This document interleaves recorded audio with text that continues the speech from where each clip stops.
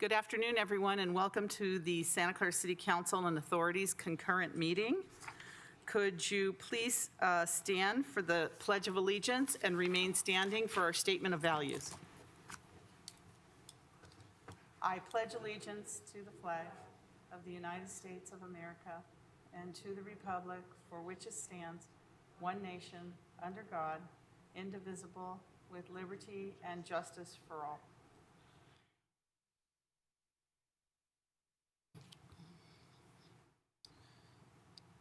Councilmember Davis?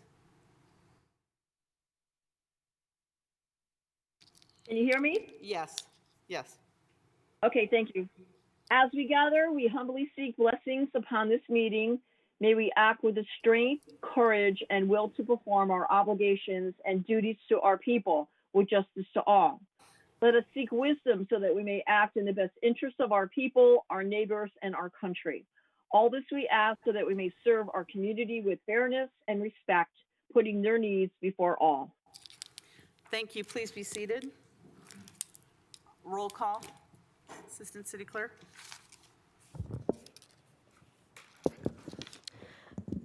Vice Mayor, Vice Chair Hardy. Present. Councilmember Board Member O'Neill. Present. Councilmember Board Member Davis. Here. Councilmember Board Member Watanabe. Here. Councilmember Board Member Chahal.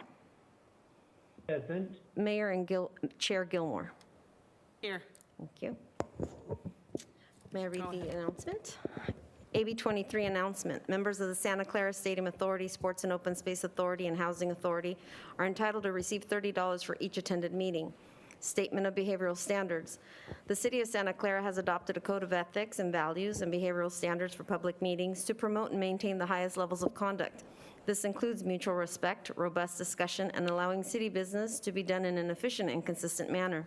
Please note that as a presiding officer, the mayor and chair's direction in matters of process and decorum should be followed, and that use of the gavel indicates all conversations must conclude, and everyone in attendance should come to order and attention.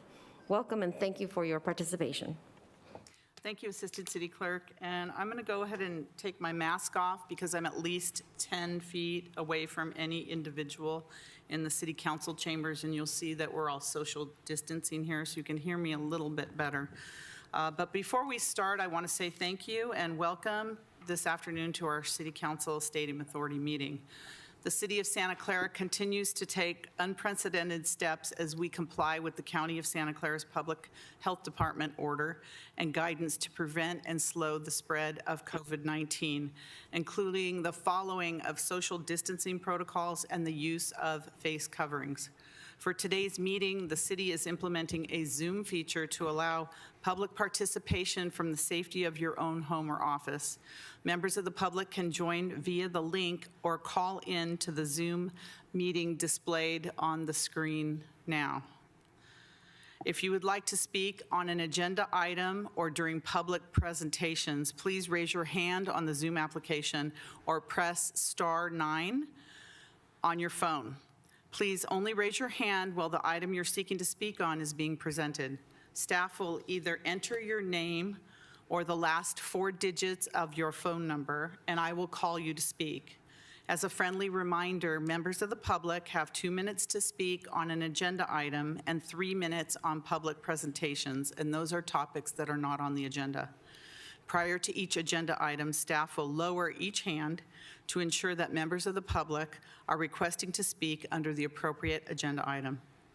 You may also submit your comments on the e-comment feature available on the Santa Clara Legistar page or via public comment at santaclaraca.gov, and the comments will be read into the record.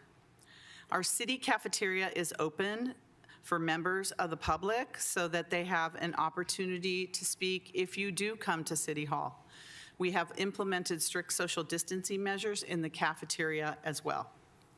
In addition to social distancing, all of us in city government have been practicing frequent hand washing and environmental cleaning, as the public health community has frequently reminded us to do. So I want to thank all Santa Clarans for your efforts in following the very serious steps that we are all taking as we shelter in place and only conduct essential activities that are critical for the health and safety of our community. So thank you very much. So our first item on the agenda is continuances, exceptions, reconsiderations. And I believe staff, we have one continuance request. That's correct, Mayor. We would Yes. like to continue item 2Q, and we'll bring that back once we have an opportunity to review a post-agenda material letter that came in from Comcast. Okay, so item 2Q, and I'm just going to read the item, and then I'd like a motion to continue. Is there a certain date, City Manager, or is it just open at this point? We can bring that back on November 17th. Okay. So item 2Q is public, it was setting the public hearing, consideration of a proposed resolution amending the rates for attachments to city-owned utility poles by third-party communication providers. So do I have a motion to continue that item? Motion to continue. Motion by Second. Councilmember Davis. I believe that was Councilmember O'Neill. Is that correct? Second? That was Watanabe. Oh, Watanabe, okay. Motion by Councilmember Davis, second by Councilmember Watanabe. Any questions, comments from anyone, public, council? All right, Assistant City Clerk? Vice Mayor Hardy. Yes. Councilmember O'Neill. Yes. Councilmember Davis. Yes. Councilmember Watanabe. Yes. Councilmember Chahal. Yes. Mayor Gilmore. Yes. Thank you. And that passes unanimously, thank you. Do we have any other continuances, exceptions, or reconsiderations from anyone?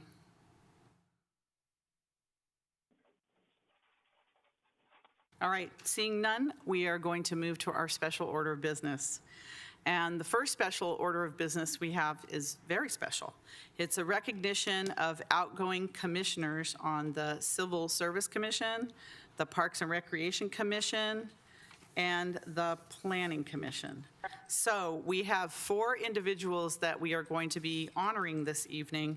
And this is really amazing and incredible, but all 4 individuals completed their 2 full terms on each commission, which we don't see that all the time. And I just want to say that I think it's pretty wonderful, and we'll take each commissioner individually, that they spent a total of 8 years on their commissions. And we know as city council members, most of us did come from commissions.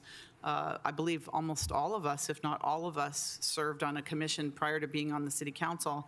And it is a lot of work. Sometimes it's a thankless job. A lot of times it's a thankless job. But you do make such a difference in the community with your work. So I'd like to start with our Civil Service Commissioner, Mario Boza. So Mario, if you'd like to come forward. And let's see here. Mario has served from 2012 to 2020 as a Civil Service Commissioner. And so, Mario, we have a plaque for you, a letter, and I'd like to take a photo with you as well, but would you like to say a couple words about your 8 years of service? We really appreciate what you've done, Mario.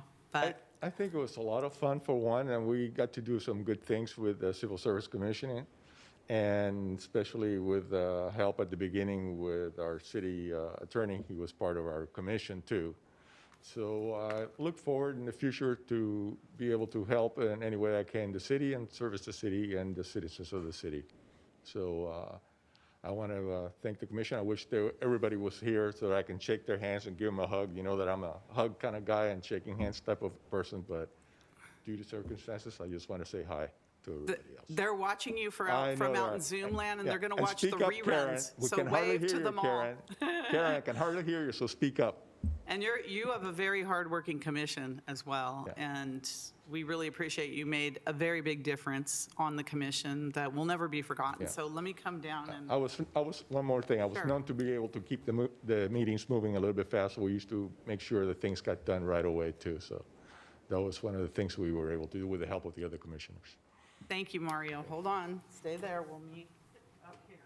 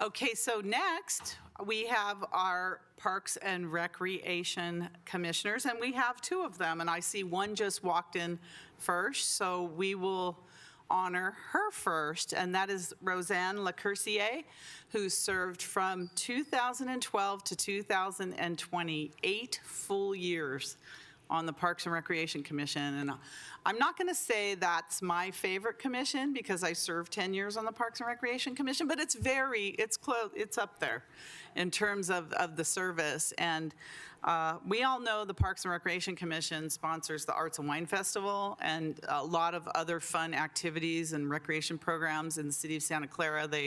They are the recommending body for a lot of the fun things that happen in Santa Clara. So first, let's start with Roseanne. Thank you, Roseanne, why don't you come forward so people can see you. Thank you for your service on the Parks and Recreation Commission. And I don't want to put you on the spot, but if you'd like to just say a couple words, I'd just like that to would say be great. Thank you. Really enjoyed this commission. One of the best in town. And it's really been a pleasure working with the city council and the Parks and Rec people. It's been really great. Thank you so much for your time with us. All Thank right. you. Thank you, Roseanne. So put your mask back on, and I'll put Okay. mine on, and let's meet down here in the front.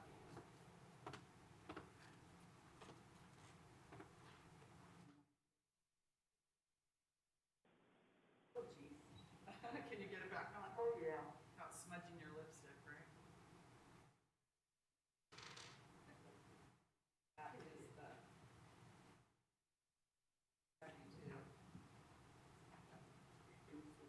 Okay, so I'll hold this and you hold that and you just turn around. Yeah, yeah, okay. Ready? 1, 2, 3.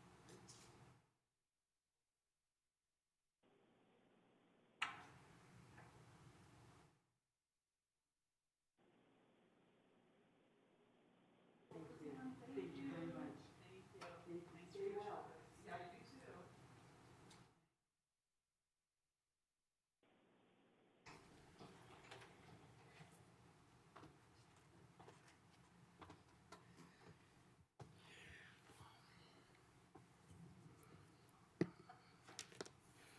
Okay. The next commissioner we have is someone named Kevin Waukee, but I really don't know Kevin Waukee, but I do know Mike Waukee. So I think it's Kevin M. Waukee, who's also a Parks and Recreation Commissioner. And can I call you Mike? Is that okay? Yes, ma'am. Thank you. So Mike served between 2012 and 2020, so 2 full terms on the Parks and Recreation Commission, and I know what a difference you've made in this city, and I know that, like Roseanne and others, this is not the only thing you're involved with. I know I work with you on the PAL board, and you're involved in so many other things as well, but thank you so much for your service on our Parks Commission here in the city. You're a very busy commission, and you're involved in so many things, and probably our most favorite event, which is the Arts and Wine Festival and the tree lighting ceremony and everything else. So thank you, Mike, so much. Would you like to say a few words? Yeah, I want to thank, first and foremost, retired Officer Bill Davis. He's the one that kind of herded me into this. I think his wife might be on the phone. I think she Debbie, probably is, are you Debbie. there? Okay. Yeah, Yay! yeah. And I want to thank the City Council for having these commissions. I think they're important. I want to thank the Parks and Rec Department, Jim Texera, Kim Castro, Dale Seal, all the way down to the guys that work with us, running around and getting whatever we ask for, like at the Art and Wine Festival, Robert and Ray Castro. And we say, hey, I need this, they just run and get it. And I just want to thank them all. Thank you, and I know I've seen you work so hard, and you're very, very quiet about what you do, but you're one of those people that really, digs in and does any job that is asked of you. You never complain, you just get it done. You're the kind of commissioner that many people rely on, and I've seen you in action so many times. So thank you so much, Mike. If you'd like to join me up here, and you're welcome to bring your wife up as well, if you like. Want to come up on?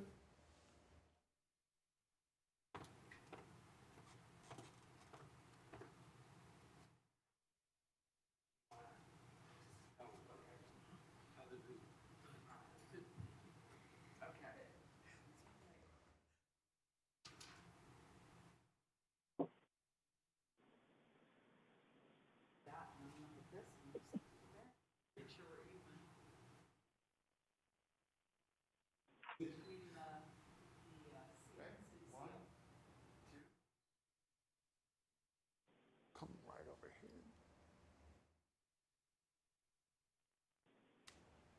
One more. Thank you.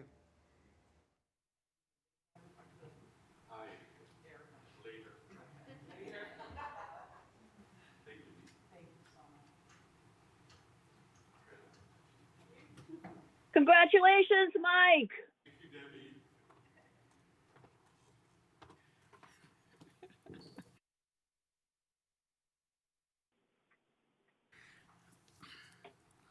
Okay, last but not least, we have our Planning Commissioner, Steve Kelly. Steve, if you'd like to come forward, please. Steve served from 2012 to 2020 on the very, very busy Planning Commission.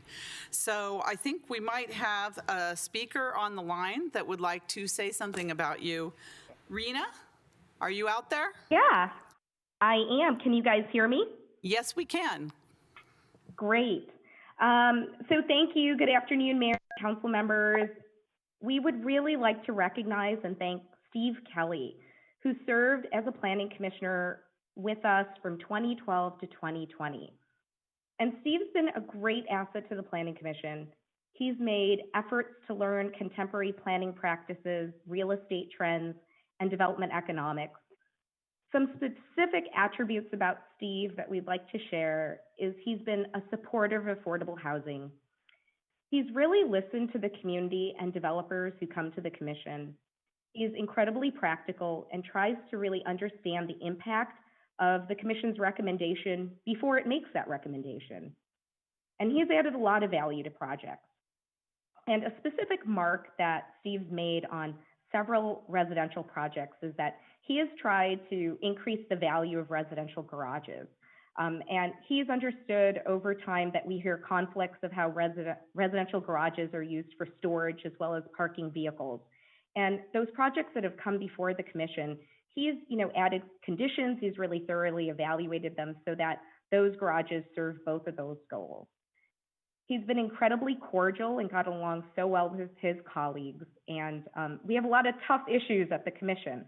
So he's just been a tremendous commissioner, and we're really going to miss him. And we thank him so much for the hours and hours of his contribution to the community. Thank you, Steve. Thank you. Thank you, Rena. And I think, is that Vice Mayor Hardy? Would you like to say something? Is it on? I just wanted to say okay. I just wanted to say at the end to all of the commissioners how we wish we were there. We truly appreciate your time, effort, energy, and it's frustrating to see you and not be able to thank you in person, all of you. Thank you, Vice Mayor. I think they feel the love from Zoomland for all the work. As I said, we've all been commissioners. We know how hard they work. So, Mr. Kelly, those were some very, very heartwarming words from Rena from the Planning Department. It's obvious that you've made an impact on the Planning Commission and ultimately the city of Santa Clara. So thank you so much for your service, and would like to hear some words from you. Just real briefly, I wanted to thank you and all the other council members that gave me this opportunity, because it was a wonderful experience. All the planning staff, which were just great to work with, and all the council members that I worked with over the years on the Architectural Review Committee, and to encourage other residents to get involved, because you have to make time if you want to make your community better. That's all. Thank you. Well, you have certainly made a lot of time for the city of Santa Clara, and you've left your mark here on the city. We hope you'll get involved in other ways because you've been a tremendous commissioner. So I'd like to meet you down there and give you your plaque and certificate.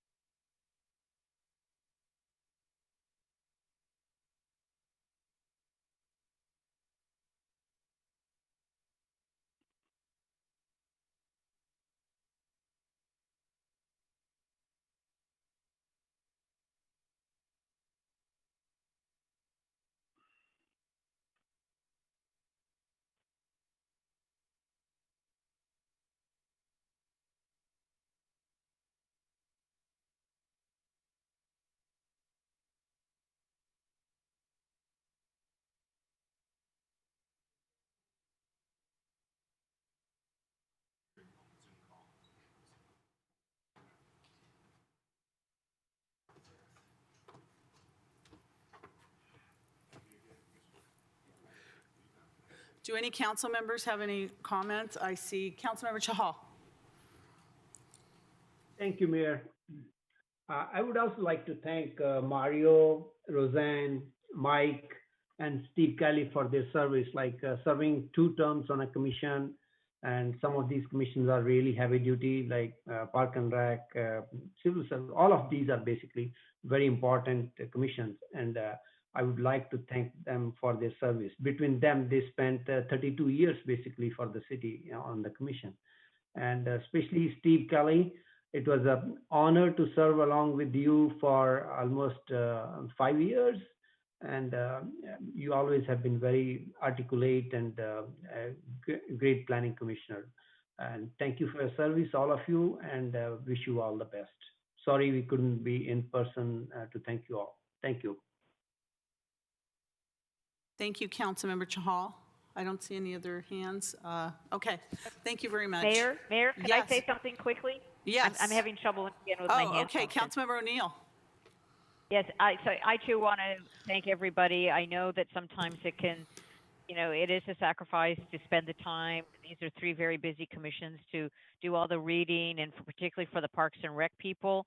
How many times have we seen them all out there in the hot sun for the 4th of July or the Art and Wine Festival and all, so I appreciate their sacrifice. And I also want to mention Steve Kelly, who he and I have had a lot of good conversations. We overlapped briefly on the Planning Commission, but we also had common connections through interests and activities with the school district. And so I know he really, Steve really cares about the community. So I know he'll find a way to stay involved. So, but thanks to all of them. And Steve will miss your inputs to the Planning Commission. So take care, everyone. We're already looking at him for other commissions, so don't go far, Steve, okay? We're watching you. Thank you. All right, council members, thank you. Next, we're going to go on to our another special order of business, 1B. It's proclaiming October 2020 as Breast Cancer Awareness Month. So I would like to announce that October is Breast Cancer Awareness Month. Breast Cancer Awareness Month is celebrated throughout the month of October to increase awareness of the disease and to raise funds for research into its cause, prevention, diagnosis, treatment, and cure. This month also serves to educate people about the importance of early screening and detecting breast cancer early. As such, we'd also like to announce that this year's National Mammography Day will be celebrated on October 16th. And mammography can detect breast cancer up to 2 years before physical symptoms can be seen or felt. 2 years. In honor of Breast Cancer Awareness Month, I have signed a city proclamation declaring October as Breast Cancer Awareness Month in the city of Santa Clara. Do we have Stacy Souza and Becky Adams of the American Cancer Society on the line? So I'm going to hold this up for the Breast Cancer Awareness Month proclamation, and I'd like to recognize Stacy and Becky to accept the proclamation and say a few words. Are they physically here or on the line? Okay. Stacy or Becky? Hi, can you hear me okay? Yes, we can. Okay, great. This is Becky from the American Cancer Society. I just wanted to say thanks for having me here today. And on behalf of the American Cancer Society and the event leadership team that organize community events to raise funds for cancer awareness, prevention, services, and research, I say thank you for taking the initiative to raise awareness for breast cancer prevention and early detection and publicly declaring October as Breast Cancer Awareness Month. In honor of Breast Cancer Awareness Month, we have our Making Strides Against Breast Cancer event actually this weekend. It's Drive In to Drive Out Cancer. The event is at Mission College on Sunday from 11 a.m. to 1 p.m. We encourage people to decorate their cars in pink, have fun, and celebrate our survivors. So thank you. You say that's at Mission College, Drive In to Drive Out Cancer? What, can you just give us the time again on Sunday? It's from 11 a.m. to 1 p.m. 11 a.m. to 1 p.m. Okay. Yes. All right. Thank you so much. Do we have Stacy on the line? Yes, I'm here also. Would you like to say something, Stacy? I can just say we thank you very much for acknowledging October as Breast Cancer Awareness Month. It is something that we all hold very close to our hearts to find a cure for cancer, and bringing any awareness to all types of cancers is really a great thing to do. Okay, thank you to both of you, Stacy and Becky, for joining us today, and we'll make sure we get you this proclamation. And I know there's been, so much talk and focus on COVID-19 and the pandemic, but breast cancer awareness is something that should be at the top of our list to be able to help and raise funds for the prevention, treatment, and cure of this terrible, terrible disease. So thank you. Oh, we have others. Simrat, who do we have? We have Sandra Munoz. I can allow her to speak. I can't hear you. Did you say Sandra? Sandra Munoz. Sandra Munoz?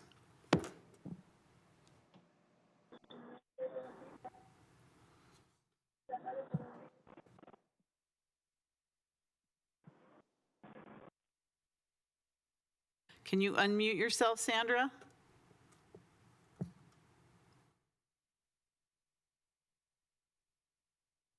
We can't hear you, Sandra.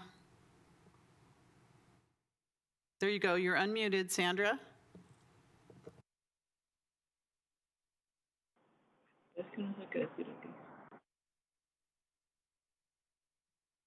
I'm sorry, Sandra, we're not able to connect. If you do get on and we see it, we'll let you speak about this. Okay? All right. Thank you. She's off. If she comes back on, let me know. All right. Any council members? Anyone? All right. Thank you for that. So our next special order of business is to proclaim October 2020 as Domestic Violence Awareness Month. So I would like to announce the month of October is also Domestic Violence Awareness Month. Domestic violence is a serious violent crime that includes both physical and emotional abuse. As domestic violence is frequently hidden from the public view, many victims suffer in silence and are afraid to seek help. The traumatic effects of domestic violence also extend beyond the abused person, impacting family members and communities. Children often witness the violence or become victims themselves. It is especially critical to consider the effect of the COVID-19 pandemic, shelter-in-place orders, and resulting financial impacts, what they have on victims of domestic violence who are even more trapped at home with their abusers. Domestic Violence Awareness Month raises awareness about domestic violence and lets us take time to educate ourselves on how to support our family members or friends who are fighting to free themselves from abuse and unite to give a voice to those who are suffering in silence. The executive director of Next Door Solutions to Domestic Violence was not able to make it today, but we want to make sure that we give this to Esther Perales-Diekman from the Next Door Solutions to Domestic Violence. We'll give her this proclamation and let her know that on behalf of the City Council, that we support the organization and all the domestic violence organizations, which are very, very busy trying to help people, especially during this pandemic, which has really amplified a lot of these issues around our community. And as I said earlier, it's difficult to sometimes identify, but there's so many people out there that are suffering. So whatever we can do to help, we'll make sure that Esther gets this proclamation. Thank you.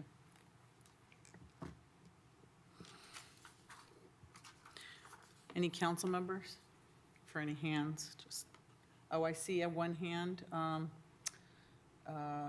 I think it's Vice Mayor Hardy.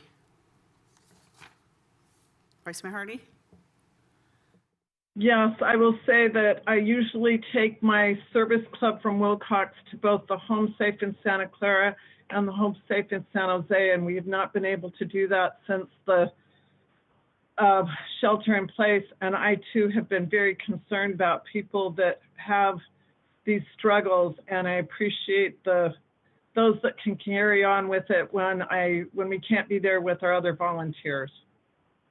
This is important. Thank you, Vice Mayor, and thank you for assisting in that way to the shelters. All right, so the next item we have, and I know we're going to be anxious to hear some of the news today, is a verbal report from our city manager regarding the COVID-19 pandemic. But before we go to the report, City Manager, I just wanted to call something out, and I know that we'll put this on the agenda for a special order of business next week because our agenda was pretty packed today. But I do want to say that during this pandemic, we had, I think it was about an hour and 45 minutes or maybe a 2-hour online virtual parade this weekend. And I know many of you watched it, and the City of Santa Clara was one of the sponsors of the parade, and we had many of our city departments that participated in the parade, as well as, many of the council members. I just want to say that I want to thank the Parade of Champions organizers for putting that together. I wasn't sure how it was going to end up, but it was fantastic. It was phenomenal. It was heartwarming to see our community come together during this time in a very positive ways to honor our heroes of the pandemic. And in so many ways. And I'll put it on the agenda for next week so that we can talk about it and really recognize the folks who put that together, the team that put that together, because I think we don't have 2 hours to show it, but I'm hoping that we put it on our city website so that people can go back and enjoy it either all at once or in parts, because it really showed the community spirit of Santa Clara and how we all have each other's backs and how much we appreciate all the heroes in our community. So I wanted to point it out because it was such in a negative environment, such a positive outpouring of support that really involved the entire community. So I want to thank the organizers, but we'll bring them to our next city council meeting if they're available. If they're listening, hope you're available. We'll bring them to our next city council meeting and talk about it in a little more detail. All right, city manager? Good afternoon, and thank you, Mayor and City Council. The status update on the state of the COVID-19 emergency is provided to the city per Government Code Section 8630. I just want to agree wholeheartedly with the mayor's comments that this past Saturday, the Santa Clara Parade of Champions went virtual. I had an opportunity to tune into the parade, and it was such a moment of complete happiness that I actually watched the whole parade and celebrated locally with the community and had the opportunity to acknowledge our frontline heroes. The pandemic has shined a light on the many acts of community strength and heroism, which was the theme of the event. And I was just so delighted to see our city departments, who are my treasured local heroes, represented in so many different ways throughout the parade. And if you missed it, there is an opportunity. It will be broadcast again in its entirety through Comcast Channel 15 and AT&T Uverse 99. So once again, that was a great event. I want to share some good news. The USDA has extended free meals for children. Last Friday, October 9th, we got word that the U.S. Department of Agriculture announced that they were extending flexibilities to allow free meals to continue to be available to children for the entire school year for 2021 school year. The agency reportedly made the decision to ensure that all children continue to have access to food while the nation continues to recover from the ongoing COVID-19 pandemic. This means that we don't have to wait for the USDA to make incremental approvals and prepare for food delivery if it becomes unavailable like we did last month. So this further stabilizes food security for those in need throughout our community for the rest of the year. I also want to share that the Cooling Center opened October 1st and 2nd, and I want to thank all of our staff for putting it together very quickly. Due to the extreme heat, the city opened its Cooling Center for Thursday and Friday, and we had the opportunity over those 2 days to host 15 people that took advantage of the Cooling Center to escape the hot weather.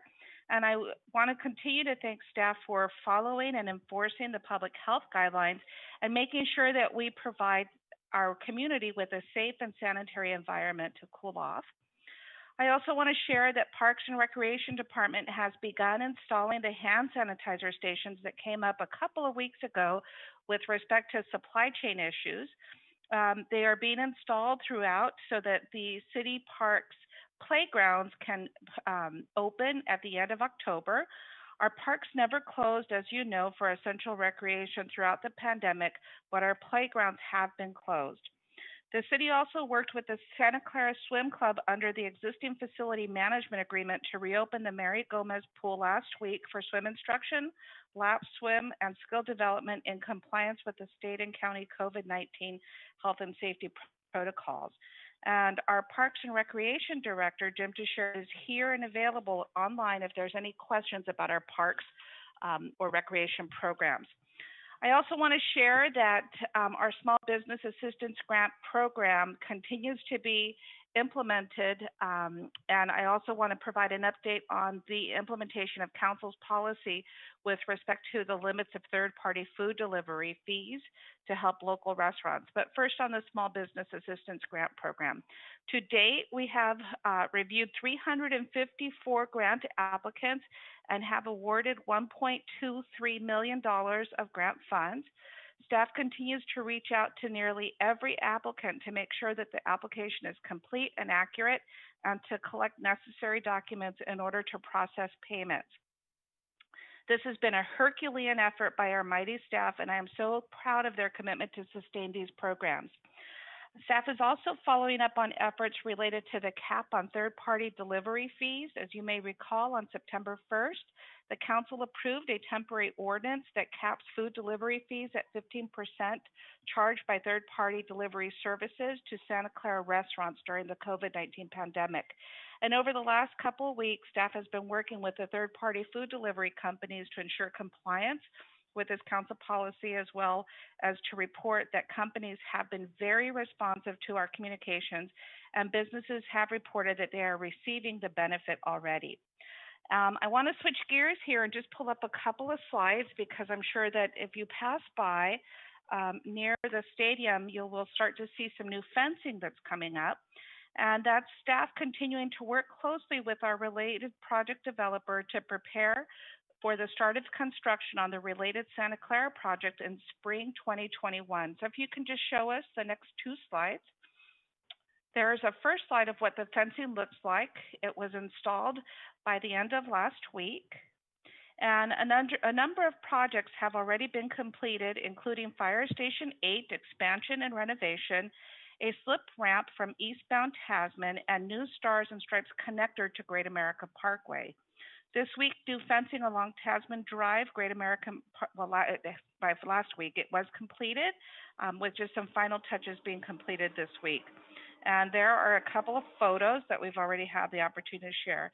It's exciting to see things continue to progress. The fencing and signage helps to secure the site from unwanted activity and serves as a public announcement of the ongoing public-private partnership with Related on the development of the project. So I'm going to hand it over to Lisa to provide us with some exciting news about Tier Orange, as well as our current numbers, and we can answer any questions after her report. Thank you, City Manager Santana. Good afternoon, Mayor Gilmore and council members. This is Lisa Schoenthal. I'll begin with our local COVID numbers.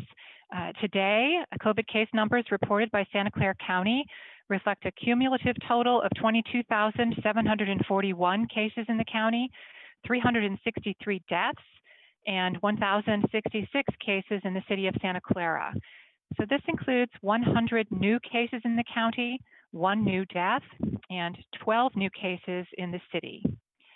As City Manager Santana shared, we received big news today when the California Department of Public Health placed Santa Clara County in Orange Tier 3 of the 4 tiers in the governor's blueprint for a safer economy. So this means the state considers our county to have moderate risk of COVID-19 transmission. We needed to have an adjusted case rate of 3.9 cases or less to meet Orange Tier 3, and our adjusted case rate is 3.7 COVID cases per 100,000 of our population. As a reminder, the state adjusts or discounts our case rate because we exceed the state's testing requirement. The county's COVID test positivity rate is 1.7%, which actually meets the state's criteria for Yellow Tier 4, which is even less restrictive.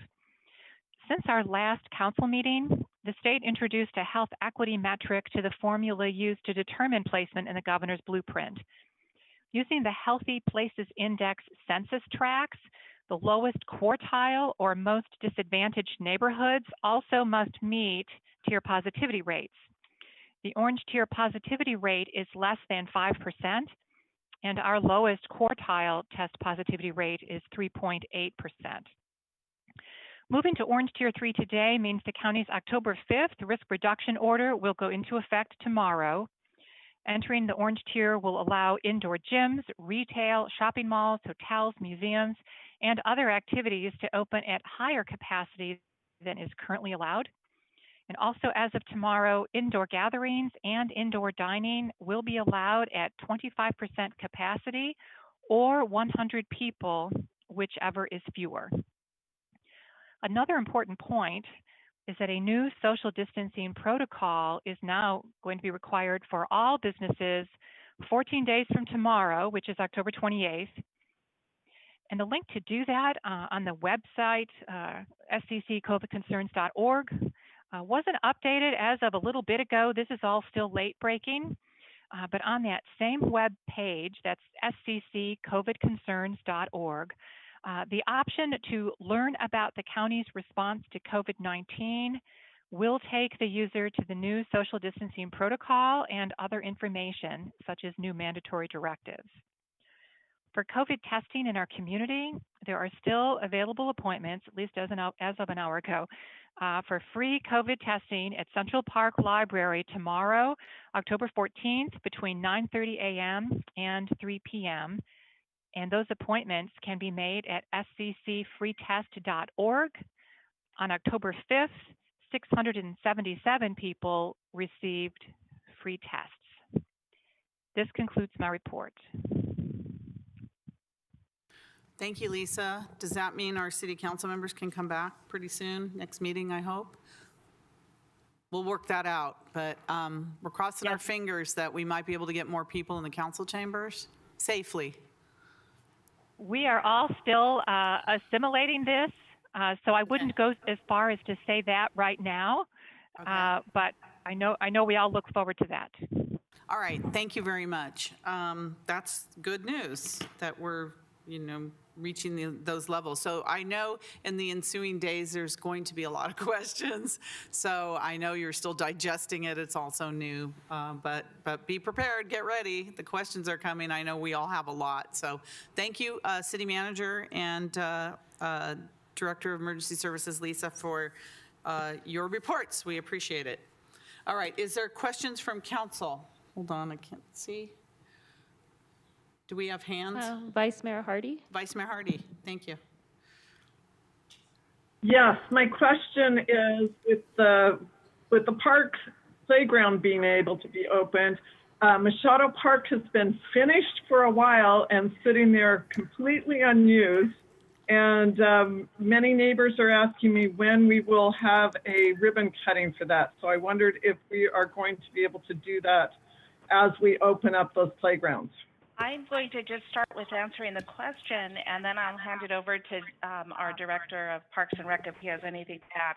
I want to share that while we have been sheltering in place, we have not stopped working on our parks. In fact, this month we will be announcing the ribbon cuttings or openings of 4 parks, and you will see our request to put videos together so that we can push out awareness for our community. But Machado is one of them, Councilmember Hardy, that we have on queue for ribbon cutting. Jim, if you have any additional comments, that would be great.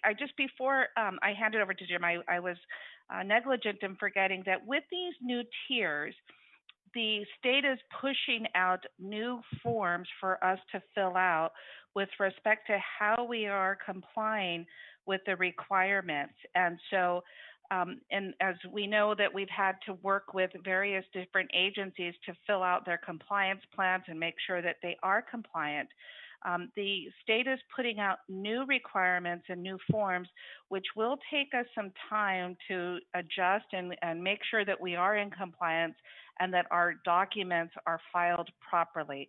So while the moving to a different tier is very good news, we are already working internally with making sure we have the appropriate documentation completed, which does take time.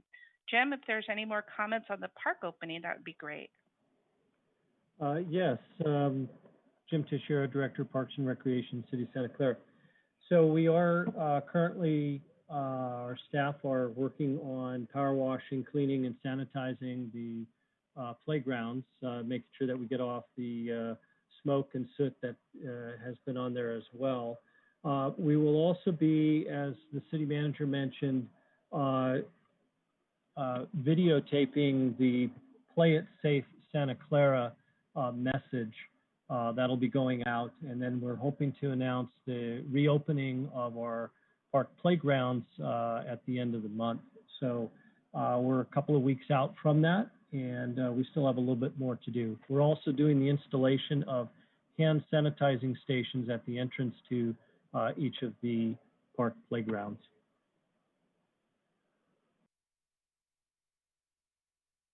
Okay, thank you. I have a community member on, and I see Kurt Vertan. Kurt, are you there? Kurt? Yes, hello? Yes, are you here for this item, Kurt? Your hand's up. I am. I wanted to ask a question specifically about the restaurant requirement. And I know you probably don't have the answer to this, but if you could put it in queue to queue up when you talk to the county people when you're sorting through some of the questions. My question specifically is, right now, the requirement for restaurants is for employees to only be able to have one employee per 250 square feet of gross square footage of accessible space. And for takeout businesses like ours, which are all kitchen, we don't have that public dining space. We had a little space that was public that is not available. My question is, will there be some relaxing of the employee maximums that you can have in your establishment to safely operate? And I bring that up because in the business, that takes up square footage that was, in essence, being used for employees to calculate square footage. How does that now translate to, if you decide not to open up to the public in terms of the space, can you utilize that space for your employees so you can actually put an additional employee in that space rather than not? That would be my ask of the city on behalf of a local business in the city. So this is Lisa Schoenthal. I can share that if you do go to that scc-covidconcerns.org and then click on that, learn about the county's response to COVID-19, you will eventually get to the frequently asked questions. And there is a question about the density limitations and how they have changed. There is a capacity limitation chart. And you will see it's a bit easier to follow in my opinion, but you will see there's a section on indoor dining, and they talk about if you have a posted maximum capacity, then you have to stick with 25% or 100 people, whichever is fewer, and that's people to include staff and customers. If you do not have that posted maximum occupancy, then the density limitation is 1 person per 60 net square feet, or 100 people, whichever is fewer. So they actually have addressed this in detail, and I hope that you will find Great. it helpful. I so appreciate that. Thank you so much. I thought that was focused just on customer space, not the whole space, but I will definitely look at that. Thank you so much. I apologize for not seeing that ahead of time. I'll look it up. We are all assimilating this together. Yeah, that's a big help. Thank you, Kurt. That was a good question on behalf of restaurants, because I know our restaurants are, especially as the weather starts turning, the restaurants are going to be looking for indoor dining space for their patrons that are not able to sit outside. So this is going to be, this is a key movement for especially our restaurants in town, and a lot of our other small businesses as well. Is there any other questions? I don't see any other questions. So we're going to move on now to the consent calendar. All items will be approved with one motion unless someone on the city council or staff or the public pulls an item for further discussion later in the meeting. Do we have any council members that want to pull an item? Councilmember Chahal. Madam Mayor, I would like to pull item 2E, 2G, and 2L and 2N. Okay, so that's item 2E, which is action on resolution for an exception to the 180-day waiting period to appoint a retired annuitant to serve as temporary extra help. And 2G, which is action on Stadium Authority bills and claims for the months of May through August 2020. And 2L, which is action on an amendment number 3 to the agreement for the performance of services with Wilson, Erig, and Associates for noise monitoring services at Levi Stadium. And 2N, which is action on amendment to the software maintenance agreement with ABB Enterprise Software, Inc. Are those correct, Councilmember Chahal? That's correct, Madam Mayor. All right. Does any other council member want to pull any items? Okay, seeing none, any member of the public? Mayor, Councilman, I have a public comment on 2D. You have a public comment on 2B. You want to read? 2D. 2D is in David. 2D. Yes. Is that to ask that it be pulled or just a comment? Just a comment. Would you like to read the comment? And let me say what that is. 2D is action on early consideration of a general plan amendment from low-intensity office to high-intensity office for the 10.14 acre site located at 2901 Tasman Drive, and general plan text amendment to add a policy to allow a floor area ratio up to 2.5 for high-intensity office sites within half a mile of a light rail station. That's the item. Okay, and the Yes, comment, correct. please. So the comment is from Susan Hinton, and the comment says, would someone on the city council please explain the purpose of having a brand spanking new general plan to which apparently no one pays attention? End of comment. So that sounds like a possible question, City Attorney. Do you want to take a stab at that one? It sounded to me like a rhetorical statement. Okay, rhetorical. All right. Thank you, Susan. All right, do I have a motion? Anyone from the public? I don't see any hands, so is there a motion for approval? Oh, Motion to approve the ballot. Councilmember calendar. O'Neill, sorry, I see Councilmember O'Neill. Do you have a question, comment, or would you like to pull an item?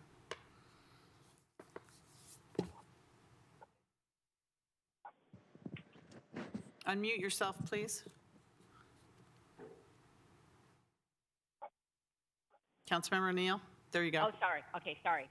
I just wanted to address Ms. Hinton's comment that actually the general plan is 10 years old, and it is a phased plan, and so the plan did call for some adjustments. I think what you might be thinking about is the Tasman East specific plan, and this, as I recall, this project is not in that area. So I just wanted to make sure that she was aware that the general plan is 10 years old. Thank you. Thank you, Councilmember O'Neill, for that clarification. You're right, it's not in the Tasman East specific plan. Okay, so I heard a motion, I believe, from Councilmember Davis. Correct. I'm not sure who made the second. Do we have a second? Second, O'Neill. Okay, second O'Neill for the balance of the consent calendar. Any other discussion? Assistant City Clerk? Vice Mayor, Vice Chair Hardy, Yes. Councilmember Board Member O'Neill, Yes. Councilmember Board Member Davis, Yes. Councilmember Board Member Watanabe, Yes. Councilmember Board Member Chahal, Yes. Mayor and Chair Gilmore. Yes. Thank you. And that passes unanimously. Thank you. So now we move on to our public presentations, and those are items that are not on the agenda. So let's see who we have for public presentations. Our first member of the public is Kirk Vartan. Kirk?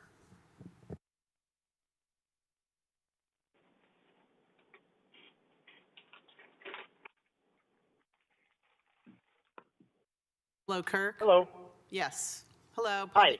Public presentation. Okay, great.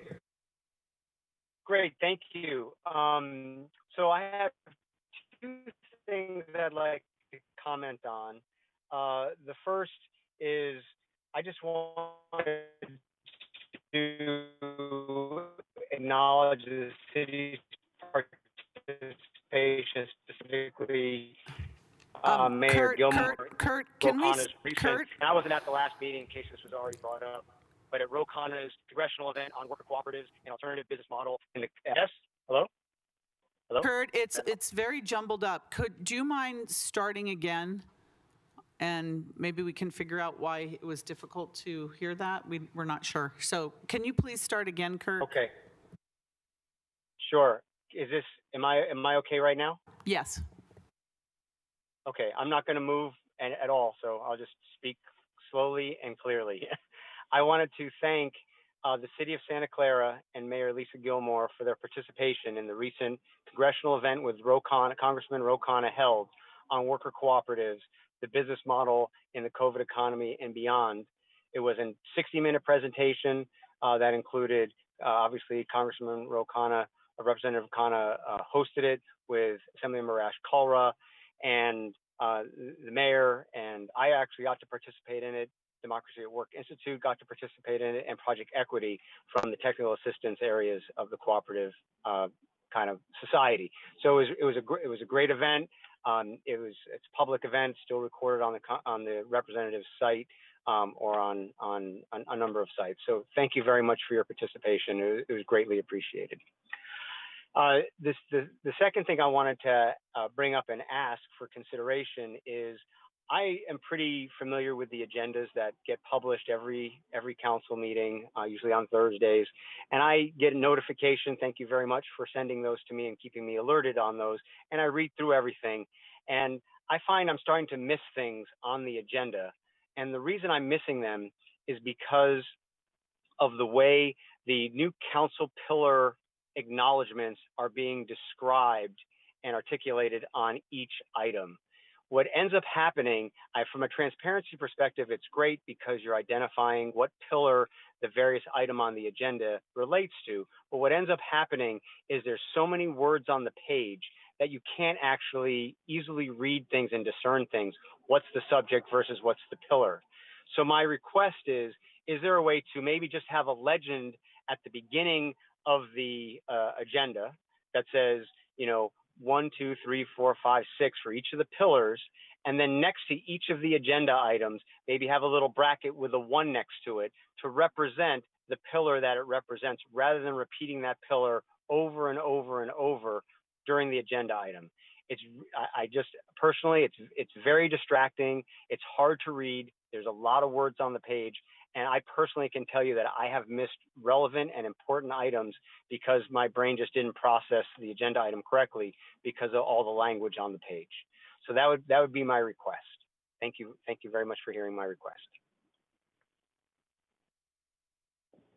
Okay, do we have I just wanted to say a couple things about that. First of all, thank you for inviting me to be involved with that worker co-op. And I know Congressman Kana has it on his site if people want to see it, because it's really important for small business. And I know that we are pushing this forward to get this going in our city. So we'll bring back updates very soon on that, Kurt. I'll make sure of it. And I agree with you on the agenda. I think that we could, I have a difficult time looking as well, and I do appreciate that the pillars are on there. Maybe we can either put them in number or put them in a different kind of type so it doesn't get mixed up with the agenda item. So thank you very much. Sometimes we see things in front of us, but we don't really see them. So it's nice to get some outside input as to how the agendas, we want to make them user-friendly and easy to read. So thank you for those suggestions. Do we have any other public comments? Any other ones? Okay, so now we're going to go back to the consent calendar item. Oh, did someone have Madam Mayor? Yes. This is Raj. Hi. Yes. I raised my hand, so I have some public comments. Oh, so sorry. Okay, I apologize. Go ahead. No, yeah, I'm glad you did that. If you see that I don't recognize, just jump in verbally. So, Councilmember Chahal. Thank you, Mayor. So there has been so many cities and states in US which have started the Indigenous Peoples Day. And today I request that to honor our native tribes and to reflect what happened to these tribes historically. We should have an Indigenous Peoples Day proclamation in the city of Santa Clara. Governor Newsom has issued a similar proclamation. City of San Jose has also done the same. Overall, more than 100 cities and 12 states have taken similar steps. I would like that we look into all the aspects of this issue from every angle, and from 2021, we make appropriate changes and issue proclamation in future to that effect. And I'll be more than happy to talk to staff and mayor and council how to make this happen going forward. Thank you, Mayor.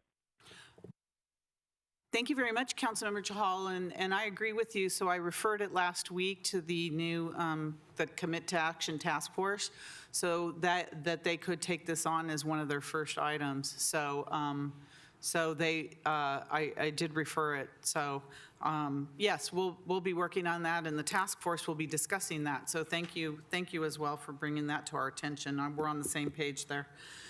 Okay. Let's go back to consent items. Councilmember Chahal. We're going to, well, you have them, all of them. So 2E, let's start with that, which is action on resolution for an exception to the 180-day waiting period to appoint a retired annuitant to serve as temporary extra help. Councilmember Chahal. Thank you, Mayor. I pulled this item only for procedural issues because the staff report mentions that the public agency has to adopt a non-consent calendar resolution at a public meeting. So I think if we would have gone into the consent calendar, we would not have been doing the right stuff. So that's the reason I pulled it, basically. Otherwise, no other concern.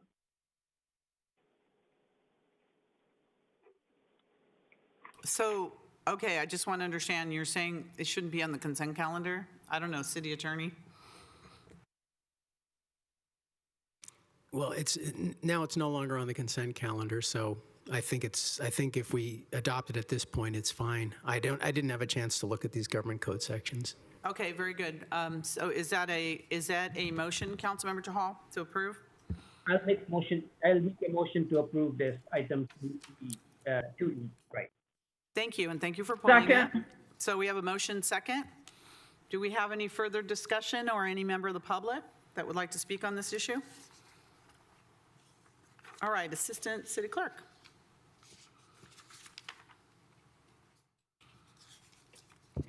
Okay.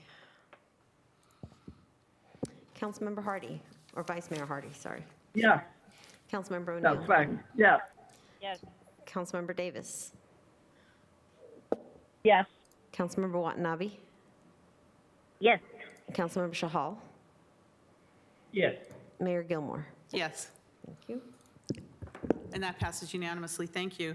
Next, we have action, Councilmember Chahal again, action on Stadium Authority bills and claims for the months of May through August 2020. Councilmember Chahal. Thank you, Mayor. Yep, thank you, Mayor.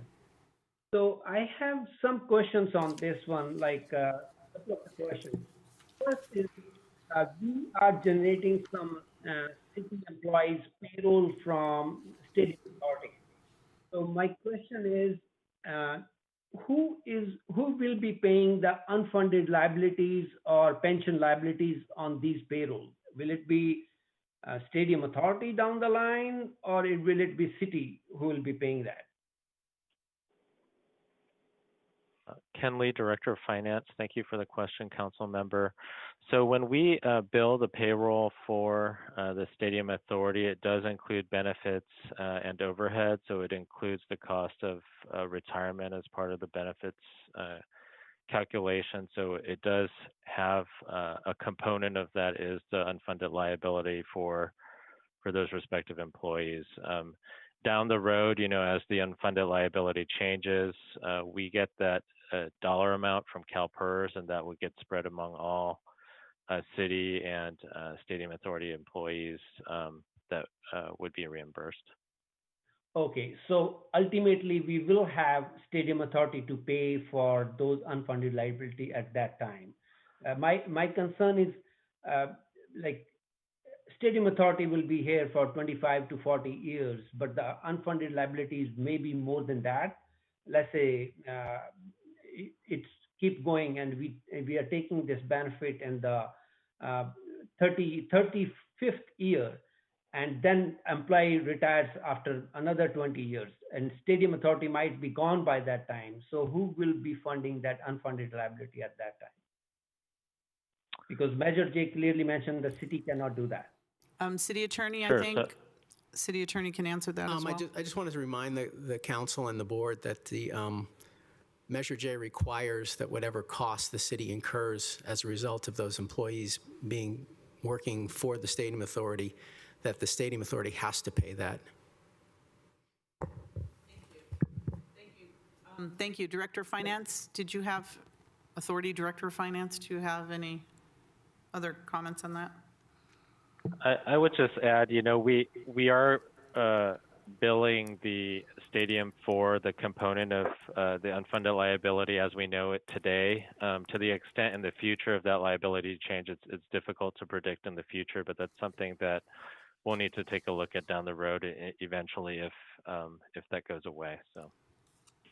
Yeah, that's my concern. Like we allocate some funds in stadium authority so that we make some fund for unfunded liability down the line. That's my.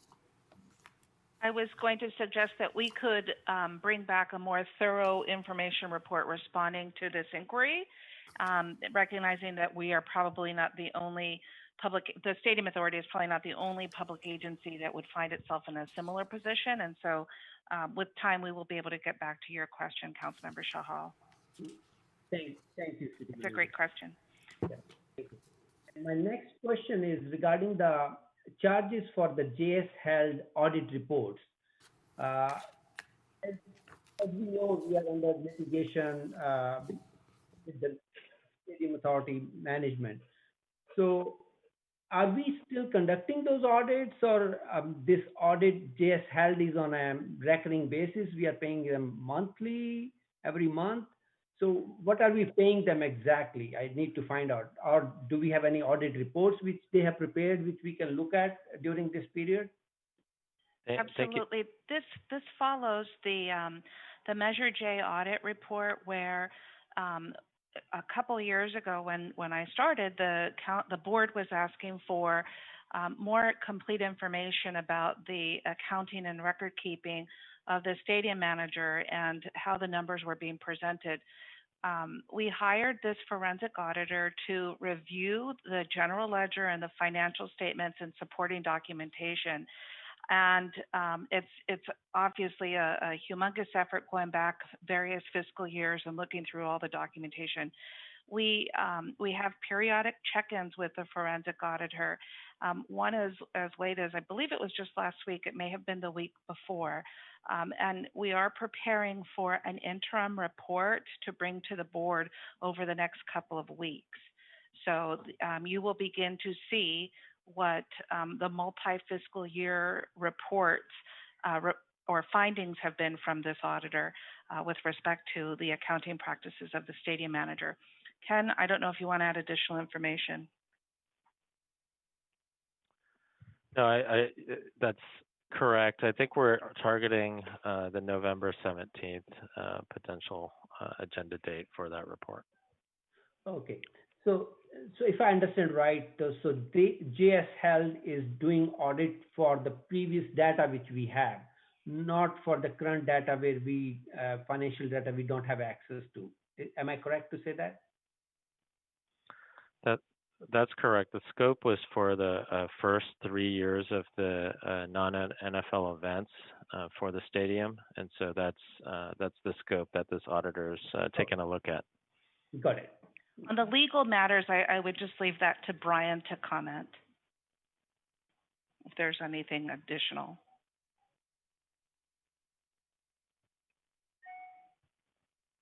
Do you have any questions about the legal matters, council member? No, I'm only talking about the JS Held. Are they involved in the legal matters too? They're not. They're not auditing any legal matters. They're auditing the books of the stadium authority. Okay, that's fine. Okay, with that, I'll make a motion to approve item 2G. All right, we have a motion. Do we have a second? I'll second that. I think that was Vice Mayor Hardy. Vice Mayor Hardy, was that you? Yeah. Okay, thank you. Vice Yes, Mayor it Hardy, was. second. Okay, Any questions, comments? Seeing none, Assistant City Clerk?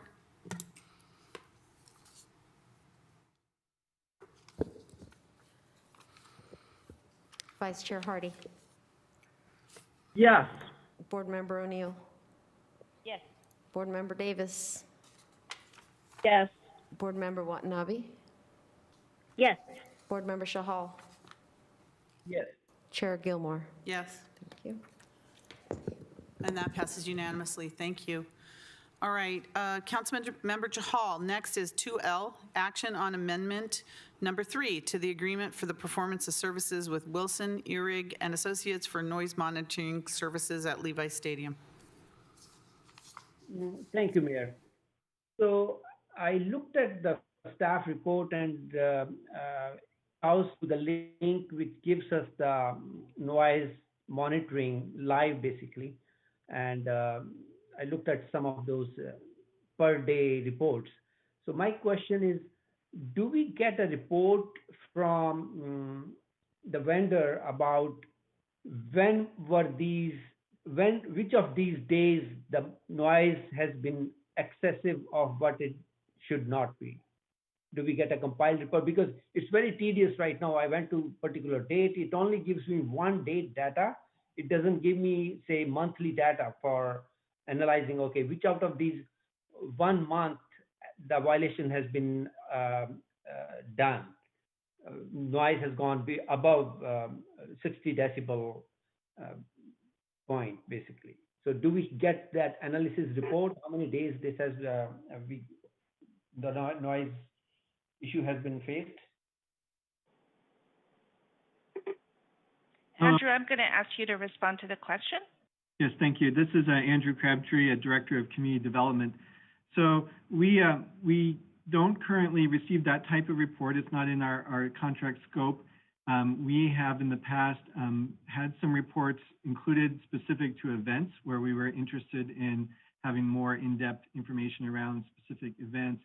And what we do find it very useful, what we have to when there are questions or concerns about specific activities, it's very easy to go and check that date and time and see what the recordings were around that time. So that's how we've been using that data. It's been helpful when we've had questions come up through code enforcement or other means around noise activities in that area. But we have not asked the consultant to sort of compile a report of which dates and times noise levels have been exceeded specifically, and that's not part of our current contract scope. Oh, okay. I would like to see if, without proactively, if we can have something like that, how many days there have been a noise issue, because whatever days in the recent days I have seen, even going past some of the days, I've seen it's more of the aeroplane noise. When we eliminate that, everything is in green, basically. So it's more issue is the aeroplane noise over there in that area right now, at least. So, but if we have that analysis that how many days the violation has been there, that would be great, how to understand the noise issue basically for our residents.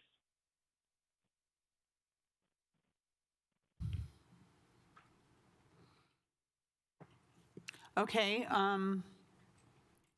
Director Crabtree, were you going to respond to that or not? I'm not sure if that was just a comment, Raj, that you'd like to see that, because I have other council member hands up. I was just going to make a comment that if that's a action that the council would like to make, we should have that in the form of a motion, because that would increase the scope of the contract as well as the cost if the consultant is even available for that kind of work. So I do think it should be formal action of the council. Well, let's hear from the council. I have 3 hands up. Councilmember Davis, followed by Watanabe. Thank you, Mayor. So now that this got opened up, so Andrew, can you answer this question for me? It's not my district, but I was getting phone calls from people that were saying that even though there's no games or anything that were going on, that the music was loud. It was like their own personal stereo system going off. and it was interfering with people that were at hotels and stuff. And this is right during that pre-COVID kind of thing, right when things started to happen. And I didn't really think about it that much, but now that we have this opened up for questions, and the city manager brought to the attention that we might change the scope of it. So you basically explained that they look into it if a complaint is filed about the noise level at the 49er Stadium right now. Is that correct? So when we receive the complaint, formal or informal, about noise levels, we've used we do go and look at that data to see, if that recorded noise levels that would exceed the standards that are in the permit for the stadium. And that's, Councilmember Chahal alluded to the fact that we can filter out the airplane noise, and that's how we use that. And then, recently we've had complaints about the practice facility, which is in use, and the music that's being played there, and we have an ongoing code enforcement investigation into that at present. Okay, so if we add into the motion on this that their scope of work would be able to compile the data from all of these complaints, filtering out the air noise so that we know exactly how much noise levels are, happening at the stadium right now. So is that what the city manager, you meant to say, that we could add to their scope of services? So I would say that if the council gives that direction, we would refer the question to the consultant to see what the cost would be to prepare a report like that.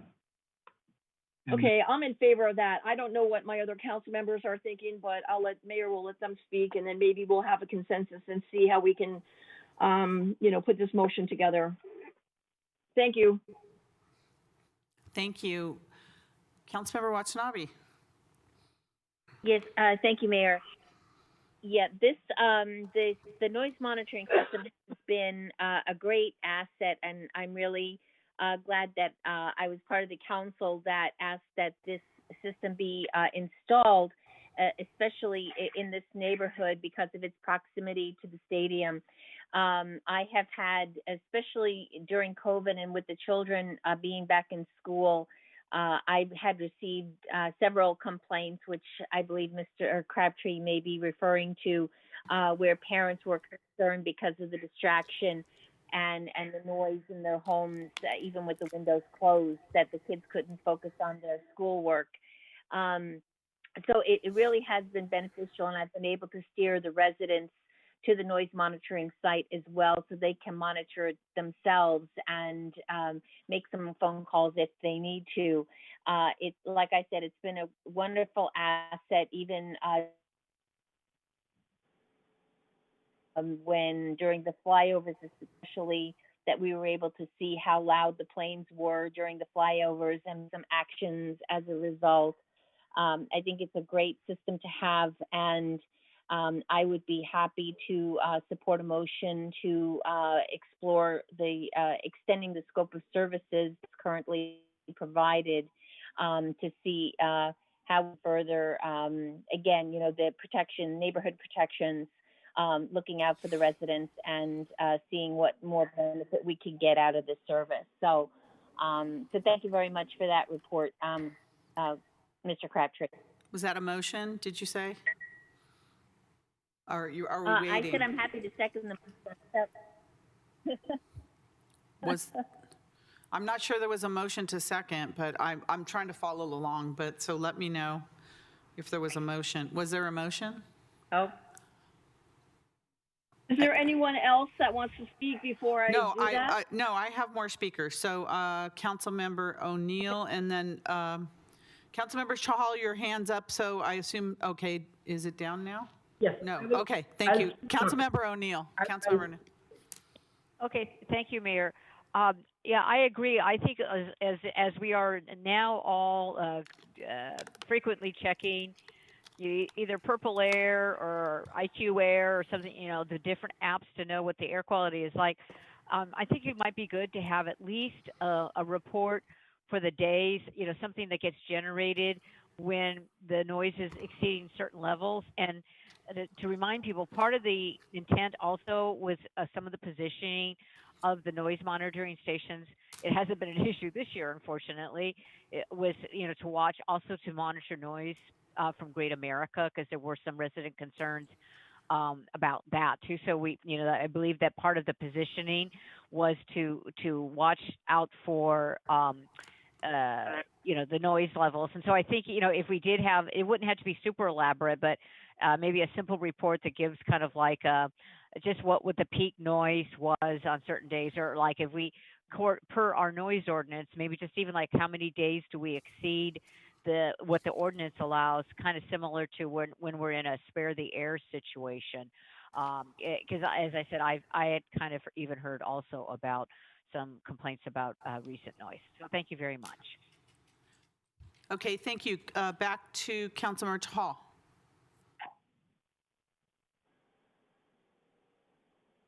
Is your Councilmember Chahal? Sorry, Mayor, it was mute. Yeah. Did you? So I was looking at the staff report. Can you hear me? Okay, now go ahead. I'm sorry. The speakers have been a little bit. It's been a little bit difficult to hear all of you. So, okay, go ahead now, Councilmember Chahal. Thank you, Mayor. So I was looking at the staff report on page 14 from the proposal from Wilson. It does mention monthly Wilson hiring would review the noise data and issue summary reports to the city. These reports would provide permanent documentation of project noise levels and could be relied upon in the event any claims related noise were made. In addition to providing an archival summary of noise data, the reports would include cursory description of noise sourcing during the monitoring period. So I think they already have agreed to these reports. Now, it is part and parcel of the scope of what their proposal was, basically. So I don't think we need to make a new motion, but only thing is we need to start getting these monthly reports from them. And one thing I want to analyze is how many times the violation has been because of the airplane noise, and how many times, if we eliminate the airplane noise, how many times the violation is after that. So correct me if I'm wrong from the staff report on page 14 attachment. Okay, so, okay, let's make a decision on this. Council, is there a motion to move this forward or not? Mayor? Yes. Mayor? Okay, so I wanted to make the motion to recommend staff recommendation, but also add that we get the report if there's something, the way Councilmember O'Neill and Stadium Authority O'Neill was in respect, where it's like a tiered approach. It's like how many days in a row was the level of noise unacceptable, and the fact that, we would be able to monitor it through a report from them, so that we can figure out what is really going on and how much noise is coming out of the stadium. So I think if the report is already in there, which I think was stated, but I think that we would rather have a report as to how many times or consistency of complaints are leading to the levels.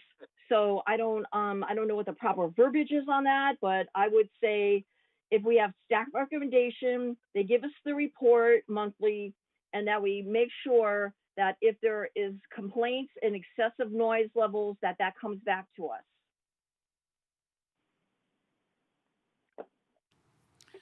Okay, is that a motion? Yes. Is there a second? I'll second. Okay, we have a motion and a second. Any further discussion? Madam Mayor, I just want to confirm that, am I correct to assume that this is part and parcel of the package we have, contract we have with Wilson, that we don't need to pay them any extra, if I'm understanding? Councilmember Chahal, this is Andrew. The section that you're referring to was the initial proposal that was received from the, and it was attached to the contract. The contract has slightly different terms. I'm going to go back and review that, and we'll have to provide information later on once we have clarification around that. Sure, that works. Okay, so staff can come back with a report to us. If it's already included in what's there, fine. If not, then we can maybe get some information on enhanced services. Does that make sense? Yes. Okay, so we have a motion and a second. May I get clarification on that motion? Are I we knew you were doing gonna ask staff for that. recommendation? Clarification on the so, motion. Nora? Yes. Nora? Yes. So it is staff recommendation, and to make sure that the reports are coming back. And if there is excessive noise complaints, that we are notified about that. Okay, notified at council? Notified at stadium authority. Is this a stadium authority or is this general? Yeah, is this a stadium authority item? It's a city item. It's a city item. A city item? Okay, sorry. So then it would be directed back to council so that we know, and then Andrew will get back to us with what is in the contract. And for clarification.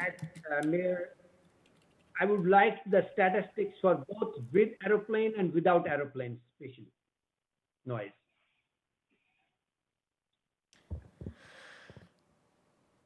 Can we send this back to staff? And I think there's a way to see it online with airplanes and without airplanes. So I know that capability is there right now. So city manager, can we move this along? Can we figure out what we can bring back? Absolutely. Okay. Thank you. All right. Mayor? Councilmember Watanabe? Is your and hand I up? just want, yes, I do. I just wanted to add regarding the air noise that you have to take into consideration on game days, even though there are no people attending the games right now. I was actually in the area of the stadium on Sunday when there were 2 flyovers. So they are continuing to fly over. So we do need to, there is a need on certain days to monitor the airplane noise in that area when there are events. Okay, thank you. I just want to add that. Thank you, Councilmember Watanabe. So we have a motion and a second. Assistant City Clerk, you have that? Sure. Who was the seconder? Watanabe. Thank you. Vice Mayor Hardy. Yes. Councilmember O'Neill. Yes. Councilmember Davis. Yes. Councilmember Watanabe. Yes. Councilmember Chahal. Yes. Mayor Gilmore. Yes. Thank you, and that passes unanimously. The next consent calendar item is pulled by Councilmember Chahal, 2N as in Nancy. Action on amendment to the software maintenance agreement with ABB Enterprise Software, Inc. Thank you, Mayor. So I have some comments to make on this one. Like, I know we have been doing this contract since 1997. And since then, I think we did not do any bidding or competitive quote on this one. So even if we have not done any competitive bidding, did we make any analysis about any competing products, software products which are in the market, or their features, and what are other utilities doing as regards to similar monitoring, basically? So that's my question. Like, I'm of the opinion, like, if we are doing this thing since 1997, we should not be dependent on one vendor. Even if we like the vendor, we need to look out and see some other products which are in the market and then make a single source recommendation on those. Manuel, I'm going to ask you to provide some comments. Thank you, Mayor and members of the council. Manuel Pineda, Chief Electric Utility Officer. Thank you for the question, Councilmember Chahal. Yeah, so this is a software maintenance agreement. As part of a software maintenance agreement, that you continue to work with the software that you currently have, and that was a full procurement process in 1997. I do have to add that approximately 8 years ago, the city went through a full upgrade system for its SCADA system. I think the question as to when do you reconsider your SCADA system is a significant question. And because the city went through a full process to upgrade the current system that it has, which is the same one in 97, and went through a multi-year process about 8 years ago, what we're looking at is probably revisiting that question in 5 to 10 years. And really what we're concerned about is making sure that we have a system that meets all the NERC and FERC requirements for electrical systems, as well as it meets our purposes. Just to give you an idea of the significance of a SCADA system, we have about 650 pieces of equipment that are connected to it, and we receive about 10,000 inputs. So at some point, the city will need to go out and determine if there's a need for a new one. Right now, this system meets all our needs and requirements, and more importantly, it meets all the regulatory requirements. I would say that a change in SCADA system is a huge consideration. And ultimately, if we decide we need something because it doesn't meet our needs or doesn't meet FERC and NERC, that will be a multi-million-dollar, multi-year project. And certainly that process would require a full RFP or RFQ to determine what's out there. But after our last upgrade about 8 years ago, we do feel we're still in good shape for at least the next 5 to 10 years before we go through a multi-million-dollar, multi-year process to replace a SCADA system. Thank you, Manuel. And with that, I only have a question is, are we paying the cost we are paying? Are we competitive enough to what other agencies are using a different SCADA system, basic different software? Or where's the delta? Like, are we competitive? Are we higher, lower, or we are good on that? We can tell you that we've been in line from previous years, and we keep track of it based on the amount of need that we have, the software images that we have, as well the software needs that we have, as well as when we have direct services.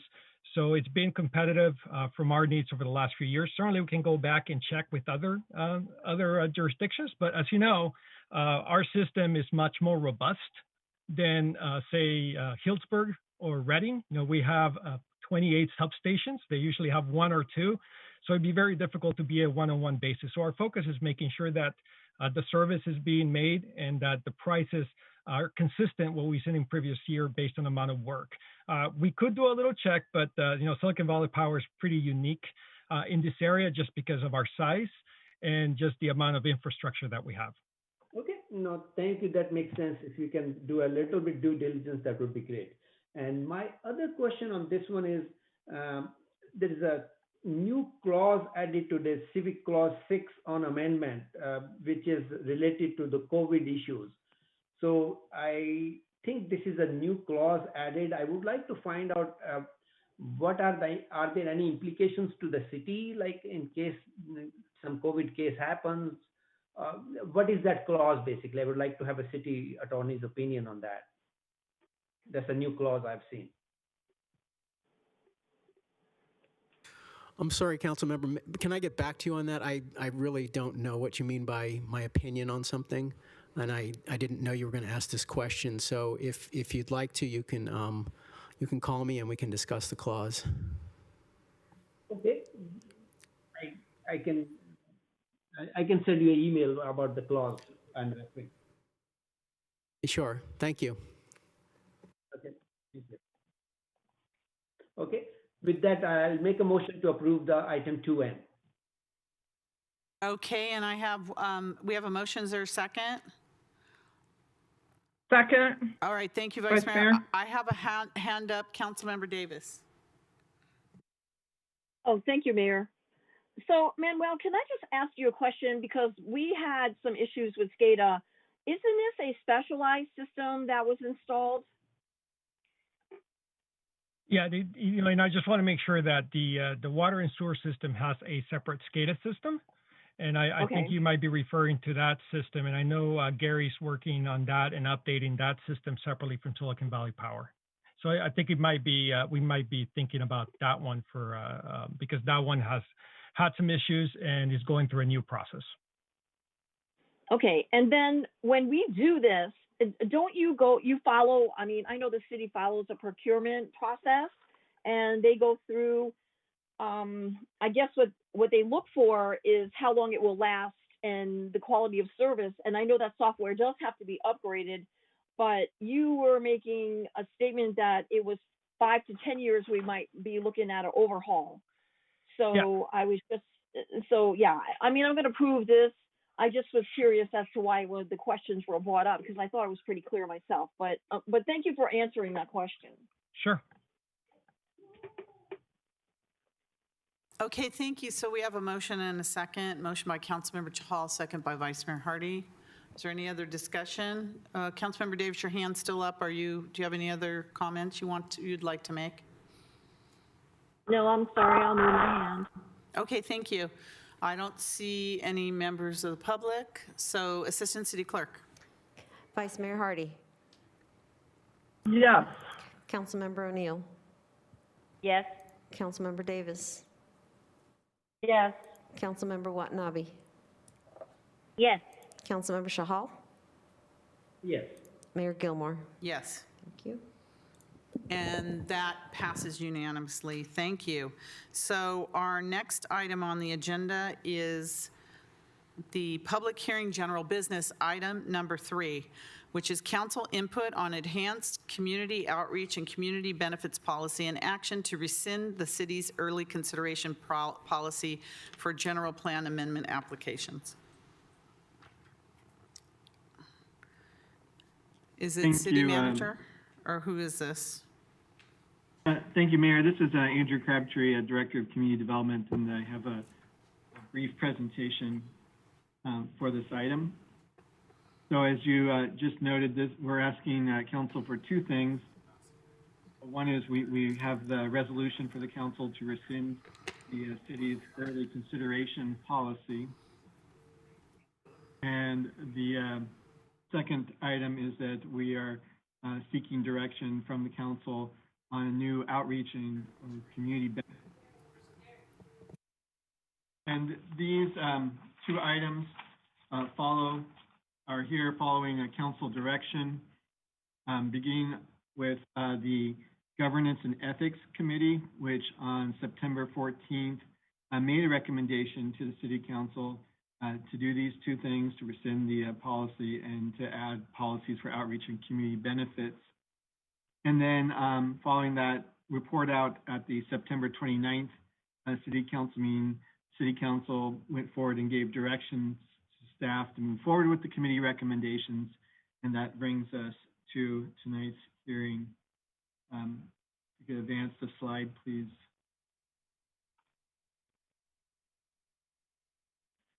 Next.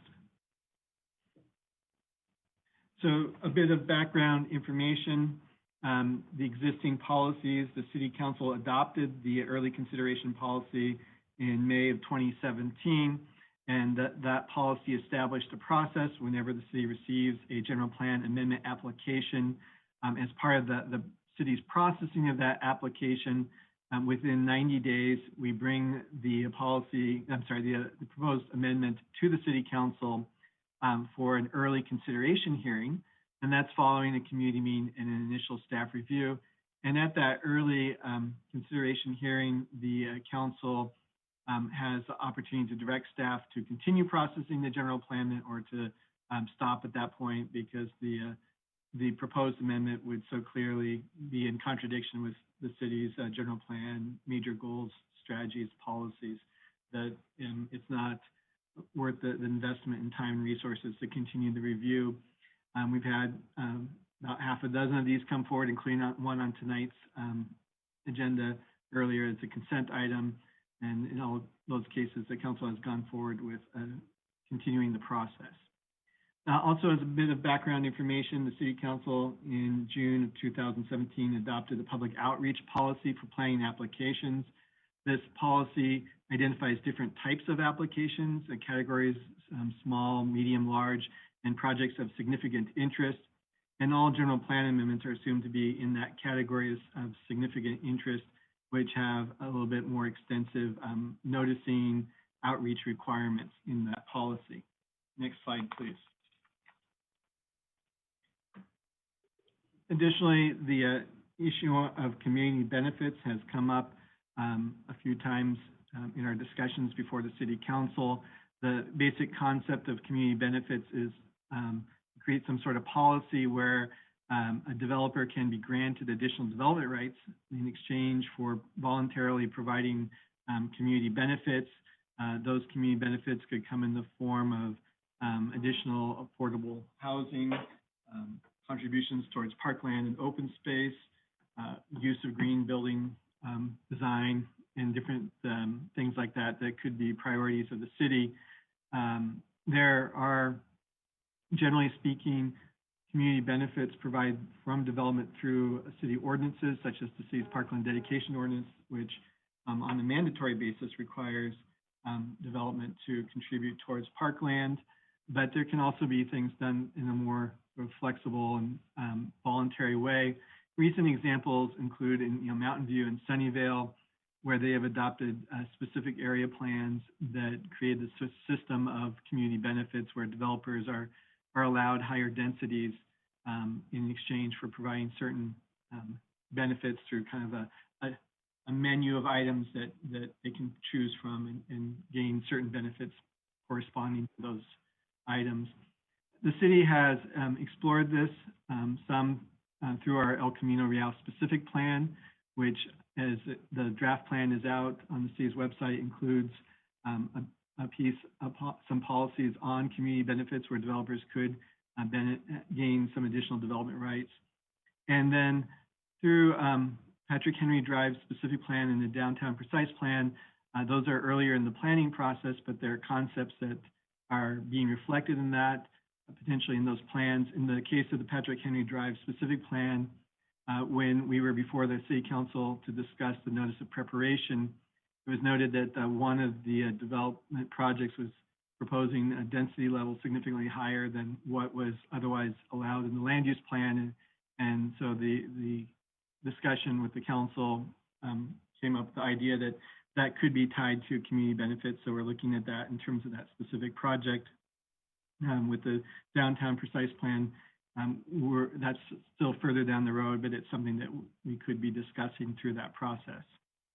There's also a question that I know that in some jurisdictions for general plan amendments in particular, they'll have an early gatekeeper analysis by staff where the likely benefits of that project, whether that be contributions to parkland or other things, can be described to the council as they consider the general plan amendment at an early point in the process as to whether or not to allow that to proceed. So that's just additional background information on community benefits. Next slide, please. As part of the council's discussion, council asked us to indicate what are the pending general plan amendment applications that we have. These are ones that we currently have on file. The resolution to rescind the early consideration policy would be effective January 1st. These three projects, including the first one, which was already considered tonight, would all have their 3 months sort of time frame come up prior to January 1st. So the other two that would be coming to council in the next couple of months would include the 906 Monroe Street project, which is a new proposed residential mixed-use project, and the 500 Benton Street project, also a proposed mixed-use residential project, and both of which include general plan amendments as currently formulated. So those would be coming to the council under the current policy. Next slide, please.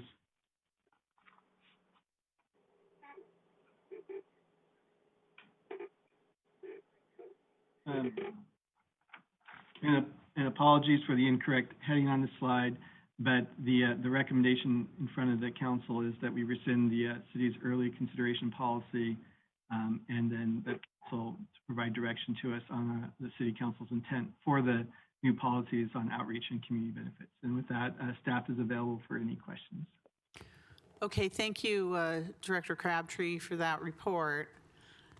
Staff, council, I see Vice Mayor Hardy. You have a question, comment? Yes, I do, Mayor. Thank you. I want to make certain I'm really clear. I read through this. I've been on planning. I want to make certain what you're asking for as for us to take back the policy that was put in place in 2017 and have a different policy that we have a, I don't, for lack of better term, quid pro quo, something we want, something they want, and have more of a collaborative. Is this what you are proposing? I want to make certain I understand. Thank you, Councilmember Hardy. So this item was brought forward per direction of the City Council coming out of the committee.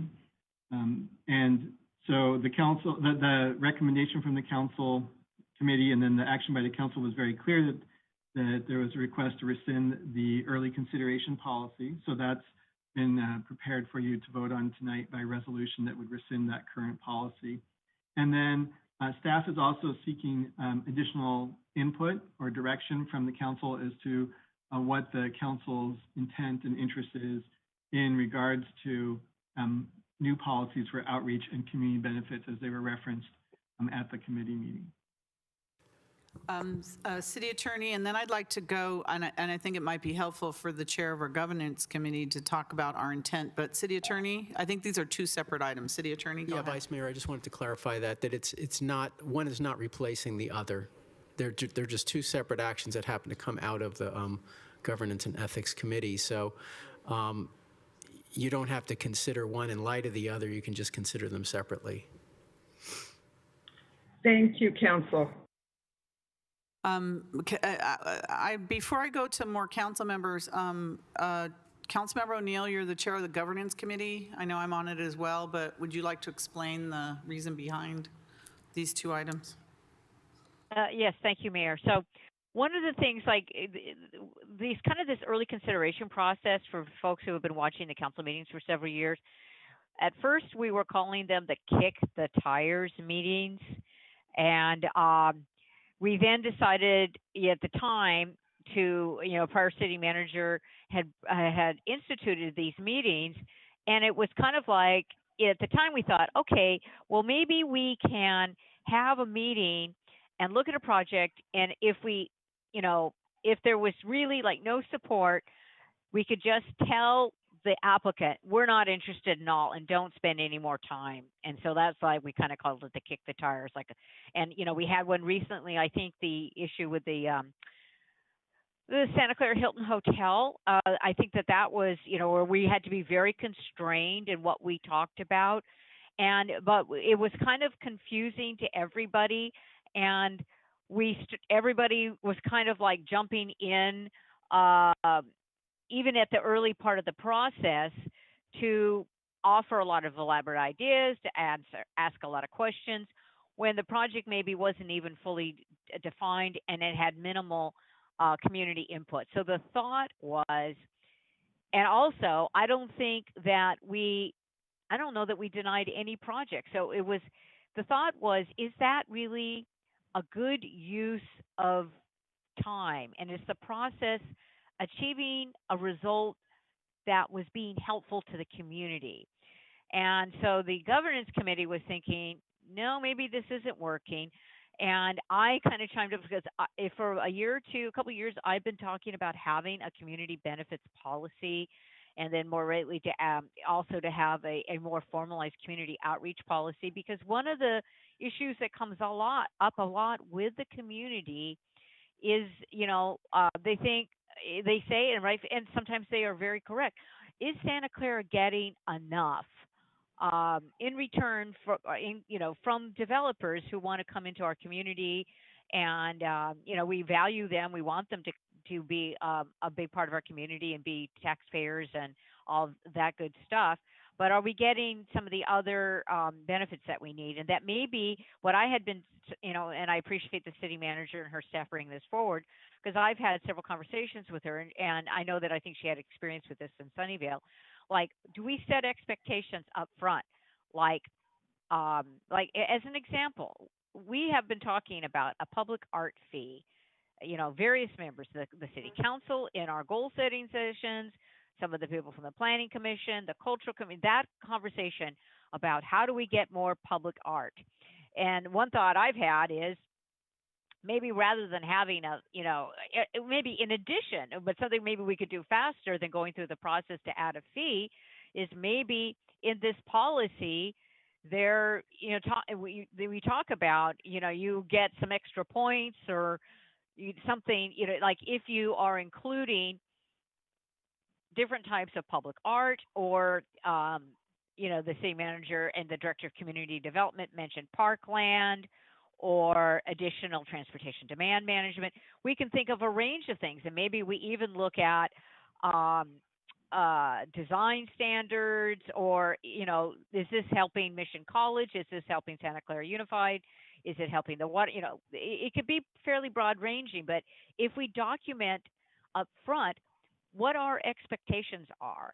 And I know in the past, Santa Clara, and sometimes the city council has been put in the position of, and we've all been in meetings where this has happened, where there's almost a negotiation going on from the dais about what's happening.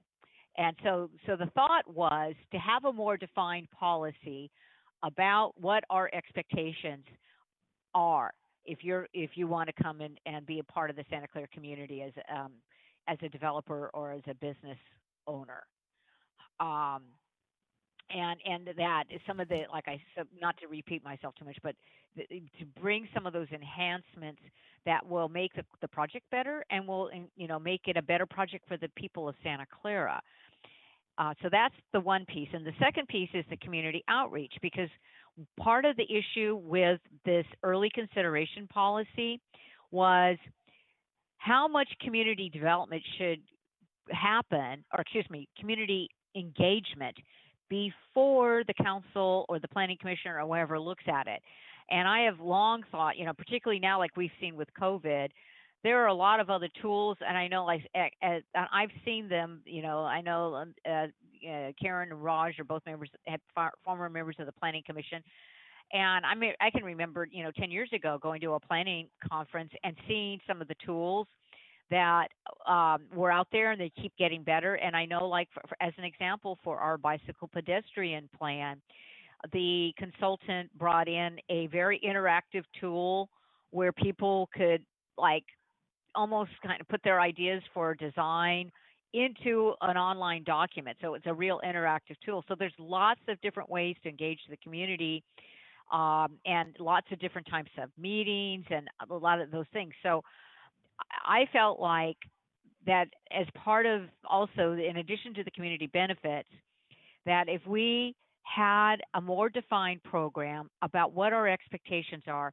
for how you talk and work with and listen to the members of our community about projects, so that you as the business owner or the developer, once again, what the minimum expectation is going to be. Because like in the past, we just said, okay, you got to have one community meeting. Well, I don't know that for a lot of these projects, whether that's really sufficient. I don't think it is. And so once again, before, we get way down 90% down the line, and then, we have hundreds of people who aren't happy. So the thought is, if we spend time and give some direction to staff and with the community work on developing these processes, that we will have a better result, and that it perhaps won't be as painful for everybody involved if everybody knows kind of what the rules are going into the game. Thank Darren, you. does that help? Thank you, Councilmember, for that. Let's go into other council questions or comments. So we have Councilmember Chahal, followed by Councilmember Davis. Thank you, Mayor. So I 100% agree with Councilmember Teresa O'Neill said. And I know our process is failing, like our community engagement is not as good as it should be, basically. And as Councilmember Teresa O'Neill mentioned, at the last moment, we have so many people coming up to ask for those things. So my ask is, if we make a scorecard of community benefit for a project, or we define by default, if we are not following general plan, which we have right now, if you're taking a density more than what we have right now, here are the things you will have to do. Like very clear, your traffic impact fees will be X dollars, which should be higher than what we regularly pay, much higher. And then your affordable housing will not be 15%. It can be go to 30%, depending on what is the density bonus we are giving. So we should be asking for those thing more. We should be asking for defined TDM penalties. Like instead of the voice coming from each and every meeting, every developer or every resident should know if they're asking for this thing, they will have to give these community benefits back to us. And some of the benefits, as I mentioned, the TDM penalties, high affordable component, smart city benefits. Like it's time we incorporate, like get some funding so that we can incorporate some of the smart city benefits for our traffic issues. And that's what we need basically. And if we are giving double the density, what is mentioned as per our general plan right now, we should not be hesitant to ask a lot of community benefits, because if double the housing will cause a lot of traffic, then we need to make sure we take care of the traffic impacts, and that's how the traffic impact fees should be. And I think Mountain View and Sunnyvale are doing great job. Look at some of their program. I was very passionate about bringing the free shuttle at this year's goal setting, and I know I was turned down by majority council, but that's what we have to look forward. Like north side, we have 15,000 or some units coming up. It is right time to ask if they don't fall under general plan right now. We should not be hesitant. Hey, you should be providing funds for free shuttle throughout the city. And that's what Mountain View has done it. Like they are asking for it. Google has provided free shuttle. Unless we ask, we will not get it. But these benefits, community benefits, has to be defined. As soon as you go to this you are taking a benefit of this density, you will have to give this thing. And as regards the public outreach policy, I think that also needs to be changed. Especially, I was looking at one of the page. Let me see the matrix of our significant interest development. It says only 1,000 feet radius. 1,000 feet, and if it's the impact of that particular significant development is citywide, that has to be changed. Basically, the mailing radius has to be changed. So those are some of the issues like we have to define, and this is the right time to take public input. Like, okay, what is your input? We can add these community benefits to this type of policy we are coming up, so that we have much better community benefits for all our residents, and they feel good that, okay, if this development is coming, at least we are getting these number of benefits. So those are my comments, and I am all for it, but we need to really define in advance all these benefits. And during the process of a plan, if the neighborhood gives some additional input for the community, we should be looking at those in addition to what we plan to put on black and white. Thank you, Mayor. Councilmember Davis. Oh, thank you, Mayor. So, okay, I guess I have to get back to the explanation of, we really didn't have a process, and I know that Teresa alluded to the fact that we had what was called a kick the tires thing a long time ago. But from what I understood, when a project came to council, we gave them input as to what we thought would fit that community with that project. And we didn't have a process, so we kind of followed a little bit what Mountain View did. So we came up with the gatekeeper so that we had some kind of process. So now we're being asked to not really rescind the gatekeeper, but enhance it, I believe is what I'm trying to understand here. So the community benefits package, I'm all for that, but right now, I think people are forgetting that we're in COVID. And yes, it would be the nice time to do it, but not every project that comes before us is going to, it's this cookie cutter kind of process. We're looking, or maybe staff wants us to kind of come up with ideas of how it would look. But my concern is that not every project will be the same, where it's location, location, location. What part of the city needs an enhanced benefit? I totally agree with having community outreach, but at that time, it's what do they need? What are the needs from that project? And not every developer is going to give you what you want, and we already know that, because Councilmember O'Neill did allude to the fact that we do, at the 11th hour, have dais conversations and cut deals.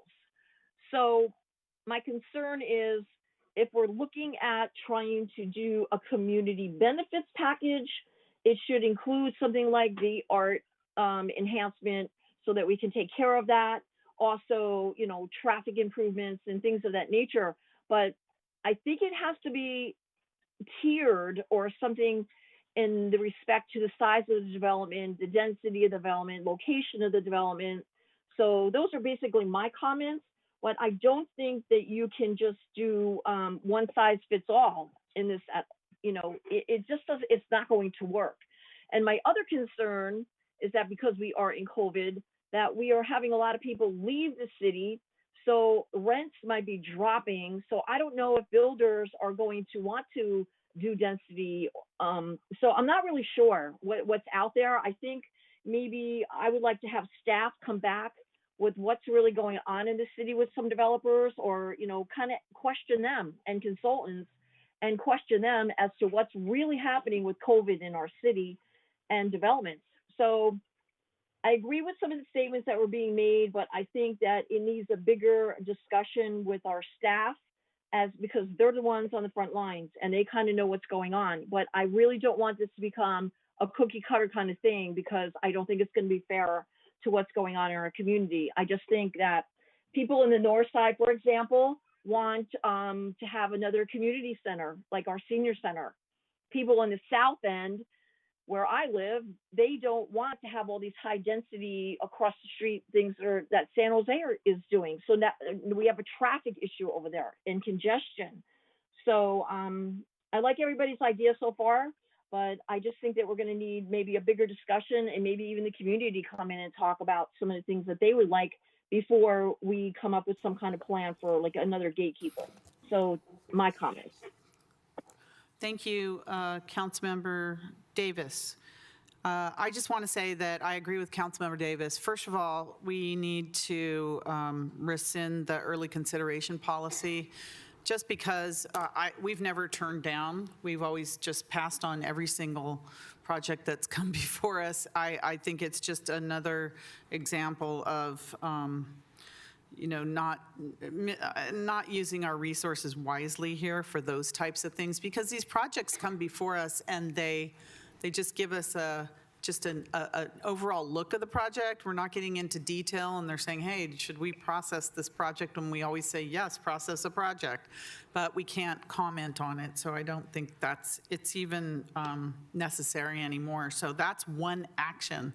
The second action is to look at a community benefits policy and enhance community outreach. And I agree with Councilmember Davis. These developments are never a one-size-fits-all. They're never one-size-fits-all. And if we think a community benefit, for instance, is, you know, enhancing the density of a residential project, because we think we need more residential units, but as Councilmember Davis mentioned, you know, if you talk to the residents down across from Stevens Creek Boulevard, they're going to completely disagree that that's a community benefit for them by enhancing residential density. So it depends on the neighborhood, it depends on the area, it depends on Santa Clara, different areas of Santa Clara. It's not a one-size-fits-all benefit. But I think we're getting into a lot of you know, details about a lot of things. I think we need help with this, and this is something we talked about in our priority setting, that there are organizations, and in fact, I think we have one of the gentlemen's on ready to speak right after I speak right now from Catalyze SV. There are a group who specializes in community outreach and community assistance. So I think that in order to enhance our outreach, and it's natural, as good as we think we are getting out to the community and advertising projects, many people wait till the last minute until it's ready to come before the city council, and you'll see a project go before the planning commission or at a community meeting, and they'll go, oh, there's not very many people here. And then when it comes to the council approval, you'll see 100 people that want to speak. So, I mean, if we could, help work out some of these issues ahead of time with the community, with a group like Catalyze SV, I think it would really help us. So I think those are the types of things. And to develop a community benefits policy, as Councilmember O'Neill said, I mean, it's going to be very detailed, but it's a list of things that we'd like to see in the community, but it's not a one-size-fits-all. And we can't be that specific because every area of town is different. So we really have to look at the neighborhood. So I'm going to go to the community input now, and I'm going to start with Alex Shore. Alex, are you with us?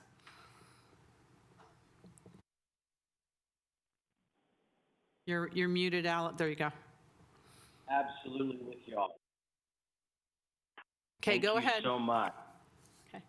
This is Alex Shore, Executive Director of Catalyze SV. Wow, what a fantastic conversation. Love to hear staff and the City Council's thoughts. It's so apt that you're having a conversation about community benefits and community outreach and engagement because they go so well hand in hand. One of the things we really care about is inclusive and collaborative community engagement processes.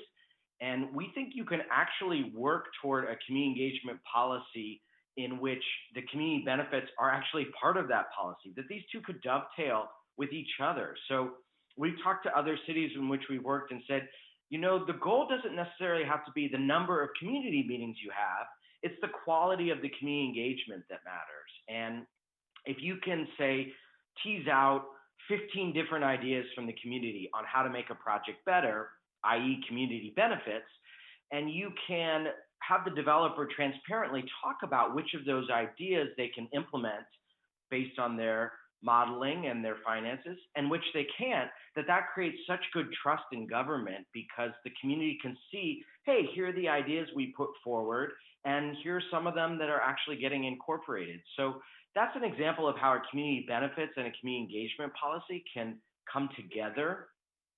We think that during this era of COVID, there are so many additional reforms that we could be considering. So we've been talking with city governments about how can we continue to do community engagement virtually. And Catalyze SV has been starting to pioneer that with some of our community visioning workshops, which we've transferred from in-person to online, and having really fantastic participation in small breakout rooms on Zoom. So there are tools out there. There are new ways of doing things. And as usual, we stand ready if we can help the city create a conversation and create a process around exploring how to make these policies even better. We would absolutely love to do that with you. Okay, thank you so much, Alex, and thanks for joining us today. I'm sure we're going to have more discussion on this. Kirk Vartan?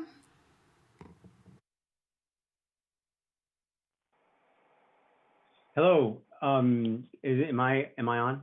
Yes, you are. Go ahead, Kirk. Great. Thank you. So I just wanted to echo Alex. So first, from a transparency perspective, I'm on the board of Catalyze SV. So I wanted to just echo what Alex spoke of and the incredible opportunity for enhanced and outreach community engagement in a digital platform.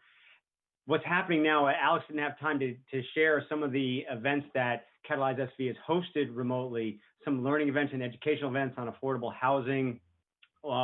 Drew over 80 people, I think, on the Zoom. We actually have found even a stronger acceptance rate or embracing rate with this current condition because people don't have to travel or leave their kids or try and make arrangements or leave work early or figure out where to park or all that other stuff that is overhead when going to a meeting for an hour or an hour and a half, which is already a big chunk of time. But if you have to turn it into a half-hour parking and driving and traffic and everybody yelling at each other, it becomes overwhelming, and it's just not it's not as conducive. We found, or I shouldn't say we, I have seen, based on what's happening now, people are even more engaged and willing to engage because they're more able to engage. That ability to reach people where they are and in different languages. For the first time I've seen, we had a sign language person, in real time, communicating one of the windows there, so that we could have multiple ways to reach people. It's just, there's so many cool ways to embrace that engagement level, that if the city really wants to try different ways to more effectively engage people, not just say the checkbox, have a community meeting, but have a really effective one, I think Catalyze SV is a great way to do that. So I just wanted to give it a thumbs up. Great job, Alex, in leading Catalyze SV to where it is now. And thank you for letting me share. Thank you. Thank you, Kurt. And Alex did join us at our priority setting session and made a presentation to us. So we do appreciate you following along with us over all these months. A lot has happened since we had our priority setting session. Do we have any other public? I don't see any other hands up. I'm going to go back to the council. Councilmember Watanabe?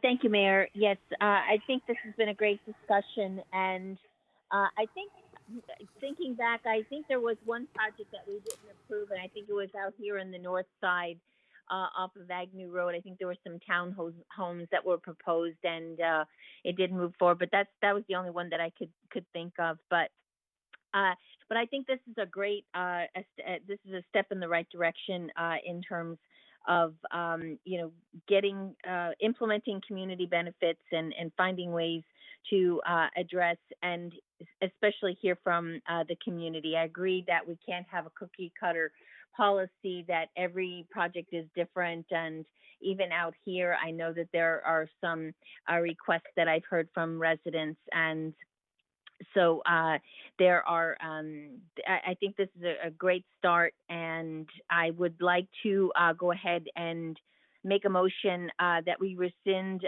the early consideration and direct staff to explore community engagement and community benefits policy with a group such as Catalyze SV or any other groups that are out there that we can work together with and drive some new public policy and how we develop our city. Thanks. I'll second that. Okay, that's a motion and a second. Thank you, Councilmember Watanabe. Councilmember O'Neill, followed by Councilmember Davis. Okay. Thank you, Mayor. So I want to make sure, I want to echo what Councilmember Davis and Mayor, some of your comments.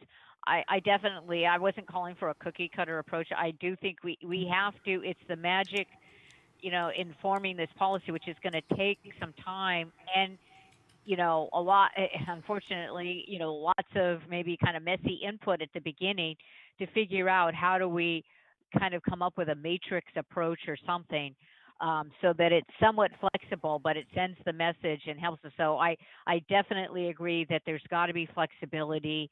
But I do want us to really be conveying the message of what we expect going forward. And I think it will help us in the long run. So thank you very much.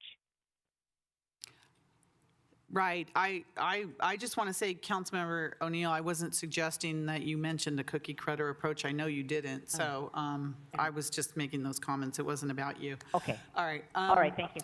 Councilmember Davis, followed by Councilmember Chahal. Oh, thank you, Mayor. And Teresa, no, that wasn't a reference to, that was a reference to if we're going to do something that I don't want something that's going to look cookie cutter. I just wanted to know if the maker of the motion would also consider adding the people, like our development community, into a part of this, along with like Catalyst SV. Would you entertain that motion if we added those people in? Can I jump in, please? Because if the development community is going to be submitting the project, so we don't really want them to be involved. They have to be involved anyway, but I think it's somewhat a conflict if we put them in there. We want it to be just a pure community. I'm just adding that as a suggestion. I wouldn't support that. It's just, Okay, yeah. well, Mayor, I'm not saying Okay. that they will be part of a committee, but they should be advised through staff as to what's going on. So at least they're aware of it and they're not blindsided. At least, they can suggest things that, because we do have a great working relationship with a lot of people. So I just think it's only fair that we just, make sure that we're very transparent about what's going on. I don't want to be accused of doing something that is not transparent. Oh, Well, yes. Go ahead. Yeah, Mr. Crabtree, he was proposing doing the he actually said about putting something that would be able to share with developers and in terms of what the city, some ideas of what the city might be looking for. I thought that was already part of the discussion. Okay, thank you. I guess I must have missed that, but I just wanted to make sure. That's all. That was my only comment. Thank you, and I'll be supporting the motion. Thank you. Thank you. Councilmember Chahal. Thank you, Mayor. I agree with most of the things, but one thing I want to make sure, we are trying to make a policy where we are trying to make a general plan amendment. And right now, we know that community needs, what community needs are basically, like two of the important things are affordable housing and traffic impact fees. So it is always a good idea to let blanket developers know if you are asking for general plan amendment for density or any other general plan amendment, you will be asked for higher percentage of affordability housing, higher percentage of traffic impact fees. So I know it's like we are competing with one particular development in a particular section has a different needs, but these should be specified because these are the issues we know the community is facing in the entirety of the city. So I would like that some of these things should be defined. If you are trying to ask for a general plan amendment, these will automatically kick in, and then we can refine these community benefits later on when we go deep with the particular project. Basically, that's my those are my comments on this one. Thank you. Okay, City Manager Santana. Hi, I just want to request or ask the council to consider that there are a lot of different models, as already has come up as part of the conversation today. It seems like it would be prudent with the input that we received to bring back the different models for the committee to consider and bring back a proposal and presentation to the council after hearing the different models. That might help us kind of get through the different categories as well as components of a community benefits program and actually bring research of what has been successful in other cities. Thank you. I think that's a great idea. I'm familiar with the Catalyze SV strategy, and I really like that. But yeah, it's good to look at some options. Councilmember O'Neill? Yes, thank you. I just wanted to say that I think this shouldn't just be for general plan amendments. I think this should, because we could have, we have some areas that are now zoned for very large scale development, and I think that we ought to be telling the developers that are coming there that that we're going to be looking for them to really be a positive participant in the community. So at least at this point, I would like to have it be, not just if we can, not just limit ourselves to general plan amendments. I agree with that, Councilmember O'Neill. All right. Are there any other, let's see, there any other comments or questions? We have a motion on the floor. And a second? Yes. Alex has his hand raised again. Do you want to allow him to speak again? No, we already had public comment, but thank you. To the maker of the motion, I'd just like to clarify this motion. It's to rescind the city's early consideration policy for general plan amendment applications and provide directions to staff to reach out to groups like Catalyst SV and other groups to discuss new policies on outreach and community benefits. Are we adding what the city manager suggested as to bringing back various models and proposal for a community benefits program to the council? We can add it. Okay. Thank you. Thank you.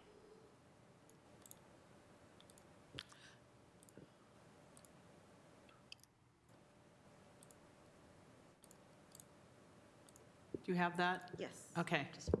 Vice Mayor Hardy. Yes. Councilmember O'Neill. Yes. Councilmember Davis. Yes. Councilmember Watanabe. Yes.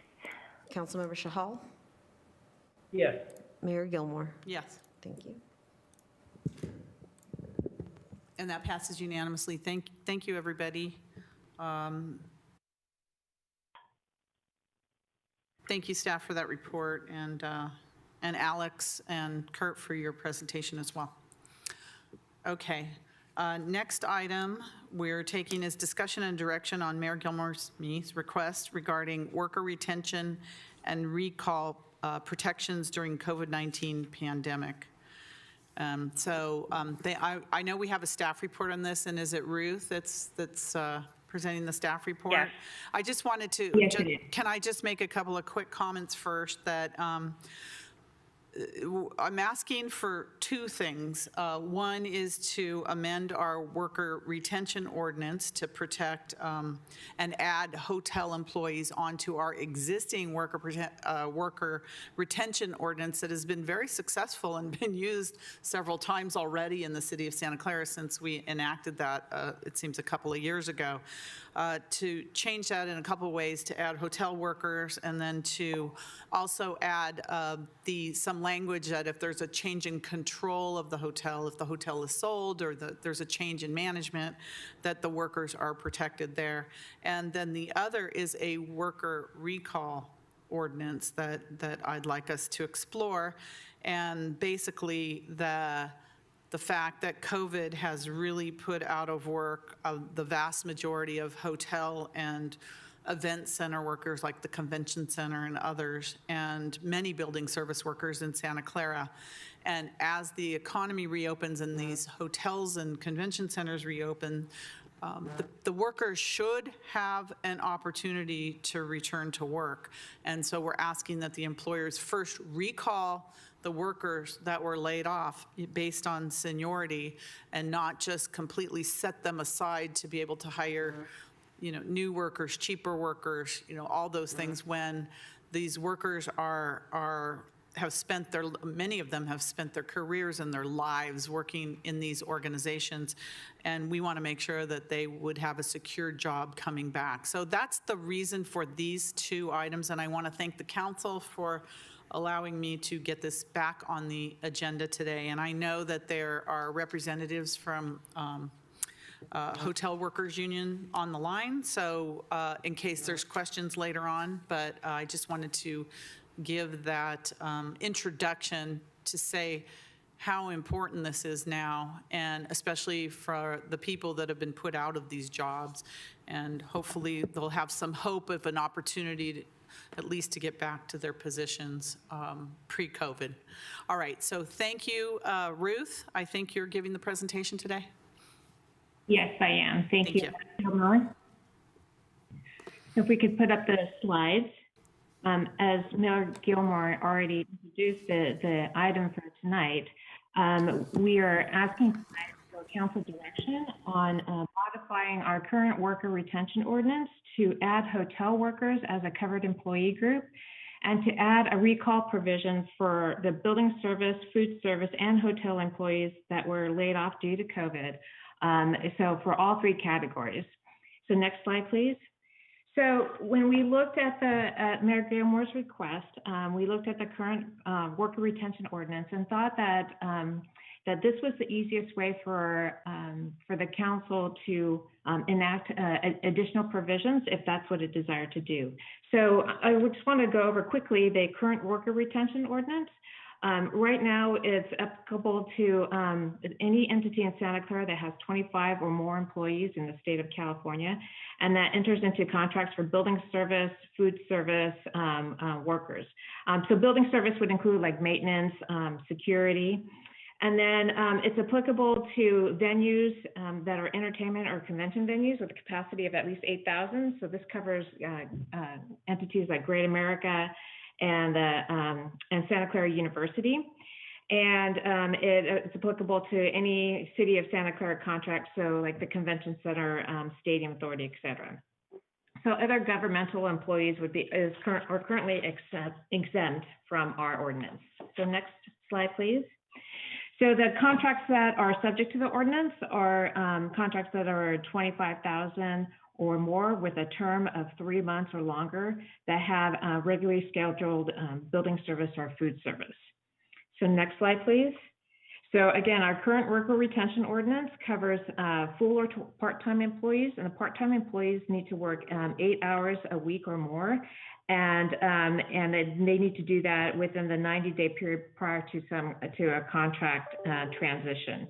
And so workers that are not covered by our current ordinance are managerial, supervisorial, and confidential employees. So next slide, please. So our ordinance requires that there be a if there's a change in ownership or a change in provider, that there is a 15 calendar day notice, and that the old contractor has to provide the new contractor with the names and contact information of all the affected employees. And then that new contractor needs to hire these same employees for a period of 90 days. So when we looked at that framework and Mayor Gilmore's request, felt as though that was a good place to start and to really quickly enact changes, if that's what the council wanted to do, to cover hotel workers, as well as to include recall provisions. So the next slide, please. So we looked at other cities that had recently enacted similar ordinances that covered these types of workers as a result of the pandemic. So that there are two that I want to highlight tonight. And the city of Oakland had adopted their ordinance in July of this year, and it covers their hospitality service workers, event center workers, hotel and restaurant. And they are required to be recalled by seniority in classification. And these protections are same for for workers that are impacted by a change in ownership. So next slide, please. The city of Los Angeles also enacted a similar ordinance in April of this year. And again, that they are recalled based upon seniority and their position classification. And then in the city of Los Angeles, they're going to continuing their ordinance in March of 2022.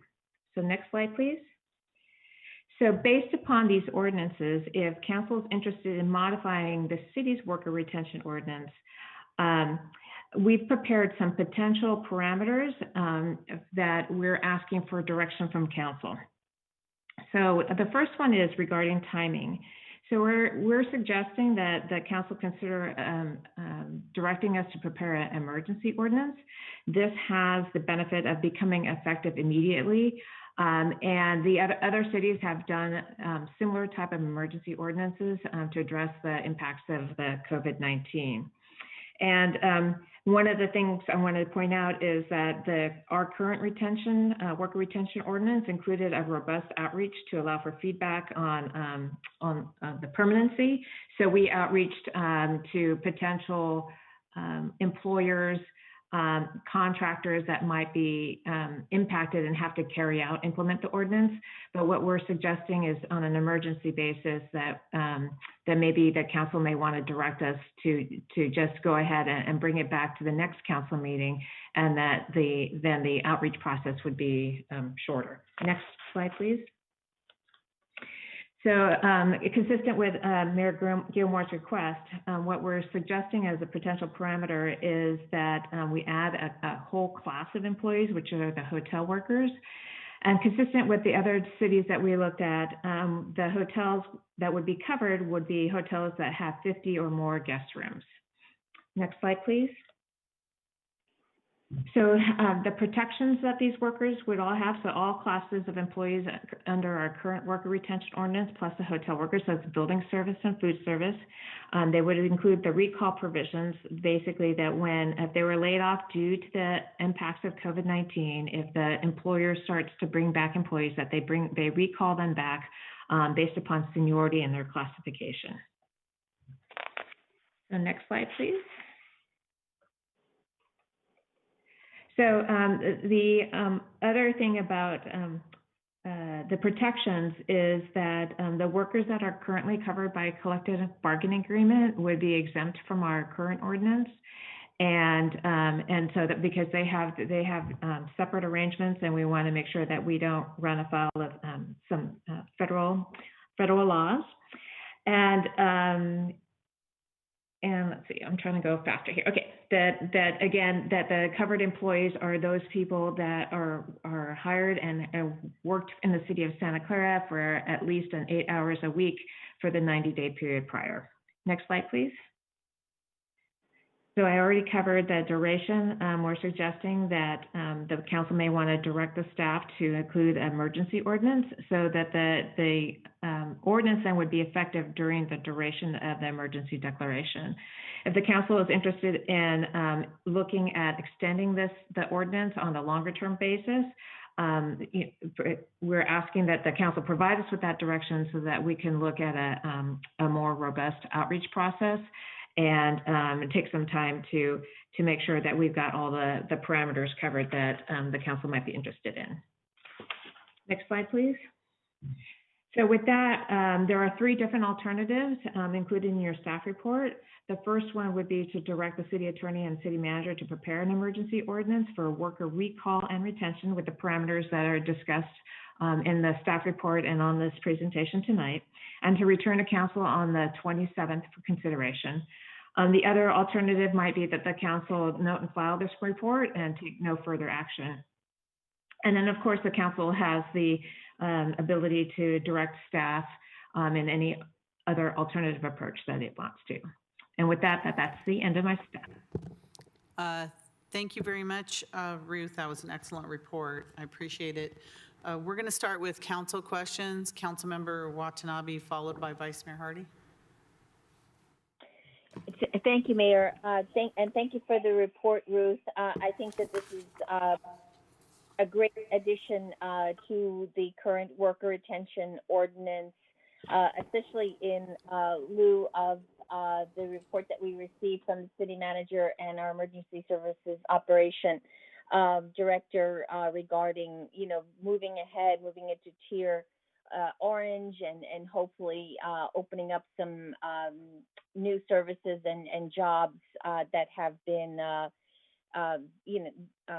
vacant or furloughed for the last 6 months or so.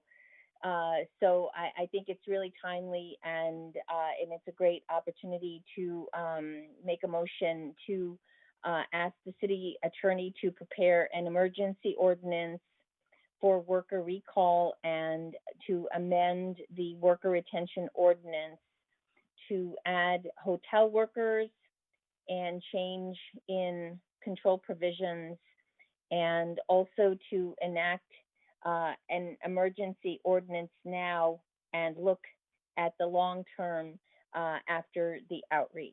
So that is the motion I would like to make. Second. Can I ask the city attorney, if we enact an emergency ordinance, how long does that last?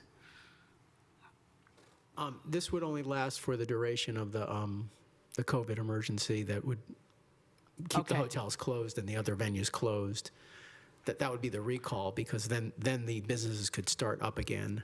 Okay. So the one area where we probably would not do it as an urgency is adding the hotel workers to the retention, because there is this bizarre dynamic right now where the hotels are closed and we don't have the situation of, I think we'd keep those two sections separate. Well, we'll keep them separate, but I want to start the process for the, just the outreach so that we can Right, amend and the that's- other. So we can start that now. We can start that all now. Okay. And So it's they're going concurrently, but. be going concurrently, Okay. but I think we would look at the hotel workers as part of the retention ordinance to be a permanent ordinance. That's permanent, correct. That would not be just for the COVID emergency. So is Councilmember Watanabe's motion, and it was seconded, is that an appropriate motion? I think for it's pretty what we clear. need to do? Yeah, I think it's clear. Okay, thank you. Thank you very much. Thank you, Councilmember Watanabe. Vice Mayor Hardy? Thank you, Mayor. Thank you. That somewhat answers one of my questions. I was wondering which one of these directly reference COVID-19. I want to make certain I'll let council answer that. I'll show my other questions. I'll explain them. Do we know the approximate number of people who are affected? I didn't need a specific, but you mentioned that there's an exemption.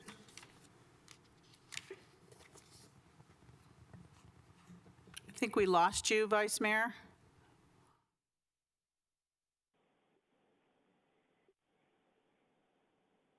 Vice Mayor, we lost you. How long does an employer have to have between not hearing back from an employee and going out, if someone's moved or moved on?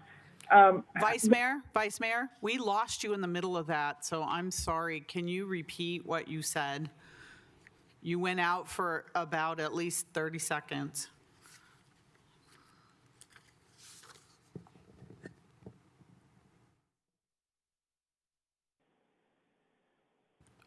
We lost you again. Oh, I apologize. It went unstable. Did you get all three of those questions, or do I need to repeat? No, we didn't get any of them. So if you wouldn't mind, I'm sorry, repeating. Oh, I apologize. Well, I'll beat up Comcast later. Okay. I needed to know, council kind of said this already, directly referencing COVID-19. Is that which one of those does? It seemed to me like only the emergency one does. The other one would be permanent. I want to make certain I'm clear on that. You mentioned the exemption for anyone who had a collective bargaining agreement. So do we know approximately the number of people that would be affected by this? Just a general number. And the period of time an employee has to choose to return, or another way to say it, how long does an employee have to wait until they hear from an employee to find out if that person has moved on or what? So the time frame there. So this is Ruth. Let me see if I can answer some of the questions. We don't have a number a specific number that are covered by collective bargaining agreements. And then maybe the city attorney can chime in as to why that's an exemption in our current ordinance. As far as the timing is concerned with offering the jobs to the employees, so that there is an affirmative obligation of the employer to offer the jobs back, and that our expectation is that they hear from their employees before that they actually hire somebody else, and so that there is an affirmative attempt to try and outreach to these employees.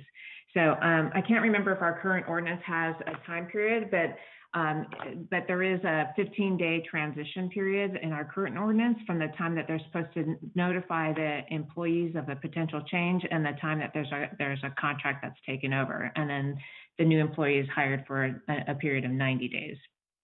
So it's relatively short, but again, that we have an expectation that all the employers will be affirmatively reaching out to their employees. Thank you. And I just wanted to make certain, was I correct on the only in the emergency ordinance would directly reference COVID-19, the other one would be permanent? That's correct. Okay, thank you.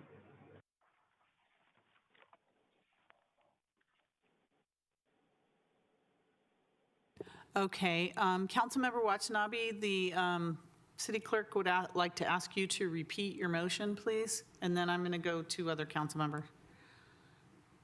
Okay. Sorry, Nora.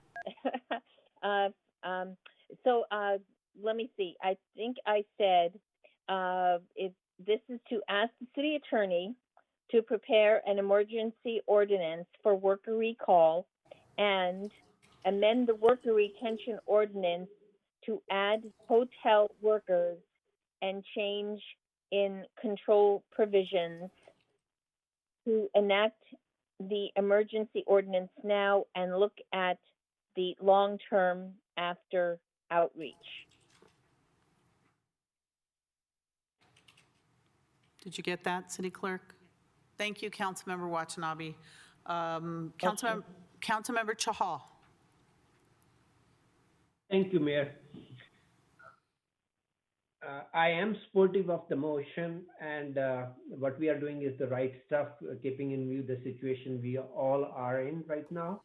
And my only question is, are we working parallel for the non-emergency sort of permanent ordinance? Like, when do we think that will be before the council, the permanent ordinance?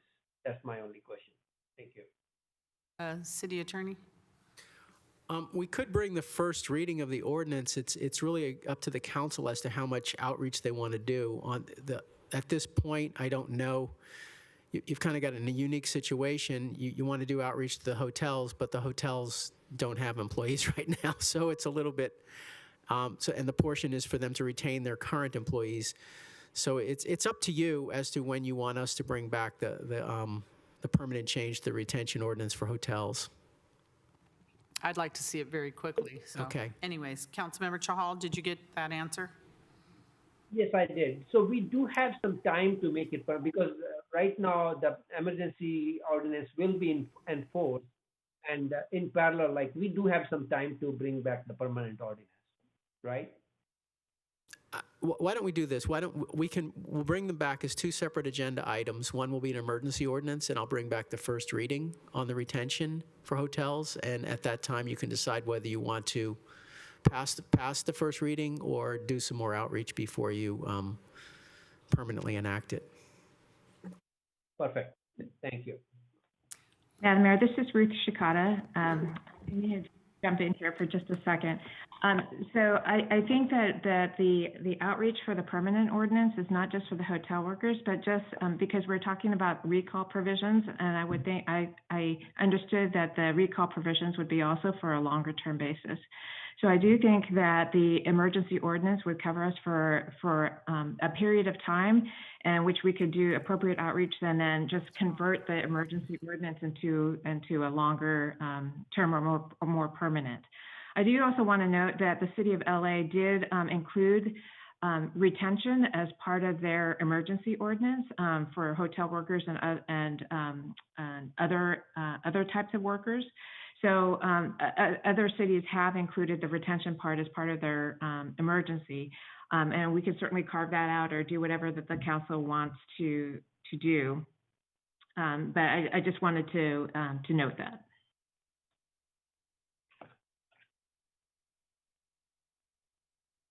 Okay.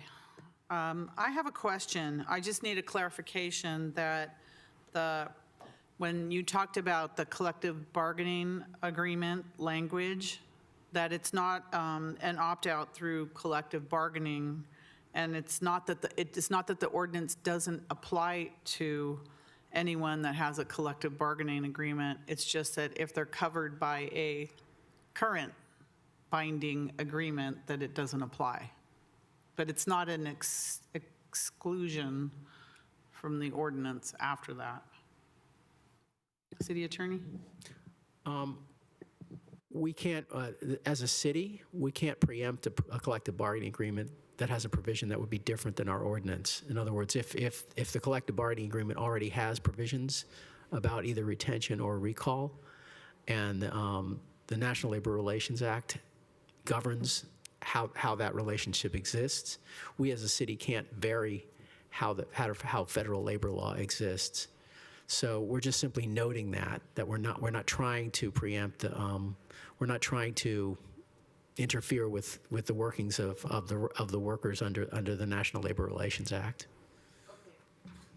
Thank you. We might have, I just wanted to bring that up. There might be some comments about that in the public. And I have quite a few public members, so if it's okay with the council, I'd like to get started on those.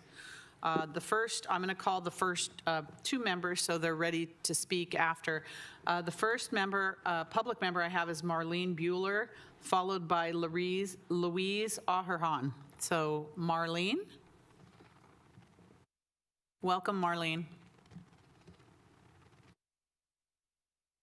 Can you hear me? Yes, we can hear you. Thank you, Mayor Gilmore. My name is Marlene Bueller, and I am a banquet server at Levi Stadium. I have worked there since the stadium opened. I came before you in 2017 and asked you to pass a workers' retention ordinance at that time that saved my job when our contract changed. I didn't have to lose sleep wondering if I would keep my job because I knew we had job security. Recall will give me similar peace of mind during this awful pandemic. Excuse me, I'm sorry. Thank you again for passing workers' retention. I hope you will continue to protect our job security by expanding worker retention to the hotels and passing a workers' recall ordinance. Thank you. Thank you for thinking of hospitality workers and families during this pandemic. Thank you so much, Marlene, for calling in today. Louise Aherhan, followed by Leah Williamson. Louise? Hello. Hello. Thank you, Mayor, council members. This is Louise Aherhan with Working Partnerships USA. And I want to thank the council for your foresight in considering this item and for your support for our hotel and service workers who are among the most impacted by layoffs and economic hardship in this pandemic and really need, even if they don't go back to work to next year, this is so important for those workers to know that they will have the opportunity to go back to their careers, that there's light at the end of the tunnel, and that when we finally do start to open up and recover, that they'll be part of that recovery. Our organization in this pandemic has been providing emergency supportive services to laid off hotel workers. We've had 450 workers apply so far, and there are many, many more out there. And let me tell you, these are folks who are working so hard and doing everything they can just to keep their families afloat. And they come to us to get a $400 bill paid, which doesn't sound like very much, but it makes such a difference for them. It's the difference between, being able to stay in their home or feed their family. But they need more than that. They don't really want a handout. They want to be able to go back to work. They want to be able to go back to their careers that they spent decades building and love to do. So again, many thanks for taking up this important issue, and I would encourage you to get the ordinance drafted and get it in place as quickly as possible so that these workers can have some hope. Thank you. Thank you, Louise. We have Leah Williamson, followed by Sarah Julian. Leah?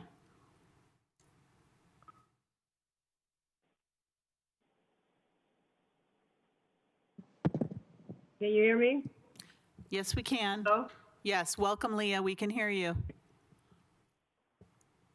Thank you, Mayor and council members. My name's Leah Williamson, and I work at Levi Stadium as a bartender. I'm here to ask you to pass the worker recall ordinance and expand the worker retention ordinance because COVID-19 has been hard on me because I'm not working and have been collecting unemployment. This has not been nearly enough, so I have used up all my savings and I'm just struggling to survive. Recall and retention is a light and at the end of the tunnel because I know I have a chance to rebuild. Please stand with us to pass recall and retention as soon as possible. Thank you. Thank you very much, Leah, for calling in. We have Sarah Julian, followed by Sandra Munoz. Sarah?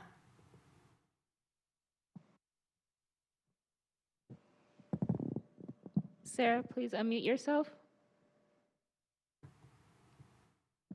Oh, I apologize. Good evening, everybody. My name is Sarah Julian. I'm a member of Unite Here Local 19, and I'm here in support of worker recall and retention rights for hospitality workers. So urge you to take it up and pass it. Thank you so much. Thank you so much, Sarah. We have Sandra Munoz, followed by Rosa Muniz, Local 19. So, Sandra. Hello, hola, me llamo Sandra Muñoz, soy miembro de Union Night Here, Loco 19. Apoyo el regreso y la retención de trabajadores del sector hotelero en Santa Clara. Gracias. Gracias, Sandra. Okay, Rosa Muniz, Local 19, followed by Alejandra Morales.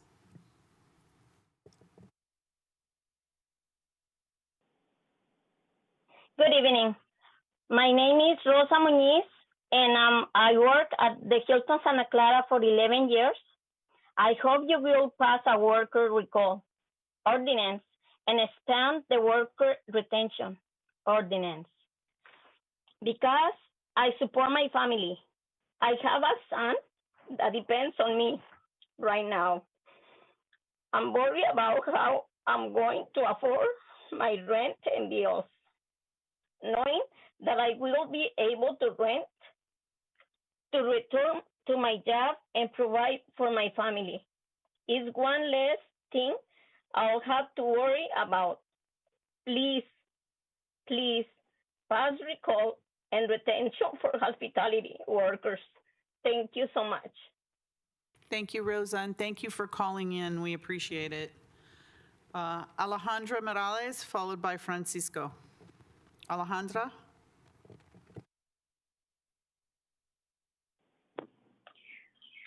My name is Alejandra Morales. I am a member of Unite Here, Local 19. I support hospitality workers, recall, and retention in Santa Clara. Thank you. Thank you, Alejandra. We have Sarah, is this right? Sarah McDermott? Sarah? Followed by Forrest.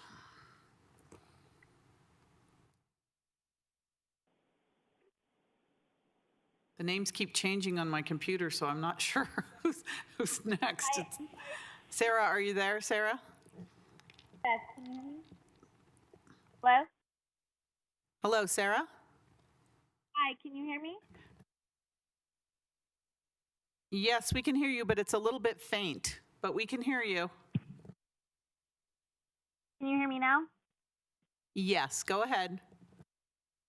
Hi, sorry about that. Thank you, Mayor Gilmore, for bringing this forward. This is a simple, no-cost protection that will promote equitable recovery from the pandemic. And we have provided the city attorney with model language for recall ordinance and for expanded worker retention. We are happy to make our attorneys available to answer any questions. And our union has worked on this ordinance in several jurisdictions, so we are happy to answer any questions you have. I do want to clarify on the opt-out language. I think like with minimum wage, the goal is to not undercut anything that can happen in collective bargaining, but not to completely exclude union members from this language and have it be protective language for all hospitality workers. So we're happy to work with the city attorney on that and making sure our goals are met and that we're not undercutting any federal labor law. And finally, the hospitality workers are suffering from this pandemic. Recall and retention allows them to get back to work and rebuild. And they need this quickly, as many properties are looking to reopen and expand their operations. So thank you again for leading on job security. Thank you, Sarah, and I want to thank you and Unite Here for being such a great resource for us on this and providing us with information and background information and what other cities are doing as well. And we'll continue to call on Unite Here to help us through this. So thank you very much, Sarah. Okay, next we have Forrest. Forrest? Hello. My name is Forrest. Let me mute myself. I'm a postdoctoral researcher at Stanford University School of Engineering, and my research is recognized in wage theft, which started as a focus on the construction industry, but quickly became clear that those insights are relevant to the other industries. Please don't let a short-term crisis become a long-term disaster for workers and families. Give workers hope. Bring back employees in each job classification in order of length of service. Do not let the COVID pandemic be a pretext to retaliate or get rid of older workers in favor of newer, lower paid workers. Wage theft is a concern in the city of Santa Clara. If workers are laid off and forgotten, they are now prime victims for wage theft. Reviewing the records of wage theft, in the city of Santa Clara, there's 390 cases of wage theft, representing $3.1 million in back wages that affected over 1,000 workers, representing nearly 1,800 violations, committed by 330 companies that have multiple violations. More companies have only single violations. Each zip code in the city has one of the higher rates within Silicon Valley. 95050 pops up in my data set for manufacturing and administration workers. 95051 has a high rate for accommodation workers, which is restaurants, hotels, and concessions at the stadium and airport. And 95054 has a high rate of wage theft for administration as well. Thank you. Thank you very much, Forrest, and thanks for that data as well. Yeah, I have, it just says Unite Here Local 19, so I don't know who that is. There's no name with it. Hi, my apologies about that. My name is Frank Cave-Lacoste. I'm a member of Unite Here Local 19. Here just to say that, I support recall and retention. As a former server and bartender myself at the Hyatt Santa Clara, I think about what this will mean for my former coworker.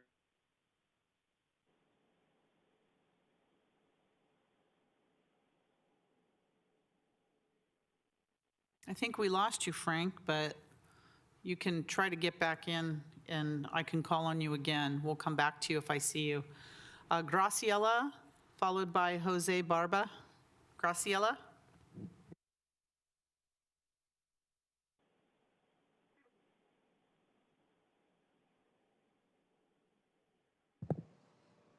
Please unmute yourself. Sorry. Am I okay? Can you hear me? Yes, we can, Graciela. Hello? Go ahead. Yes, we can. Go ahead. Okay, my name is Graciela Herrera, and I work at the Mayor of San Jose, and I support hospitality workers as well as me for recall and retention in Santa Clara. Thank you for taking my call. Thank you so much, Graciela. I see Unite Here Local 19. Is that you, Frank? Are you back? Frank?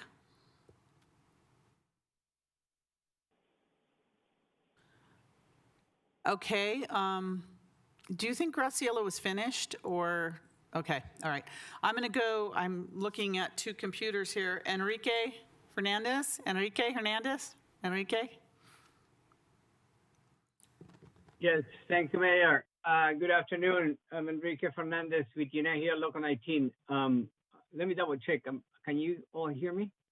Yes, we can. Go ahead, Enrique. Yes, thank you. Let me start by thanking you, Mayor Gilmore, for your leadership in bringing this issue forward, and the entire council for agreeing to pursue a recall ordinance and an expansion of the worker retention ordinance. This is a continuation of the great work we have done in this city to create job stability for hospitality workers. In 2017, this council passed a groundbreaking worker retention ordinance for service workers. You sought to protect job security, and it really worked. The worker retention ordinance has already protected over 1,000 workers' jobs as their food and their service companies change. We have seen how well this simple and clear ordinance has worked as contractor transitions happened at Levi Stadium, the Media Campus, and twice at the Santa Clara Convention Center. Today, we ask this council to continue your leadership on this issue by expanding worker retention to include hotels. As we continue to live with economic uncertainty, we are likely to see many hotel properties change hands. Hotel workers should have the same basic job security protections as our service industry workers. We also ask that you pass a worker recall ordinance so that as the hospitality industry opens back up, hospitality workers have a chance to go back to work. For our members and for hospitality workers generally, this is a key to recovering from the hardships they have faced during the COVID-19 pandemic. Thank you again, Mayor Gilmore and this council for your leadership. Thank you, Enrique, for all you've done to help us as well, including all the way back to the building of the Hilton Hotel. You were involved in our convention center. We appreciate that. Ruth Silvertop? Ruth? Hello, thank you so much for bringing forth this ordinance. I supervise a workers' rights clinic at Santa Clara University Law School, and I'm also the supervising attorney of the Office of Labor Standards Enforcement Advice Line, and I'm on the English line, and I get lots of calls from restaurant workers, hotel workers that are just so desperate because they are worried that they're not going to be recalled. And this ordinance is a lifeline for Santa Clara workers. It includes a vast majority of workers in restaurants, hotels, stadiums, and airports. Unfortunately, the COVID pandemic is beyond everybody's control, but the city council can do something to mitigate the pain. Employers wouldn't have to bring back any more workers. They'd simply have to bring back workers in each job classification in order of seniority, which really is only fair. And I am also the coordinator of the Wage Theft Coalition, and lots of workers are speaking out now about wage theft and also about health and safety, because there's a lot of employers that are not following the public health protocol, and our advice line does file these complaints as well. So we can't allow employers to get rid of older workers or to get rid of workers who've spoken up for their rights and complain and have complained. So I want to thank you again, and I want to urge you to study this as quickly as possible and enact it for the good of the workers. Thank you. Thank you, Ms. Silvertop, and thank you for your work on behalf of worker protections for our community here in Santa Clara. We want to say thank you very much to you. Okay, I have number 9306. That's the phone number ending in 9306.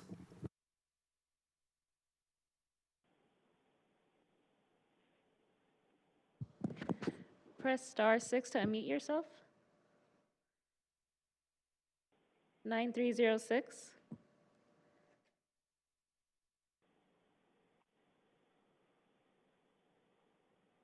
Okay, we'll move on, and if they do come back, Francisco.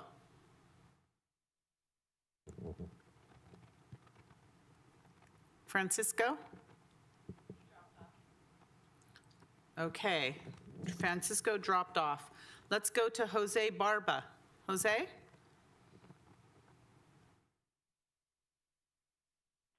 My name is Jose Barba, and I'm a worker from a member of Local 19 for 36 years.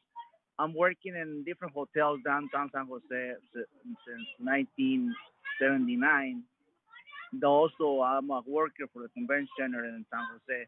So I'm here to support the work retention, and because it's the only thing we do here in San Jose. I don't know any other jobs I can be doing it. I've been doing this business for many, many years, and thank you, Mrs.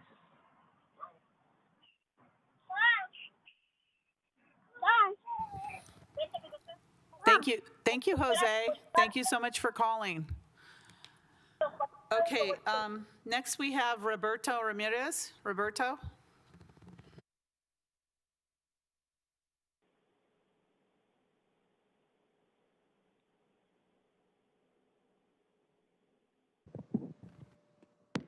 Please unmute yourself, Roberto.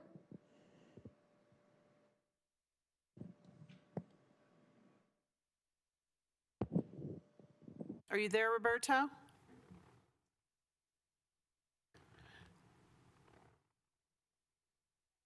Okay, we'll come back to you if we see you again. Adriana, you're next. Adriana?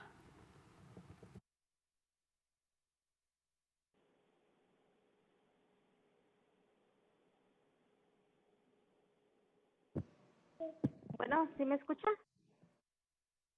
Adriana, Bueno. yes? Oh, Sí se le escucha. Oh, ok.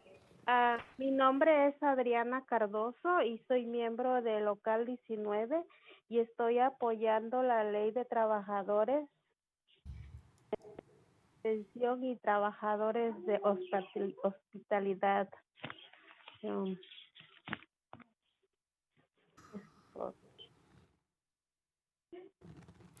Gracias, Adriana. Thank you so much. I saw Graciela again. Was that from the previous Graciela? Oh, she went back up. And then, hold on.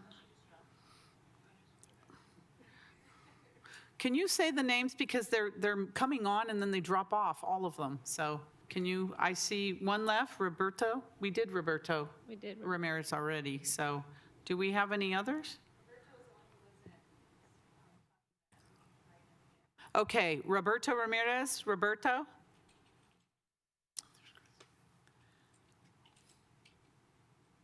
Roberto?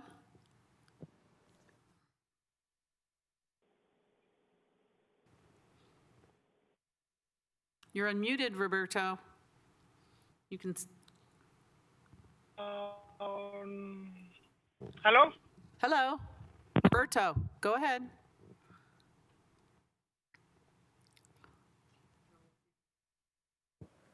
Roberto Ramírez, ¿está ahí?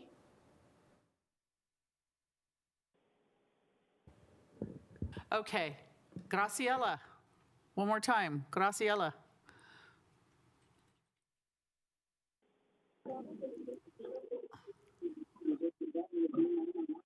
Yeah. Graciela? Sorry, I'm Deanna. Vámonos. Ya me voy de aquí. Okay, thank you.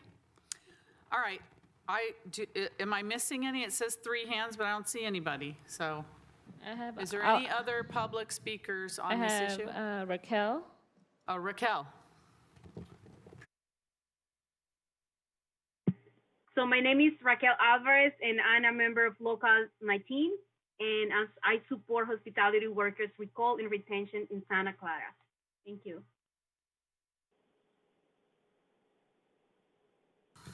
Okay, thank you, Raquel. Then we have 2 more. Alejandra. Oh, go ahead.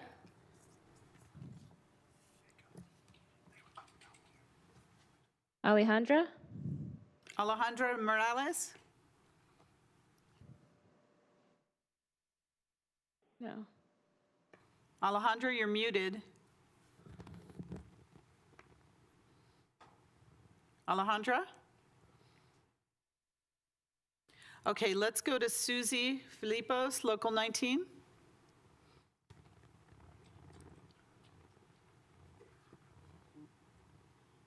Susie, you're muted.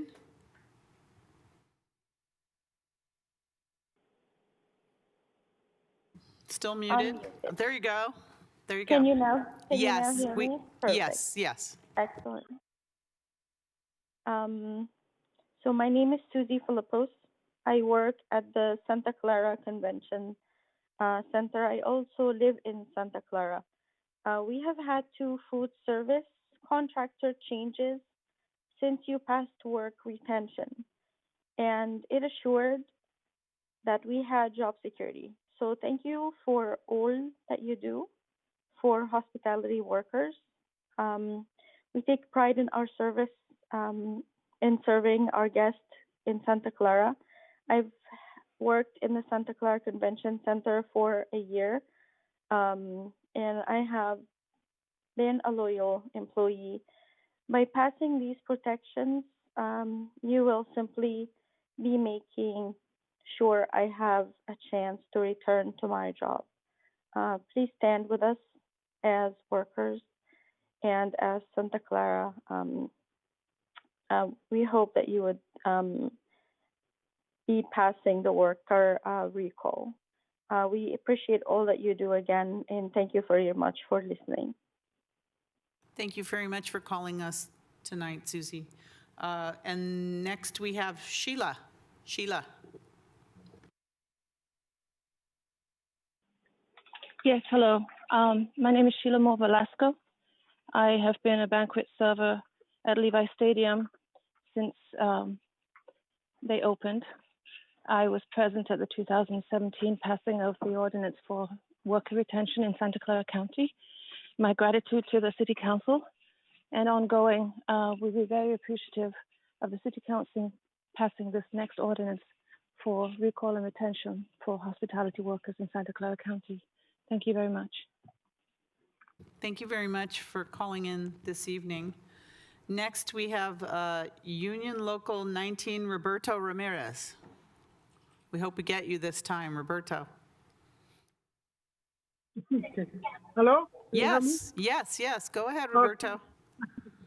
Ok, mi nombre es Roberto Ramírez, soy miembro del Local 19.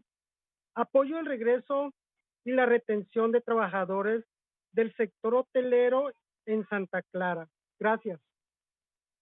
Gracias, Roberto. Do we have anyone else? No? Okay, thank you for all who called in. I'm going to go back to the council now. I have a hand up from Councilmember Davis. Councilmember Davis. Oh, thank you, Mayor. Can you hear me? Yes, we can hear you. Okay, thank you. I wanted to know if the maker of the motion would add that we bring this back, the emergency ordinance back October 27th at our next council meeting. Is that possible to do, City Attorney? Yeah, that's what we plan on doing. Okay. It wasn't in the motion, but I didn't know if we needed to put it into the motion. Do we need to put it in, City Attorney, about the emergency ordinance? I think we understand that, yeah. I don't think you need to, but if you want Okay. to, that's fine. Okay. Okay, I just wanted to know because I seconded the motion, so I didn't know if it was something that we had to put in to the motion. We can add it in just to be clear, so we know it's coming back. Is that all right, Councilmember Watanabe? You made the motion. Yes, of course, of course. So the emergency portion of Okay, it. thank you. City Clerk, why Thank don't... you, Councilmember. Thank you, Councilmember Davis. City Clerk, would you like to read the motion again, just so everyone knows what we're voting on? Sure, I hope I got this correct. Direct the city attorney to prepare an emergency ordinance for worker recall and amend worker retention ordinance to add hotel workers and change controlled provisions and enact emergency ordinance now and look at long-term after outreach. Both ordinances coming back on the 27th? Or I think just one, and the one comes thereafter, City Attorney? Yeah. Well, why don't we'll bring the emergency ordinance back, and I can also bring the first reading if you'd like. We'd like that. Okay, I'll do that. So they're both coming back on the 20, what is it, 27th? 7. 2 weeks, in 2 weeks. And if you don't want to do it that quickly and do more outreach, then you can always continue the regular ordinance. Thank you. I think we can see how important this is and how this has affected people's lives, and the action that we took a couple years ago for the retention policy, how it's really helped our community and helped the workers out there that have been able to keep their jobs because of our retention ordinance. And you can hear in people's voices how much people are suffering right now. So I think whatever we can do to help them is imperative, important, and it's very timely. So thank you for the motion and the second. And if there's no other discussion, Assistant City Clerk, vote. Vice Mayor Hardy. Vice Mayor Hardy. Yes. Councilmember O'Neill. Yes. Councilmember Davis. Yes. Councilmember Watanabe. Yes. Councilmember Chahal, Yes.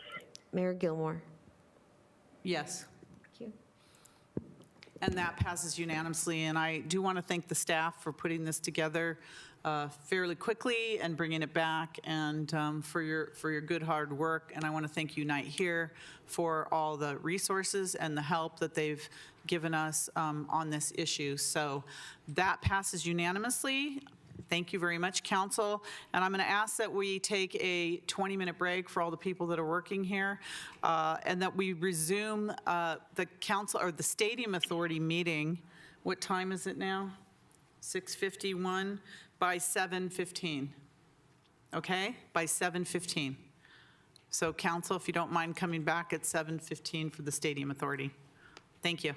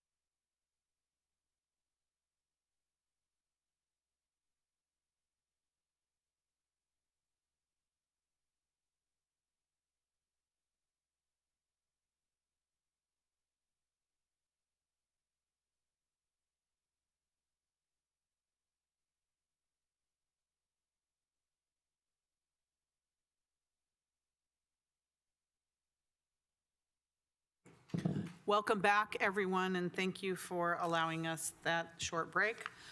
We are going to start with the Stadium Authority General Business. Item number 5, report on the audited Santa Clara Stadium Authority fiscal year 2019-2020 annual financial statements. City Manager, is there a report on this? There is, and we're going to have our Finance Director, Treasurer for the Stadium Authority make the presentation. Thank you. Thank you, City Manager. Good evening, Madam Chair, Stadium Authority Board, Ken Lee, Treasurer for the Stadium Authority. And thank you for the privilege of presenting the next 3 items tonight around very important financial information related to the Stadium Authority. And so this first item I wanted to present to you is the report on the audited Santa Clara Stadium Authority fiscal year 2019-20 annual financial statement. Just by way of background and limitations and methodology on the audit that was performed by KPMG, our Stadium Authority contracted auditor. This was an audit of the Stadium Authority's financial reports, processes, internal controls, and the Stadium Authority's shared expenses with the 49ers Management Company, or ManCo. The audit opinion is not for any other city entity or for the 49ers entity. This is strictly on the Stadium Authority's financial statements, and this is a financial audit, not a compliance audit. The second bullet here, this financial audit is an independent evaluation of the financial reports to provide a reasonable assurance that the financial statements are free from material misstatement. Through various audit processes and procedures, auditors determine if relevant controls and processes are in place for the fair presentation of the financial statements in accordance with GAAP, or generally accepted accounting principles. From an overview, KPMG did complete the annual audit as required by Section 5.1 of the Stadium's credit agreement. The financial statements cover the 2019-20 fiscal year, that's in April 1st, 2019 through March 31st, 2020, with comparative data from the prior fiscal year. They did issue a clean, unmodified opinion. It was presented to the Audit Committee on September 24th and approved to be forwarded to the Stadium Authority Board, and the reports are available on the webpage. I wanted to highlight some of the financial information, summarizing the financial statements. The net position increased by a little over $15 million when compared to the prior year. That included assets of almost $842 million, the largest of which is the stadium itself. And then liabilities were $766.2 million, mostly relating to debt and unearned revenues from SBLs that's amortized over the life of the SBL. And then debt payments during the fiscal year totaled a little over $30 million, reducing our long-term debt by $15 million. During the fiscal year, there were 12 National Football League games. That's 2 more than normal because of the playoff games, and 8 ticketed non-NFL events. And related to smaller special events, there were 79 events at the stadium. We recognized about $83.9 million in operating revenue, $62.8 million in operating expenses. To highlight some of the operating revenues, charges for services totaled about $39 million, the bulk of which is taking a look at your non-NFL event revenue. This is the gross revenue of $29.3 million. NFL ticket surcharge of $8.4 million, non-NFL ticket surcharge, and the senior and youth fees of $250K. And then rent and licensing totaled just shy of $45 million, with stadium lease rent making up the bulk of that, SBL revenues, and then naming rights revenues.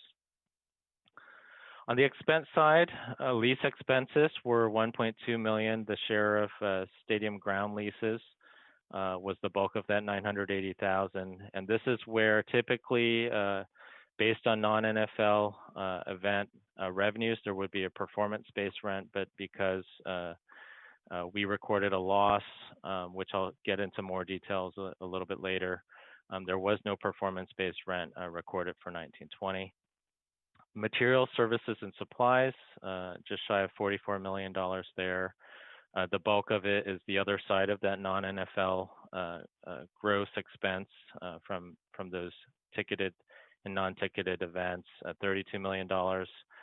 SBL sales and services expenses, 3.6, insurance, 2.9, and utilities, 1.6.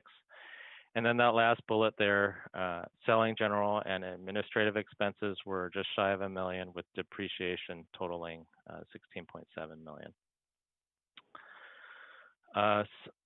Moving ahead, looking at just the total non-NFL event performance, I mentioned the $29 million in revenue and $32 million in expense. So that resulted in a net non-NFL event loss of $2.7 million. And I did want to talk a little bit about the timeline of receiving that notification. We did get notice of the $2.7 million loss in late June, and very quickly the stadium manager invoiced us and demanded a wire payment. We responded, the stadium authority responded that we needed to receive the documents and also review them. And so we did receive the documents. Because of COVID restrictions, we were not able to get into the stadium till the end of July there. Stadium authority staff is in process of reviewing those documents. If there's any corrections necessary, those results would be brought forward at a later meeting. So with that, the recommendation around the Stadium Authority financial statements is to note and file the Santa Clara Stadium Authority fiscal year 2019-20 annual financial statements. And that concludes my presentation for this item, and I am available for any questions you may have. Thank you very much, Director Lee. Is there any questions from the council on this? Any public questions, comments? All right, do we have a motion to note and file this report? So moved. Vice Mayor Hardy moves. I move that we note and file the report. Thank you. Is there a second? I'll second. This is O'Neill. Thank you very much. So we have a motion to note and file by Vice Mayor Hardy, second by Councilmember O'Neill. Authority Member O'Neill, Vice Chair Hardy. I'm hearing an echo, but Assistant Stadium Authority Clerk. Vice Chair Hardy. Yes. Board Member O'Neill. Yes. Board Member Davis. Yes. Board Member Watanabe. Sure. Board Member Chahal. Yes. Chair Gilmore. I want to say sure, but okay. Okay, yes, and that passes unanimously. Thank you. All right, next item is action on Stadium Authority financial status report for the quarter and fiscal year ending March 31st, 2020.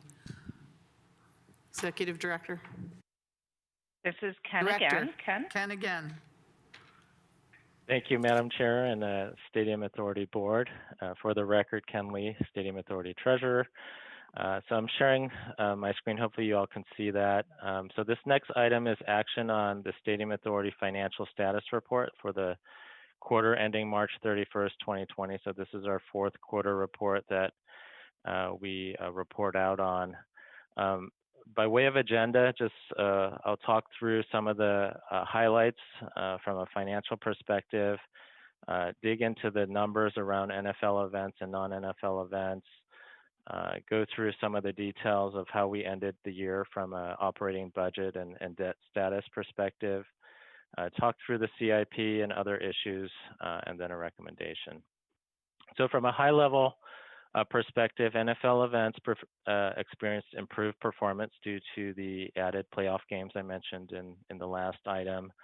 Non-NFL events performed at a $2.7 million loss. This is Not recommended right now for payment at this time. Typically, when there's revenues, the Stadium Authority would receive that, and based on the agreement, if there's a loss, the Stadium Authority would be obligated to pay that. So right now, as I mentioned earlier, we are still reviewing some of the documents. I do want to mention there's over 6,000 transactions that we receive in late July and early August to review and walk through.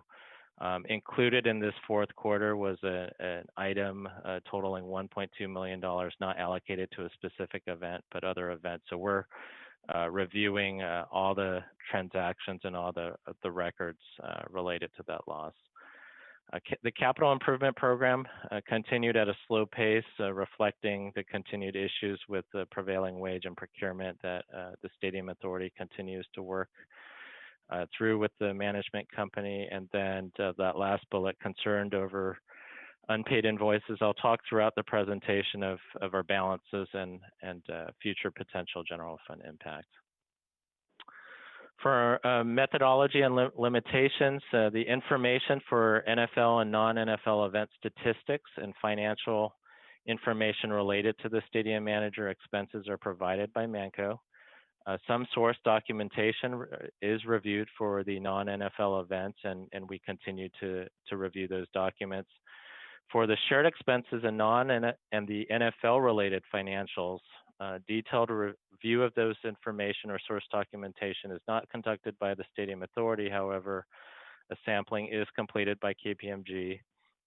And then we do have, as was heard or asked earlier in the meeting, a firm contracted to take a look at those first 3 years of non-NFL events, and that report is expected to be presented to the board later this year. From an NFL standpoint, a total of 12 games, 2 preseason games, total tickets of 804,000 were up 23% again with the added 2 playoff games. The revenues the Stadium Authority receives is 10% of ticket sales, or $8.4 million, and then the 35 cents per ticket for senior and youth fees. From a parking perspective, the chart on this slide shows the parking activity across all of the 12 games, a total of 81,000 cars, 20% increase in parking.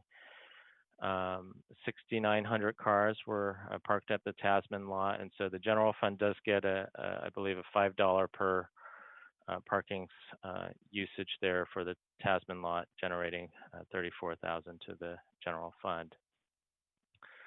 From a public safety cost standpoint, the public safety costs amounted to $5.4 million. This was comprised of $3.8 million in direct city costs, $1.6 in outside agency costs, of which $476,000 are covered by the offset site parking fees.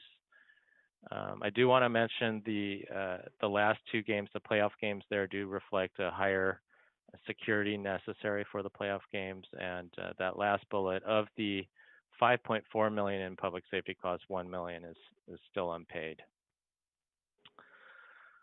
From a non-NFL event side, there were 8 ticketed events, a total of 184,000 tickets, down 45% from the prior year. The authority did receive $735,000 in ticket surcharge, so this is a $4 surcharge per ticket. Half of that goes to cover stadium operations, and half of it is deposited into the discretionary fund. A total of 79 non-ticketed events, 21% decrease in event count, 6% decrease in attendees.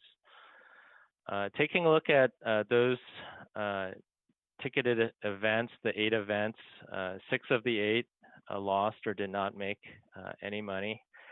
The largest loss continued to be the Pac-12 championship. That was similar to last year's performance. This was the last year that event is scheduled for the Levi Stadium, and so looking ahead, we'll have to see the positive impact, hopefully, to the performance. From a category perspective, this is a breakdown of the $2.7 million loss I mentioned earlier. From the ticketed event side, $2.8 million from the non-ticketed side, $1.5 million in net revenue. Highlighted in red here, we did receive information in the fourth quarter of $1.2 million of other operating expenses. We continue to look into that. We do know some of those costs, but as we do the review, we will dive into what those specific costs were for. The timeline, as far as the projections and leading to the results of the $2.7 million loss in the budget development phase in March of 2019, Manco was not able to provide a projection for non-NFL events, and the board ultimately approved a budget of $5.8 million just based on prior year activity, given that there was no support. When we started the process for the 2021 budget, we did ask Manco for projections. They initially responded with the TBD, and then later responded that the projections were about $1.7 to $2 million for a loss, and that was in March of 2020. And then later in June, we were notified of the $2.7 million loss and invoice for payment. And as I mentioned, we are reviewing those transactions. The payment of that is part of that is subject to litigation as well. From a non-NFL event, parking revenue, total of 17,000 cars, down 40%, again, reflective of just fewer events and lower attendance. From a public safety standpoint, $1.7 million in costs, $1.5 million was direct city costs, $200,000 from other agencies. About $100,000 or so were covered by the off-site parking fee.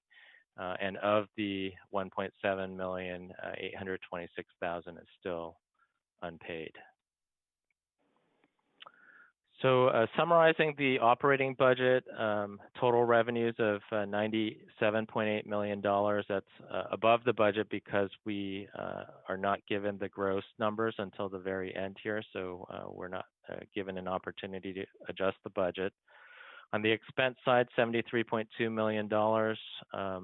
And so that difference there is what goes through what we call a waterfall that's distributed to our reserves used to pay down our subordinate loan, which a portion was diverted by the 49ers to cover their revolving loan, and then capital reserves. From an SBL activity standpoint, the value of our active SBLs is about $531.7 million. Total of 86% of that has been captured in terms of principal value. For the fiscal year, 1,310 new SBLs were sold with a total face value of $7.9 million. From a discretionary fund standpoint, the current balance is $2.3 million, and this fund was previously used to pay for non-NFL public safety costs above the threshold that is in litigation and under dispute, and so this is the balance that remains in the discretionary fund. Some good news from a debt perspective. Over the last 7 years or so, we've decreased over half of our debt from $653 million to just shy of $326 million here. So for a total principal reduction of $15 million in fiscal year 19-20. From a capital budget standpoint, 1% was expended. A bulk of that was on our public safety purchases to outfit some of the equipment out there. As I mentioned earlier, projects were halted due to state procurement and prevailing wage issues. We have corresponded with the stadium manager to get an update on capital projects, and so we'll update the board as we receive more information. From a general fund standpoint, this slide shows some of the revenues that do flow into the general fund from a ground rent, youth fees, some of the parking and sales tax dollars. Again, no performance rent for 19-20.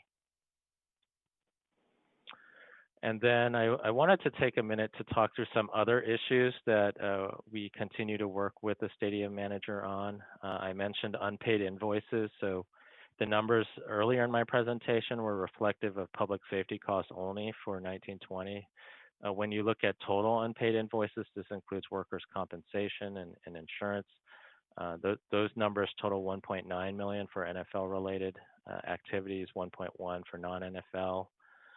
Non-NFL events, we talked about the $2.7 million loss, and of which 1.2 was reported in that fourth quarter as other operating expenses.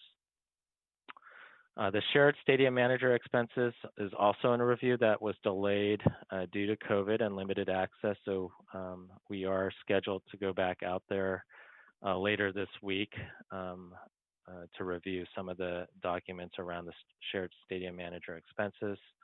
We talked about the pace of capital expenses, and we'll continue to monitor from a standpoint of maintenance of the facility and the asset for the stadium authority. The non-NFL event audit is expected later this fiscal year. We are recommending the award of a financial management system. That's the next item on today's agenda. And then this next one is a new item for us. The stadium manager did bill us for other general and administration expenses. This is a new expense that was not previously charged to us. They are claiming this was for additional services that were requested. So we're reviewing those documents and support. And then the last bullet here around SBLs and scanning and obtaining copies, we did receive notice that almost 200 boxes of SBLs were transported to the stadium office. So we'll start to look at a project to scan those documents and log some of that information. So with that, the recommendation here is to note and file the Santa Clara Stadium Authority financial status report for the quarter and fiscal year ending March 31st, 2020. And staff and myself are available for any questions you may have. Thank you. Thank you, Director Lee, for that report. Authority members, anyone have questions, comments on that?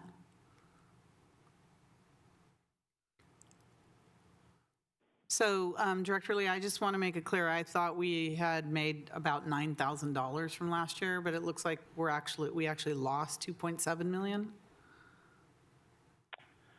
That's correct. So the numbers from 18-19 were about 18,000, of which half of that goes to the general fund, so 9,000 as you quoted.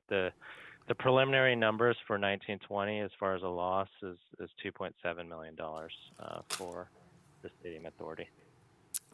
Okay. Authority Member Davis, followed by Authority Member O'Neill. Oh, thank you, Mayor. Ken, can you tell me, is there a sunset date on the SBL revenue that we will be receiving?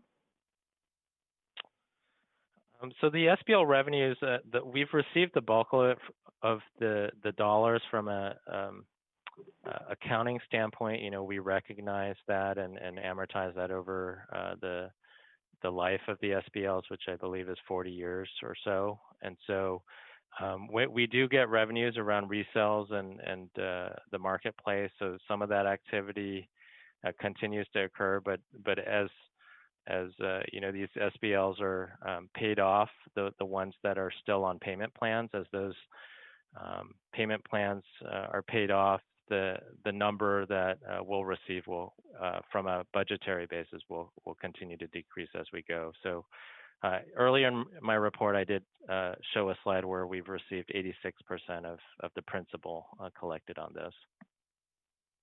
Okay, so do you have an estimate of what year that this will finally just cease? Well, I think from a payment plan, those payment plans are a 10-year plan, so we'll start to see a significant decrease, you know, within the next 4 or 5 years. We should continue to see some SBL sales from just resales or those that have defaulted on it and have repurchased it. But I would say in 4 to 5 years, as those customers that are on a payment plan, as those payment plans are completed, we'll see a decrease in those revenues.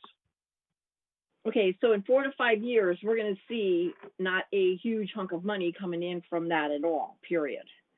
I mean, that's going to cease. I mean, I'm not seeing it as it, you know, any kind of, you're saying now, like the mayor said, first it was like 900,000, now it's 2.7 million loss. And then I'm looking at, we need to pay down debt, which we are doing. That's the only good news you gave out of that report. But I'm looking at the surging in changes, and we're still in COVID. So we're not gaining access for the fees for the students and that 35 cents a ticket kind of a thing. So we're basically in a world of hurt, and none of this money is supposed to come from general fund. So I'm trying to figure out how we're going to pay or continue to pay if they keep finding new and mysterious things to bill us for. So I'm just wondering, what is the plan here? Or are we going to help us, or are we going to continue to keep playing this game with them? So if I could comment, thank you for the comments and questions and concerns. We are concerned about performance for 2021, given our COVID environment. We are looking at projections. We presented initial projections to the board in July. We've asked the stadium manager for additional projections, but we do our own based on the activity that we see. From a debt perspective and coverage of the debt, we are looking okay for fiscal year 2021. We continue to receive stadium rent. I know that at one point was proposed to be reduced, and so we are looking at that rent continuing to come in. SPL sales, at least for this year, continue to be strong. So I feel like between our rent and our SBL sales, our coverage of our debt is good. We do have naming rights revenues we continue to receive. We do have operating and debt reserves in the event we need to tap into that. So, given the COVID environment, I think for fiscal year 2021, we continue to monitor that. We'll report back to the board to the extent there continue to be changes in our projections. But that, from a debt coverage perspective for 2021, we're looking okay right now. Okay. All right. Well, that makes me feel a little better, but not a whole lot. But okay, thank you, Ken. I suggest that at a later time we bring back a more strategic discussion for the board with COVID impacts and what are options for the board to consider. Okay, I would appreciate that, stadium manager. I'm looking at this as we're not making any money. The word is that we make all kinds of money, and the issue that I'm having is that we are in COVID. We have no idea how long this is going to happen or when that stadium is going to open again. And it could be 2 years from now. I really don't know. But at the same time, we still have debt that we have to pay. So anyway, so thank you, Executive Director. Thank you. And I just want to remind everyone the $2.7 million loss is in a non-COVID environment because our fiscal year for the stadium ends March 31st. So all of that took place, that loss, in a non-COVID environment. All right. That's correct. I think it's Authority Member O'Neill. You're next, followed by Chahal. Thank you, Chair. So it's been kind of bracing to read these reports in recent months. And so it kind of looks like, for at least maybe for a short period of time, we may be better off that, we're not having some of these big events because a lot of them didn't make money or cost us money. And, and as we continue to get more information out of the forensic accounting, whatever, we'll have a better idea. But like when we found out that some of these bowl games and these contracts that were entered into on our behalf, where we, had millions of dollars of losses pushed to us. So some of what the executive director just mentioned, I'm thinking, okay, this may work short term, and to echo the themes that Board Member Davis brought up about, looking at, we have been doing a good job of paying down the debt. Actually, in the first few years we were able to pay down more than I thought. But like going back through and looking at all those waterfalls and all of that in the discretionary fund, but also there are a number of pieces here that are in contention. We haven't even, I don't think we've even gotten to talking about the cost for the SBL holders buffet that we didn't even know, that they're trying to charge us for $4 million for years worth of meals that we didn't even know they were doing. I do think I'm hoping that within, a reasonable period of time, we'll be able to have the 49ers focus on, playing football, and that we can, that we will have a different stadium manager, because, this hasn't been very successful for the people of Santa Clara. So I really am relieved to hear that you all are thinking about what's going to be the, like the short range plan, and then a medium range plan and a long range plan for us to be able to return to having good revenues. I'm hoping, I know Board Member Davis referenced whether we're going to have a couple more years of this, but perhaps it seems like maybe that we'd be able to, that we did better with having a lot of smaller events, or the, like the leasing out of the facilities, and perhaps as things start opening up again with, say, the convention center and our hotels, and being able to have the stadium work in conjunction with the other venues in Santa Clara to help us bring in more revenues, perhaps on smaller to mid-size events. But it is very bracing to see the details, and yet I think we all know that we don't even have, we only have a small percentage of the information that we should have. But I do appreciate that, Ken, that you and your staff and the executive director have been able to get the information that we have. And like with the SBLs, I mean, that's one of the things that you often hear me make comments about, not just my concerns about the SBLs, but making sure that we are going to be able to meet our obligations under the naming rights agreement, to make sure that, the concern about that source of revenue being impacted if we're not having sufficient numbers of events. So, I mean, we'll, even though the football games are going on, there's, so far there hasn't been hardly anybody there at the stadium. And so does that not count towards the number of events that we have to have? I think it was over 25,000. So is there some kind of act of God exemption, or, have we thought about just even the impact on the naming rights revenue? So thank you, Board Member O'Neill, for the question. So we are looking at that. We do monitor that. There is a requirement for a number of events over 25,000 in attendance. The way the agreement is structured is that the stadium manager would have to cover the liability from that naming rights impact. So it is not a anticipated impact for the stadium authority because of how that agreement is structured. Okay, great. Thank you very much for that. Thank you. I don't think they met the naming rights quota last year, if I remember correctly.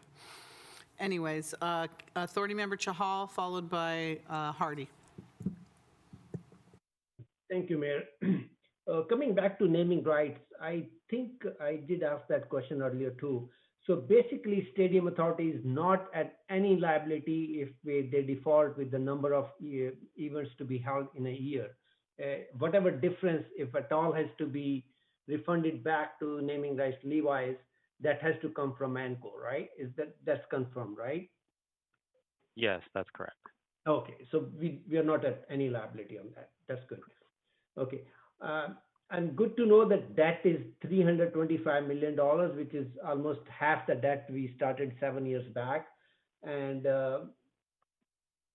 can you give me a number, like how much debt we paid this year, both debt as well as interest we paid this year, which has which came from basically NFL events or overall event? How much of that has been written out to, with interest and principal?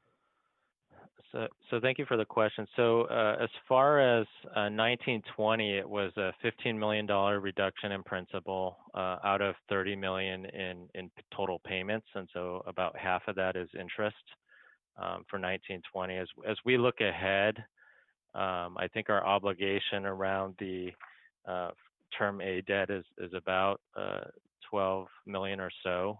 So we'll be looking at a similar reduction in principal for 2021.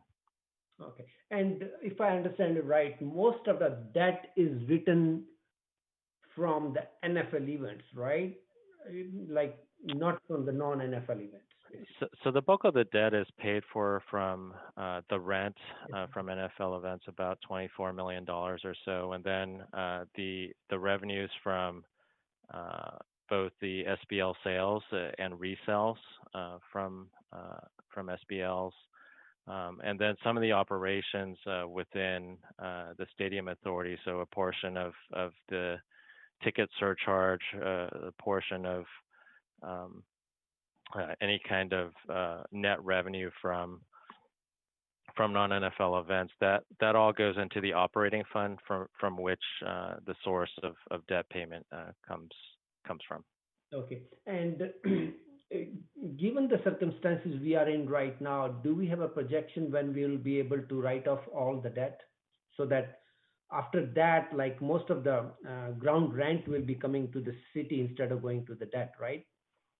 Yeah, I don't have a projection looking forward in terms of the subordinate debt. We are on a fixed debt schedule for the main piece of it, the Term A debt, and I believe it's a 30 or 35 year term. So we'll carry that debt for a while. But as far as projections from excess revenue going to pay off some of the subordinate loans, I don't have that projection. I could bring that back as part of a future report. Okay. Ken, could you just clarify, doesn't the ground rent come ahead of the debt repayment? Yes, I mean, so to clarify, the ground rent has to be used towards the debt. Yeah. That's your question? No. I wanted you to point out that the ground rent comes to the city ahead of the debt repayment back to the loans, right? Oh, that's right. Yeah. So it does flow through the Stadium Authority, and then the Stadium Authority does use that to pay debt. Okay. Right. And when the debt is gone, that basically will be flowing to the general fund. That's my question. It would flow through to the Stadium Authority. Stadium Authority, through Stadium Authority to the general fund, basically, right? The reason I'm asking that, as soon as we are done with the debt, we will be much more beneficial from NFL and the ground rent we are getting. I think there needs to be a clarification there, City Attorney, because that's not accurate. Yes, Board Member Chahal, the debt has nothing to do with the performance rent that goes back to the stadium. The ground rent is a set amount in the lease, and that gets paid regardless of the debt repayment. And so whether the debt is repaid or not, the ground rent will always be according to the schedule in the lease. And then the performance rent comes out of the non-NFL season. It doesn't come out of the NFL season. So if if the non-NFL season continues to perform in the way it's performing, we won't see any future claims, any future performance rent going to the city, to the general fund. So, and indeed, we received a letter from the 49ers Council that they want to credit against future performance rent and future facility rent based upon this loss. So none of the debt repayment issues have anything to do with how much money goes into the city's general fund. And City Attorney, I understand that. I was not talking about the performance rent. I was just talking about the ground rent. So once that ground, because right now what we are doing is we are paying our maximum debt from using the ground rent also. So once, as soon as, that's the reason I was asking how soon the debt will be written down. So that Board Member Chahal, I think you're confusing. Facility rent with ground rent. Yes, it's true. The facility rent does pay for the debt repayment, but the ground rent is what goes from the Stadium Authority to the city into the city's general fund. That was the only point I was trying to make. And you were confusing me by using the term ground rent, which is not something that changes. Yeah, I should change it to facility rent. Yeah, that's right. Right. Yeah. Okay.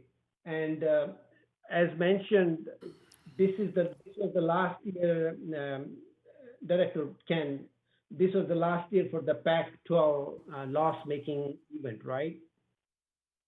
That's correct. That's our understanding. So we have been making recurring losses on that. At least I'm happy that that will end and we will not be making any more losses on that. Okay, those were my comments and questions. Thank you. Authority Vice Chair Hardy. Thank you, Mayor. I should say Chair. Ken, I had one question. I wanted to be, you mentioned, I think it was 1.2 million in unspecified expenses. Do you have any idea, do you have any documentation what those could have been for? Because it doesn't sound like it was for police or anything like that, but you did mention an unspecified, and I think it was about 1.2 million. That's correct, Vice Chair. So we did, as part of the documentations for the fourth quarter, receive this allocation of 1.2 for other expenses. We do have a breakdown by the type of categories. A part of that is workers' compensation claims that the city invoiced to the stadium manager for prior workers' compensation claims. That's a small portion of it. They did give us expenses that they say were not attributable to a specific event. Some of those include some of the catering staff costs for some of the smaller events. So what we're concerned with is, this is a new allocation that we haven't seen in prior years. We would like to take the time to kind of go through the over 6,000 transactions to understand what that $1.2 million was and to validate that. So we do have it at a high level, but we have not done the review to validate that at the detailed level. I wanted to offer two thoughts, Councilmember or Board Member Hardy. On the one hand, with the 1.2 million appearing in the fourth quarter, we really need to go through the numbers to understand whether this was should have been a budgeted request, so that the board could have heard it when it was developing the budget, so that it wouldn't come up in the fourth year surprisingly with that level of expenditure. So we also have to look at it from one, was it reasonable and whether it's valid, but two, why didn't it appear as part of the development budget process? I wanted to comment on Board Member Chahal's question around once the debt is paid in terms of profitability. Generally, as we know, these facilities after many years, they do need a considerable amount of investment. And you only have to look at Oakland to look at the investments and the longer term payments and for facility improvements. This will be very likely the same as the building continues to age. There will be larger capital investments as part of the budget. Particularly concerned with the absence of investment over the last couple of years with capital improvements on the part of the stadium manager. As Ken was sharing, that they've only expended $132,000 this past year in capital improvements, which means that there are repairs that are not being programmed for basic facility upkeep. And as we all know, to the extent that you avoid upkeep, oftentimes the repair costs more at later times. And so we'll have to look at the longer term in terms of expenditures when we look at the balance of once debt is paid, what larger costs are coming in the future.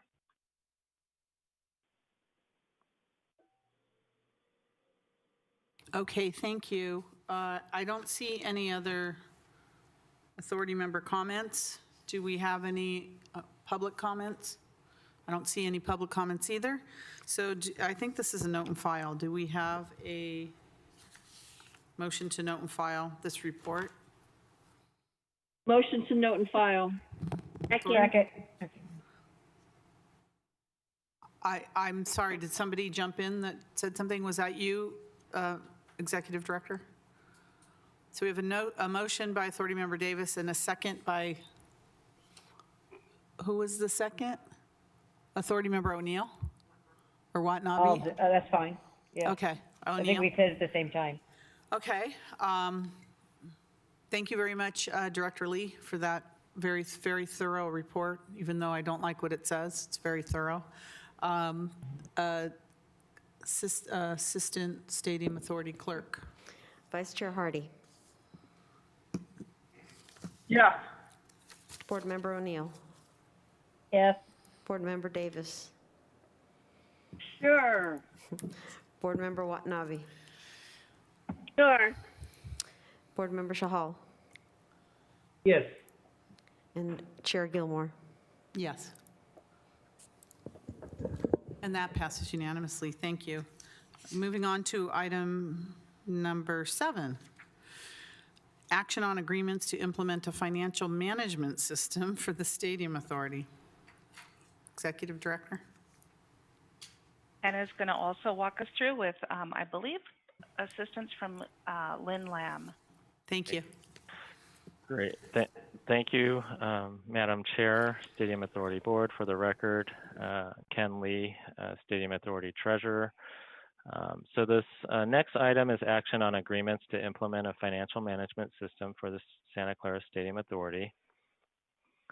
By way of background, the Stadium Authority, the San Francisco 49ers, Stadco, and the management company Manco entered into a management agreement to have Manco act as the stadium manager and provide management services for the stadium on a continual year-round basis.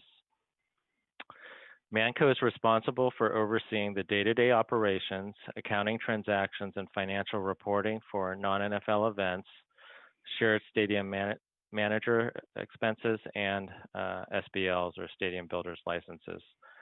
Section 2.4.7 of the agreement calls for Manco to establish chart of accounts and accounting policies, procedures and systems, including policies, procedures, and systems for payroll processing, accounts payable, accounts receivable, deposits, box office, and reporting functions. Currently, Manco does not have a separate financial management system to account for the Stadium Authority's activities. As you well know, this has caused a lack of transparency and delays in getting financial reports. For example, I mentioned the 6,000 or so transactions we received in late July for review. So that's caused significant issues for the Stadium Authority.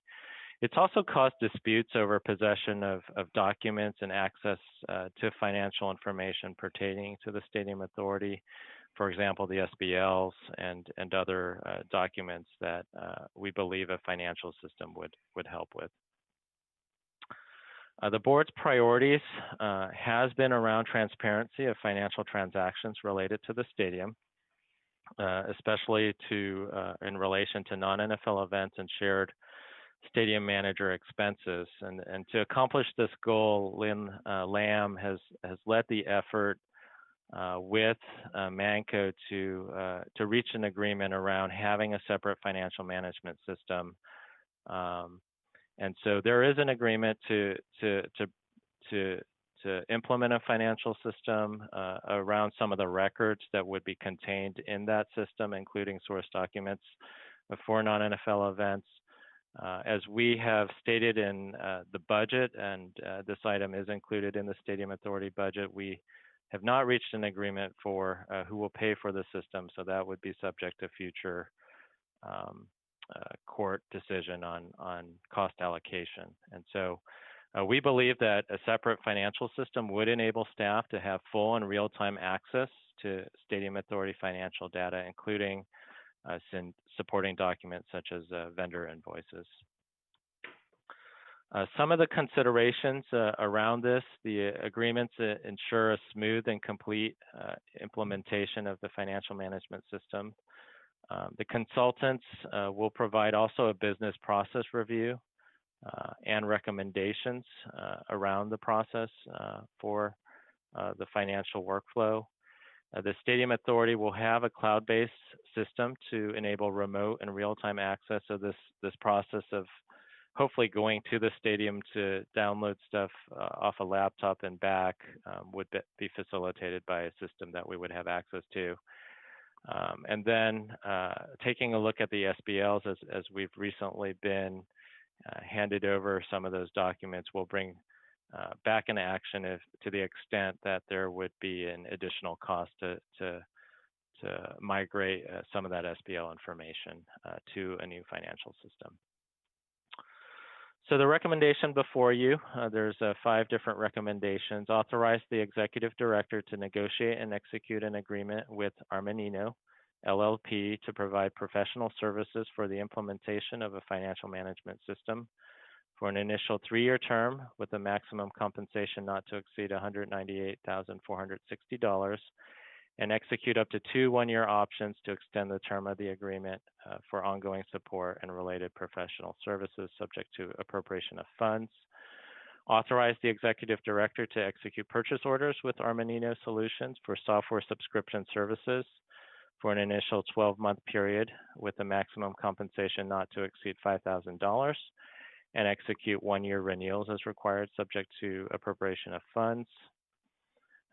Recommendation 3, authorize the executive director to negotiate and execute an agreement with SaaS Plaza Incorporated for Microsoft Dynamics Great Plains software subscription and web hosting for an initial 12-month period with a maximum compensation not to exceed $43,090, and execute 1-year renewals as required, subject to appropriation of funds.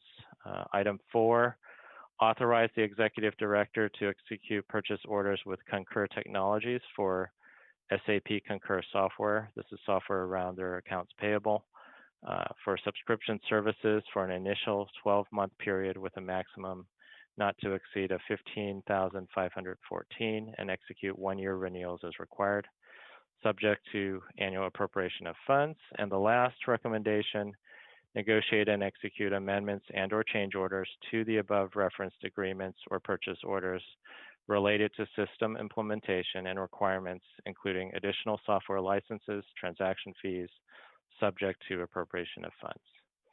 And with that, that concludes my presentation, and both Lynn and I are available for any questions you might have. Thank you. I see some now. Authority Member Watanabe, followed by Davis, followed by O'Neill. Thank you, Mayor, and thank you, Ken, for all 3 presentations. I really do appreciate all that you have and Lynn Lamb have done to put these reports together and presentations. I know it's a lot of work, and I'm not trying to be disrespectful in my response. I think I'm responding more so in frustration because I know what you're dealing with, and just even us as the rest of the city staff and us as a council in terms of just trying to put all of this together and make sense of what this public asset and that we are responsible for, we have a fiduciary responsibility for. So I'm not trying to be disrespectful in any of your presentations tonight, but I do have a question to ask, and before I make a motion, and that is, you made a comment regarding this software and in terms of being able to gather the information of people that are working at the stadium and capturing the appropriate information in terms of money expended in wages, and so I just want to be sure I heard you correctly, that you said that the stadium authority is still trying to work it out with the Stadco as to who will be responsible for paying for this software. Did I hear that correctly? That's correct. It's our belief that under the agreement that the management agreement under that section at 2.4.7 did require the stadium manager to have a separate accounting system, and we have not had that since the life of the stadium. And so because a lot of those records are then commingled with the Stadco side of the organization, it's been difficult to get transparency and documents. And so we believe, under the agreement, this was a requirement of the stadium manager to have this.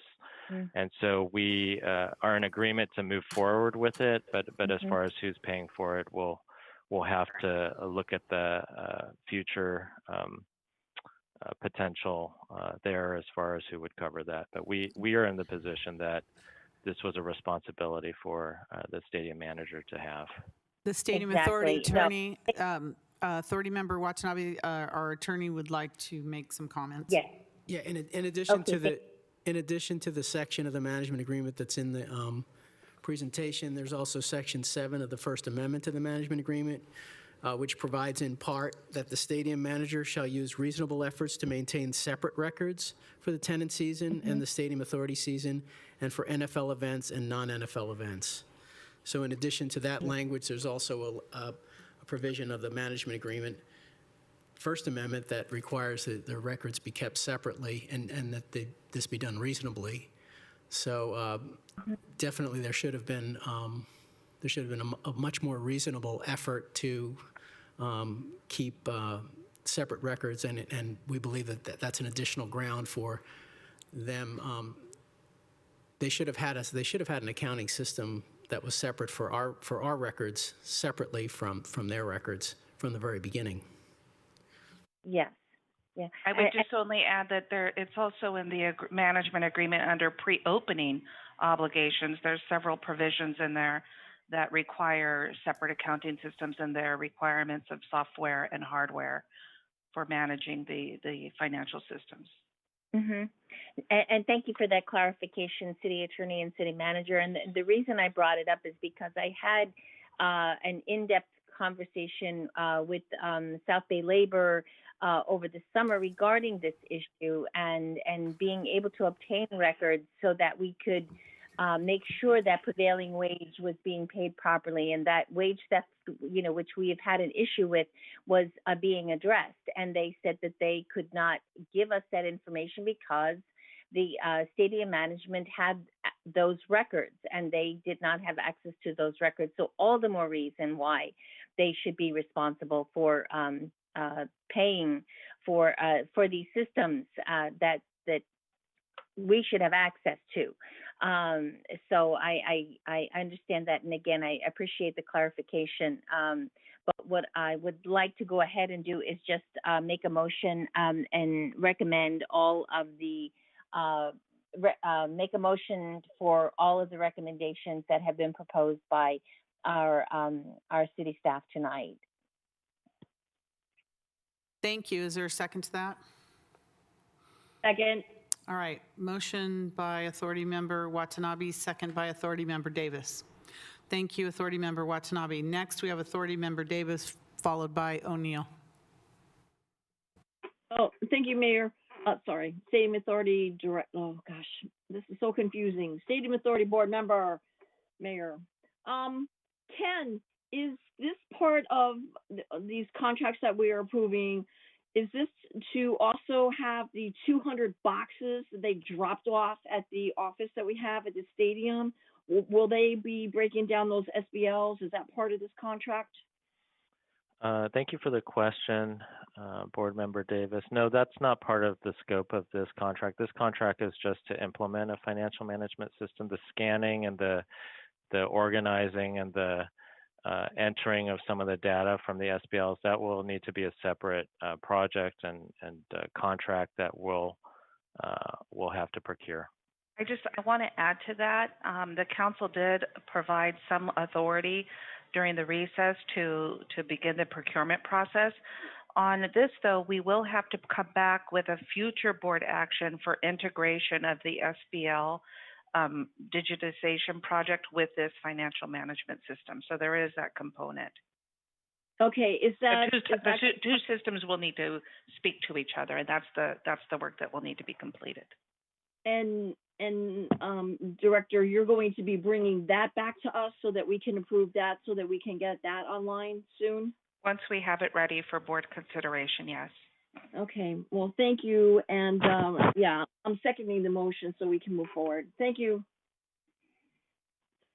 Thank you very much, Authority Member O'Neill, followed by Chahal. Thank you. So I have several questions, Ken. So first of all, not being familiar with the software packages, are these, packages that are, is this, it sounds like it's, maybe a generic kind of, a package. Is this something that's recommended for the use of a facility like a stadium?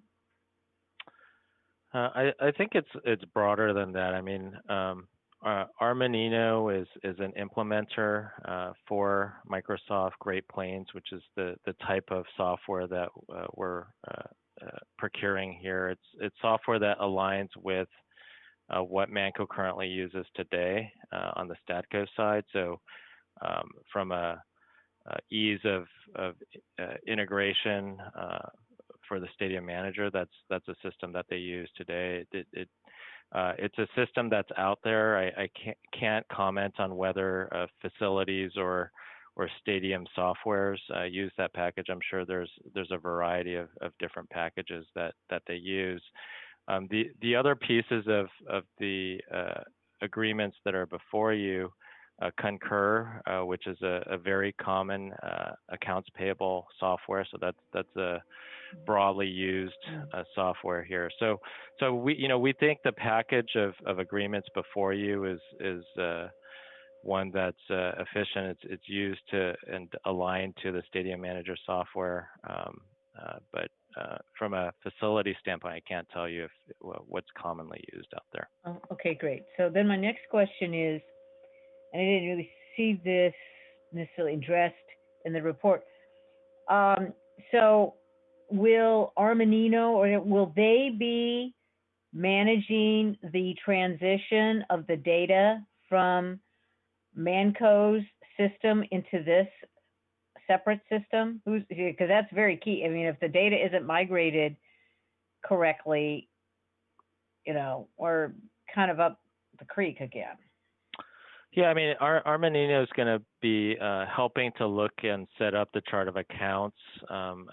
Again, this is, Statco had commingled a lot of the data between Manco and Statco. So from a migration of data, it's probably limited. But the setup and going forward and the workflows that are in the system, Armanino is well versed in that, and so they'll be helping along the way, along with the team from our side, led by Lynn Lamb and Manco's side as well. It'll be a team effort to get this up and running. Okay, so it's not so much going backward, bringing back, migrating the existing data since the opening of the stadium. It's just kind of drawing a line in the sand and looking at it going forward. That's correct. I mean, some of the accounting structure we'll have to look at with them, but because a lot of the data is commingled, we wouldn't be able to pull some of that data over, but it is more looking forward.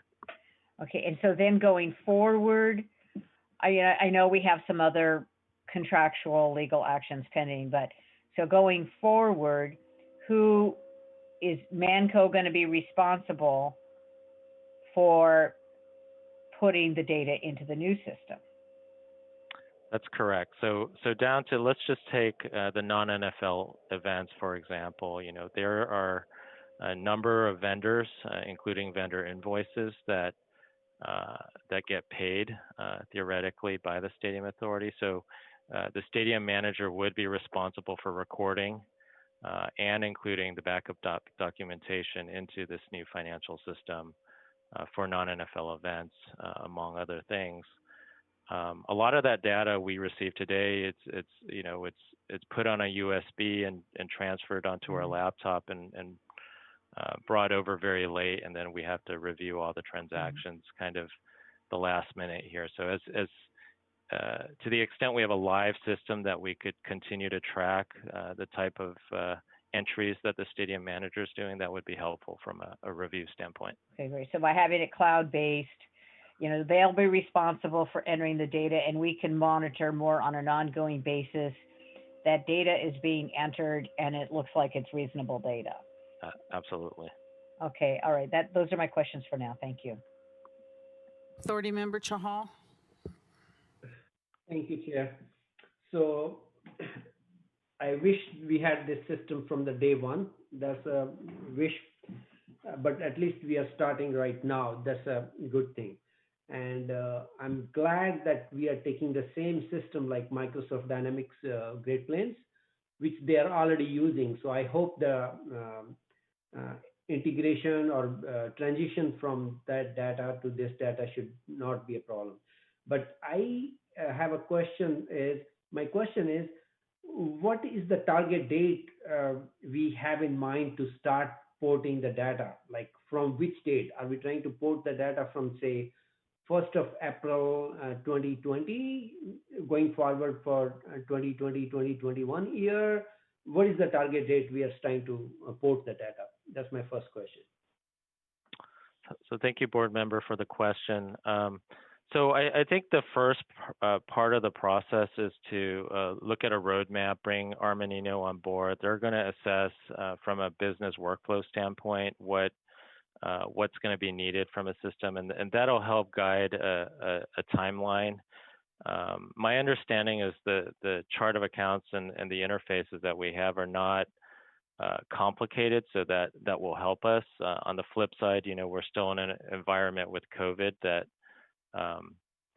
will slow things down a little bit. So to the extent we can, as soon as possible, I would want to have data in there. My guess is probably for the 21-22 fiscal year, but that's just a guess on timeline. Okay, and 21-22. So basically, we will have to port all the opening balances basically for that, because if we are trying to move to the new system, and the previous system is basically commingled, you cannot port from the backup. Am I right on that?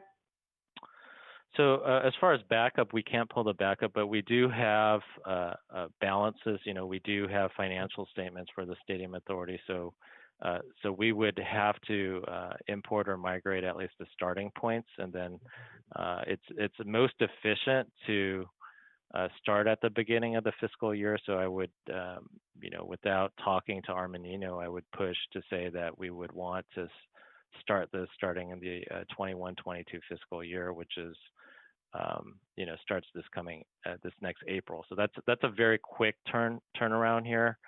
But to the extent we can, that would be our target, our ideal target. But as we get into the detail with the consultant, we'll have to figure out what that timeline looks like. Okay. And my next question is, I know the Stadco Stadium Authority team is on board. Have stadium management allocated a team of members to collaborate and make this system functional? as per our discussions with them? Yes, they've allocated or they've proposed staff costs, which was included in the Stadium Authority budget.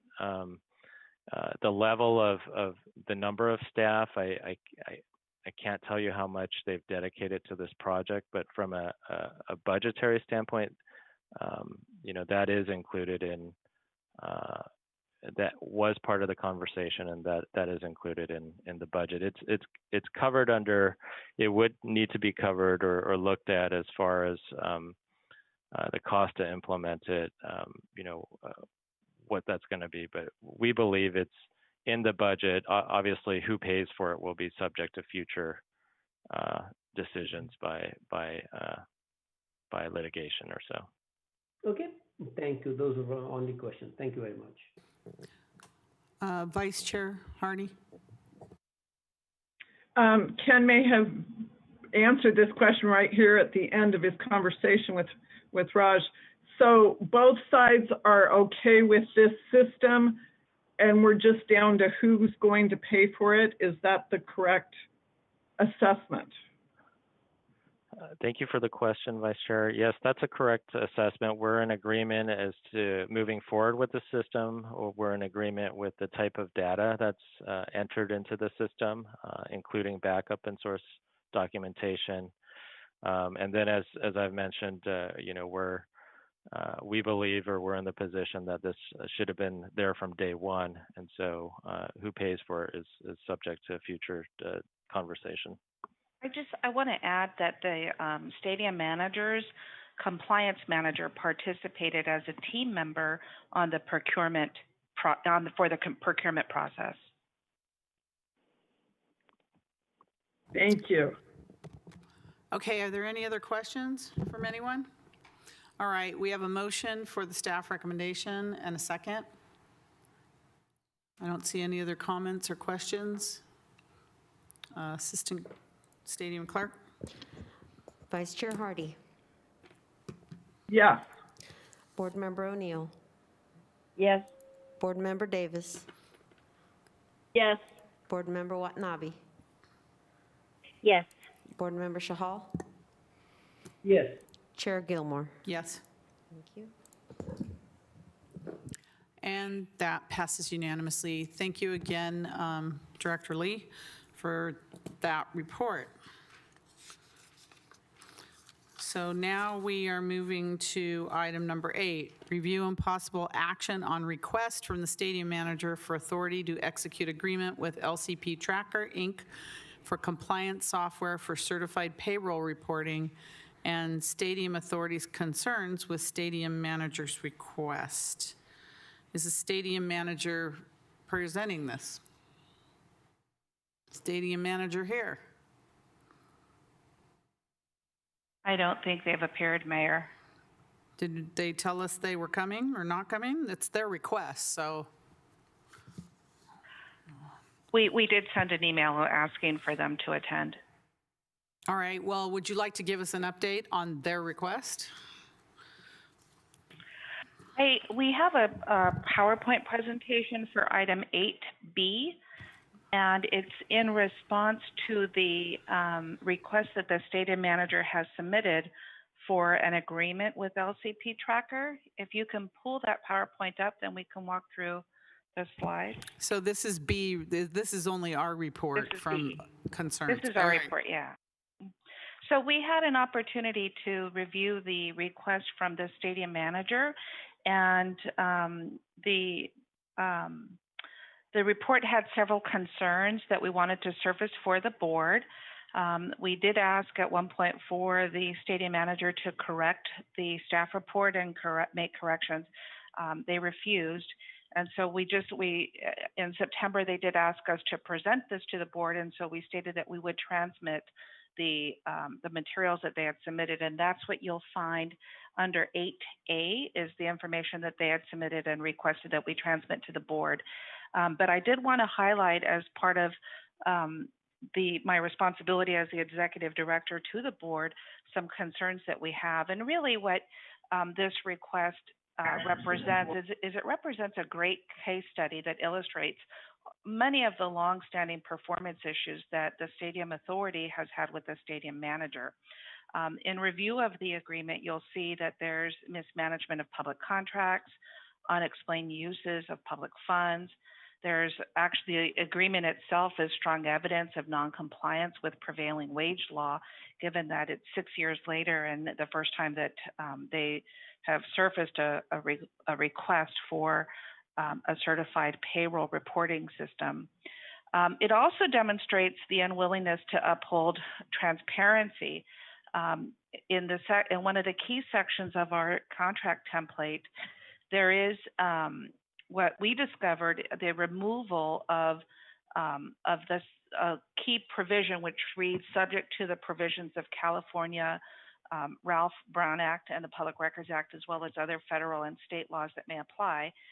There's also an inadequate budget planning reflection and just lack of fiscal transparency. And so altogether, it just really shows a lack of knowledge of managing a public facility and being able to execute public contracts. So let's go into the slides on each of the issues that we have with the contract that has been presented for the board's consideration. So just as background, as we all know, the board revoked the executive director's authority to procure for goods and services on behalf of the stadium authority. And in turn, that was basically remove the stadium manager's ability to execute contracts without first obtaining the board's approval. And this was obviously done because the demonstrated inability of the stadium manager to comply with state and local laws. Next slide.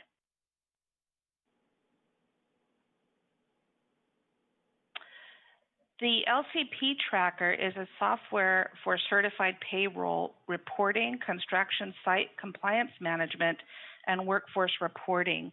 And the system it's the key element for reporting to the Department of Industrial Relations for compliance with state worker wage laws. It is unknown what system the stadium manager had used before, but there is a comment in their report that they submitted that for fiscal year 2021, that they had planned on an approximate total value of $8 million that would fall under the category of generating certified payroll reports.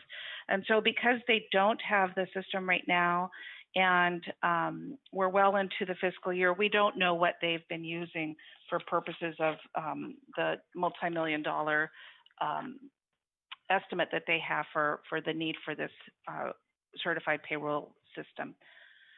Next slide, please. So the stadium manager is requesting approval to execute an agreement for LCP Tracker for this certified payroll tracking system. They did submit an agenda report, which is included in your packet. The cost of service in the report is reflected at $13,180 for the software system. The request for the authority to enter into contract by the stadium manager is reflected at $25,000. So next slide.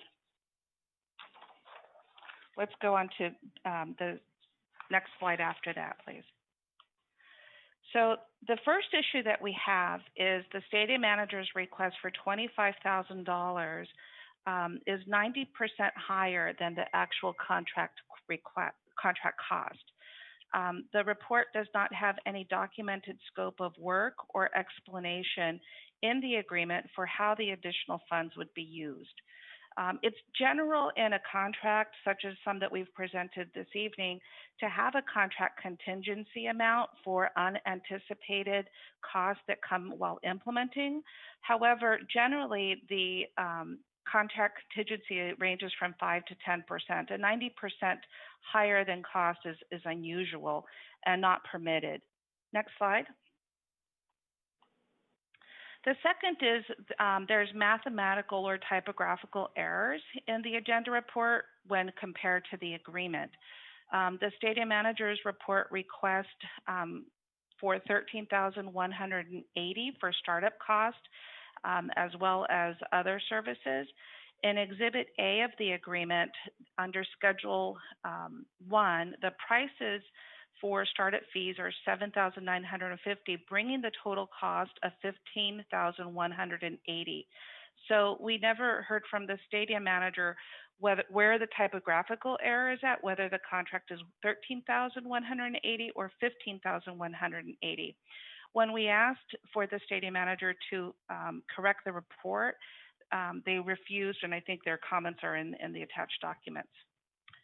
5 months later, when we asked about why there was a 90% request above the contract cost, the stadium manager replied that it's for cost associated with potential integration of the accounting system software. That's the matter that the board just heard.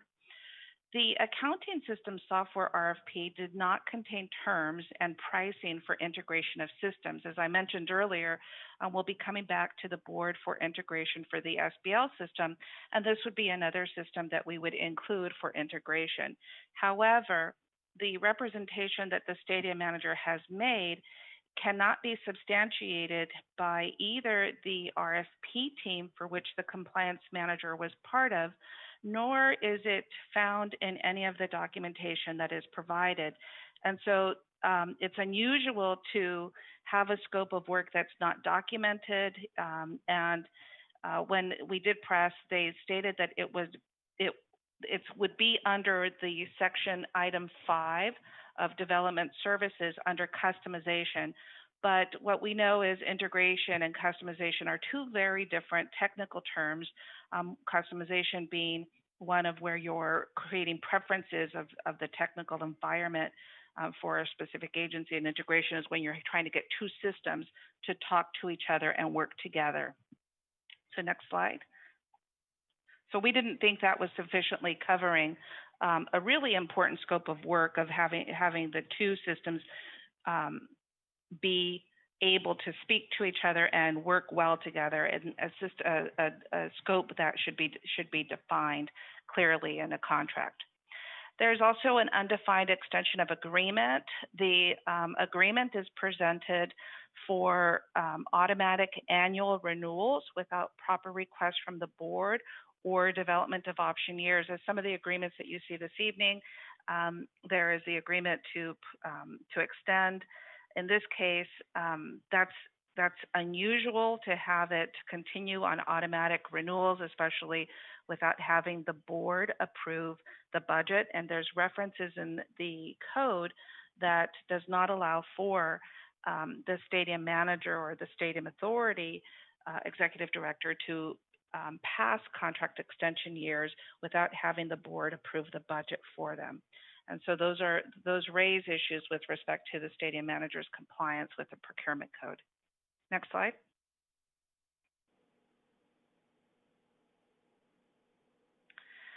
I mentioned this already, but in two sections, we used the city's LCP tracker agreement as a template to give to the stadium manager to facilitate their procurement of this system.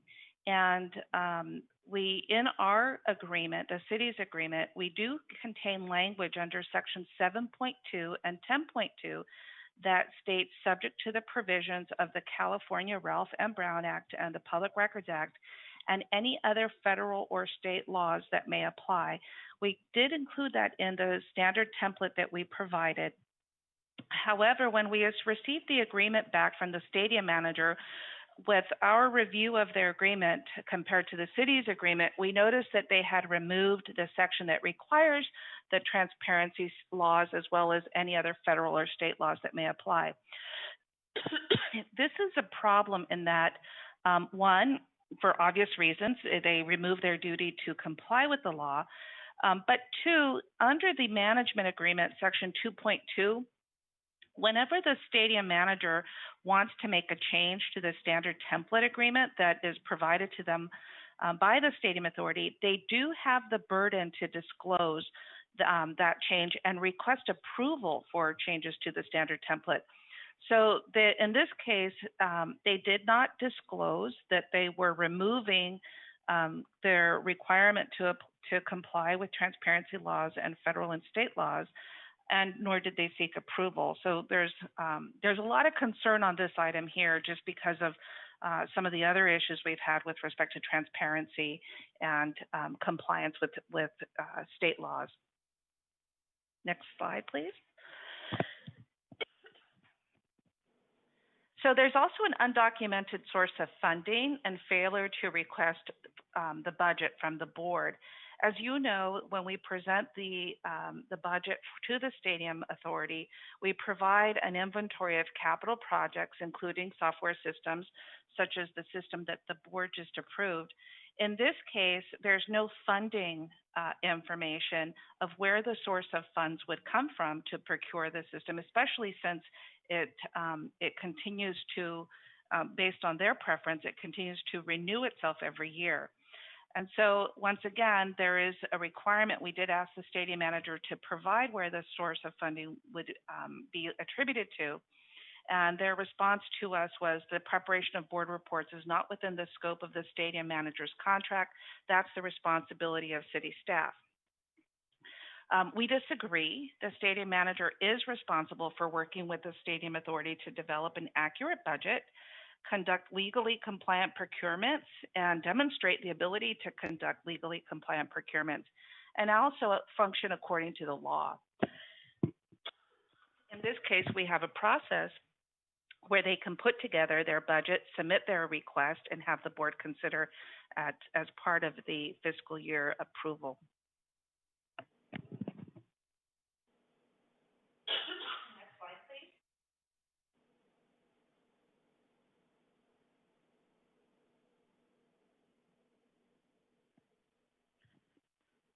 So the part of what we think is happened here, obviously some of the documents show as quite a tense situation. We think that the stadium manager misunderstands piggybacking, and they feel as if we haven't been collaborative with them.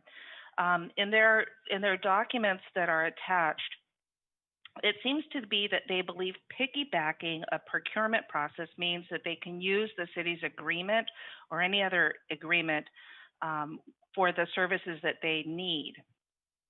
Piggybacking is when you allow for another public agency to use negotiated terms and pricing based on the vendor's consent to it and enter into a separate agreement.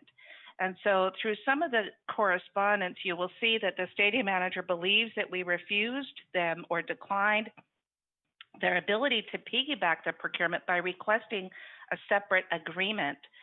And we absolutely agree that piggybacking is an easy way to expedite the procurement process, provided that the vendor is in approval. And that's exactly what we did. We gave them a copy of the city's agreement so that they could piggyback it by its terms that have been negotiated and its cost, and that the vendor had approved. We've done this with several other agreements where they've made extensive Public Records Act, and we list for them which agreements they want, and we produce the copies of the agreements for them to facilitate their piggybacking. But I think at the core here, what's happened is they believe that they could just use the city's agreement, not that they have to enter into a separate agreement.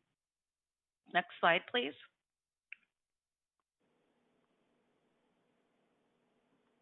So in conclusion, over a year after significant inadequate contract practices that we discovered, the major errors and omissions still exist.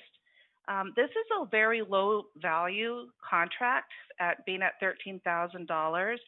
And it really demonstrates the inability or inexperience with public procurements of contracts for the stadium manager, despite their representation that they had experience with public facility management. It's further evidence for the stadium authority that the stadium manager has not been complying with state prevailing wage laws, and they're unwilling to comply with state transparency laws as required as a public agency. It also should raise questions for how it has issued previous contracts when the board was not performing this oversight, particularly in doubling the contract amount when the cost per the vendor was only half the amount without an explanation of the cost. Next slide, please.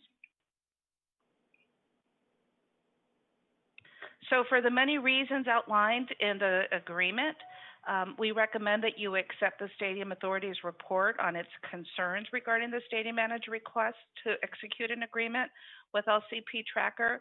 We also recommend that you deny the stadium manager's request to execute the agreement because of its failure to fix the following errors. And as example, the request to explain the $25,000 in the contract when the services are only $13,180 or $15,180, depending on where the typographical or mathematical error is at.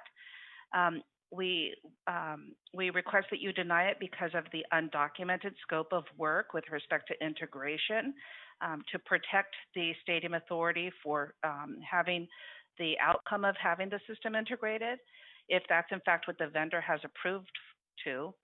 The undefined extension of agreement, we think that it should have option years with the appropriate budget reflected based on the normal process that any public agency would go through and the proper contracting of having the board approve it.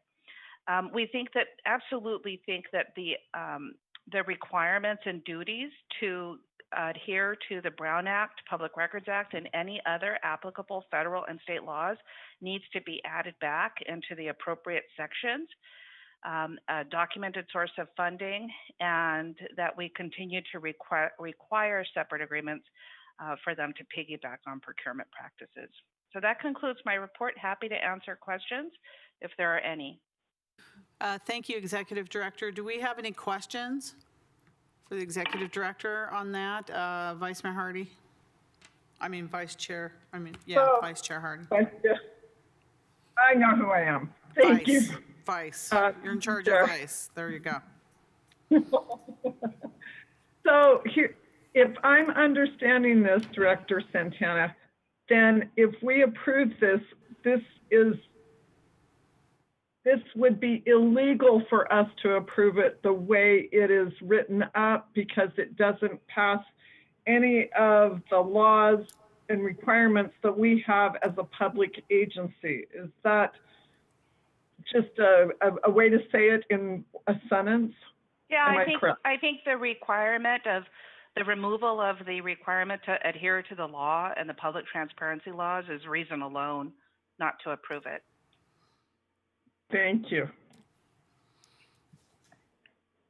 Is that a motion, Vice Mayor? Yes, I can make a motion to go with staff recommendation. Thank you. Is there a second? Hello? I'll second it. This is O'Neill. Thank you. O'Neill. Thank you, O'Neill. Okay. Authority Member Chahal. Thank you, Chair. Question to Deanna. Yes. I do forget the designation over here. So, we just signed an contract on behalf of Stadium Authority for the Microsoft Great Plain software, right? Mm-hmm. So I know they are lacking in this thing, they lacked on this thing, but it was important for us to make sure we do the right thing and the prevailing wages thing comes on the track. So, and we are billing Stadium Authority for our services, whose our staff is involved into it.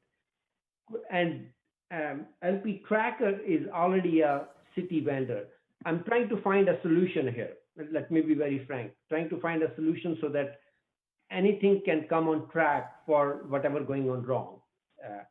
And what they have submitted, we have done in the correspondence, it doesn't look nice, definitely. But I'm trying to find a solution here. This was such a small contract, $13,180, and they mentioned they want to charge up to $25,000 for the request. So don't you think we could have helped them, hey, this is the contract, do it like that, and we will be happy to approve it. And I know we are not doing it for free.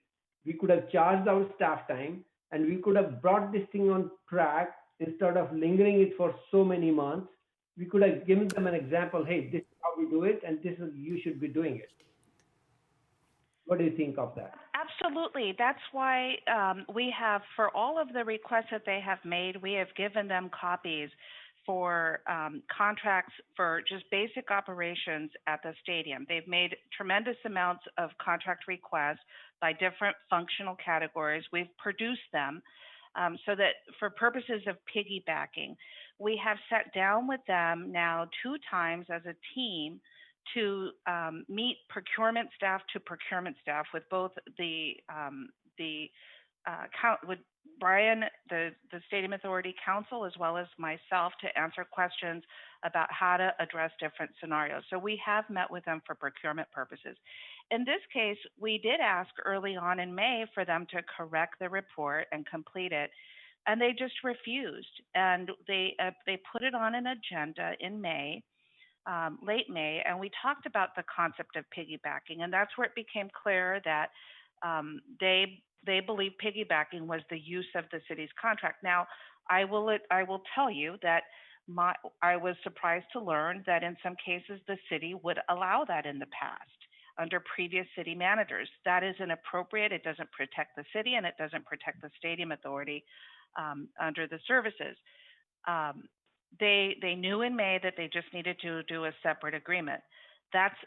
If they would have just copied the standard template that we've provided and submitted it, it would have been fine. However, they never got back to us for 4 months, and then they asked to put it on the agenda, and they asked us to transmit this work, knowing that we had concerns with some of the errors.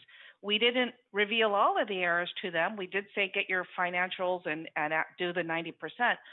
But it also, Councilmember Chahal or Authority Board Member Chahal, I think what's really important is that there is an element here of just not being truthful with the Stadium Authority. It's not our duty to go word by word in the agreement and try to find out what they've removed. And they could have saved a lot of our time if they would have told us they removed the compliance with state laws and federal laws and public transparency laws. They did not. And that's I can't fix that for them. I can't fix their typos. I can't fix their lack of scope and their interest of getting 90% over the contract cost, or misleading the Stadium Authority without disclosing that key provisions important to this public agency that deemed the contract illegal, as Board Member Hardy said. I can't fix that action for them, and that's on them to correct, and that's on them to be truthful with the Stadium Authority. I gave them the templates. We sat there, we trained them. We told them they had problems, their work was incomplete. We asked them if they wanted to correct the report. They said transmit it as we submitted in May. And beyond that, unless we're requesting that I do their homework for them, that's where we're at. No, I'm not trying to find out. I'm trying to find out a solution to a minor problem which has been living for 6 months. Like the solution is that they use the standard template that we provided. Right. They disclose when they try to change it and follow the management agreement, not violate it. They correct their errors, and that they don't ask for 90% over what the contract cost is. And take seriously when we ask them, it needs to be documented because these are public funds, that they document those public funds. That's the solution. I can't change that for them. Authority Attorney, please. Yes, Board Member Chahal, I need to really give you a little bit more background about this entire episode. They've hired quite a few months ago the retired procurement manager from the county of Santa Clara. And this person, Genti, knows how to do all of this. She knows how to do a proper contract. She would never have brought forward something like this. This is pure claptrap from Mr. McNeil. This is pure political garbage, more of the same. If they are charging us for McNeil's time to come up with the nonsense and double talk that came forward in back and forth on this very small contract, then they are gypping us and by trying to put this into our bill on shared expenses. This is ridiculous. Absolutely ridiculous.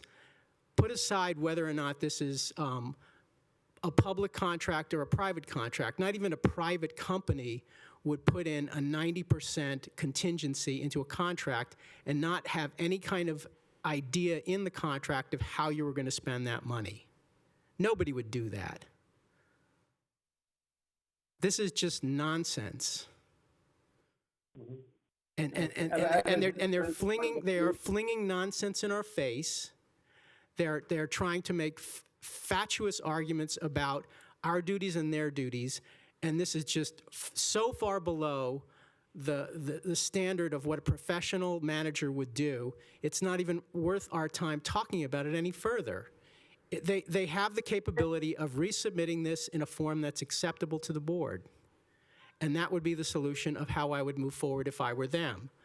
Instead, they want to create this political joke, this political nonsense, and it's wasting the public's time. It's further insulting the public with their own rhetoric, and it's time we just moved on. It really is.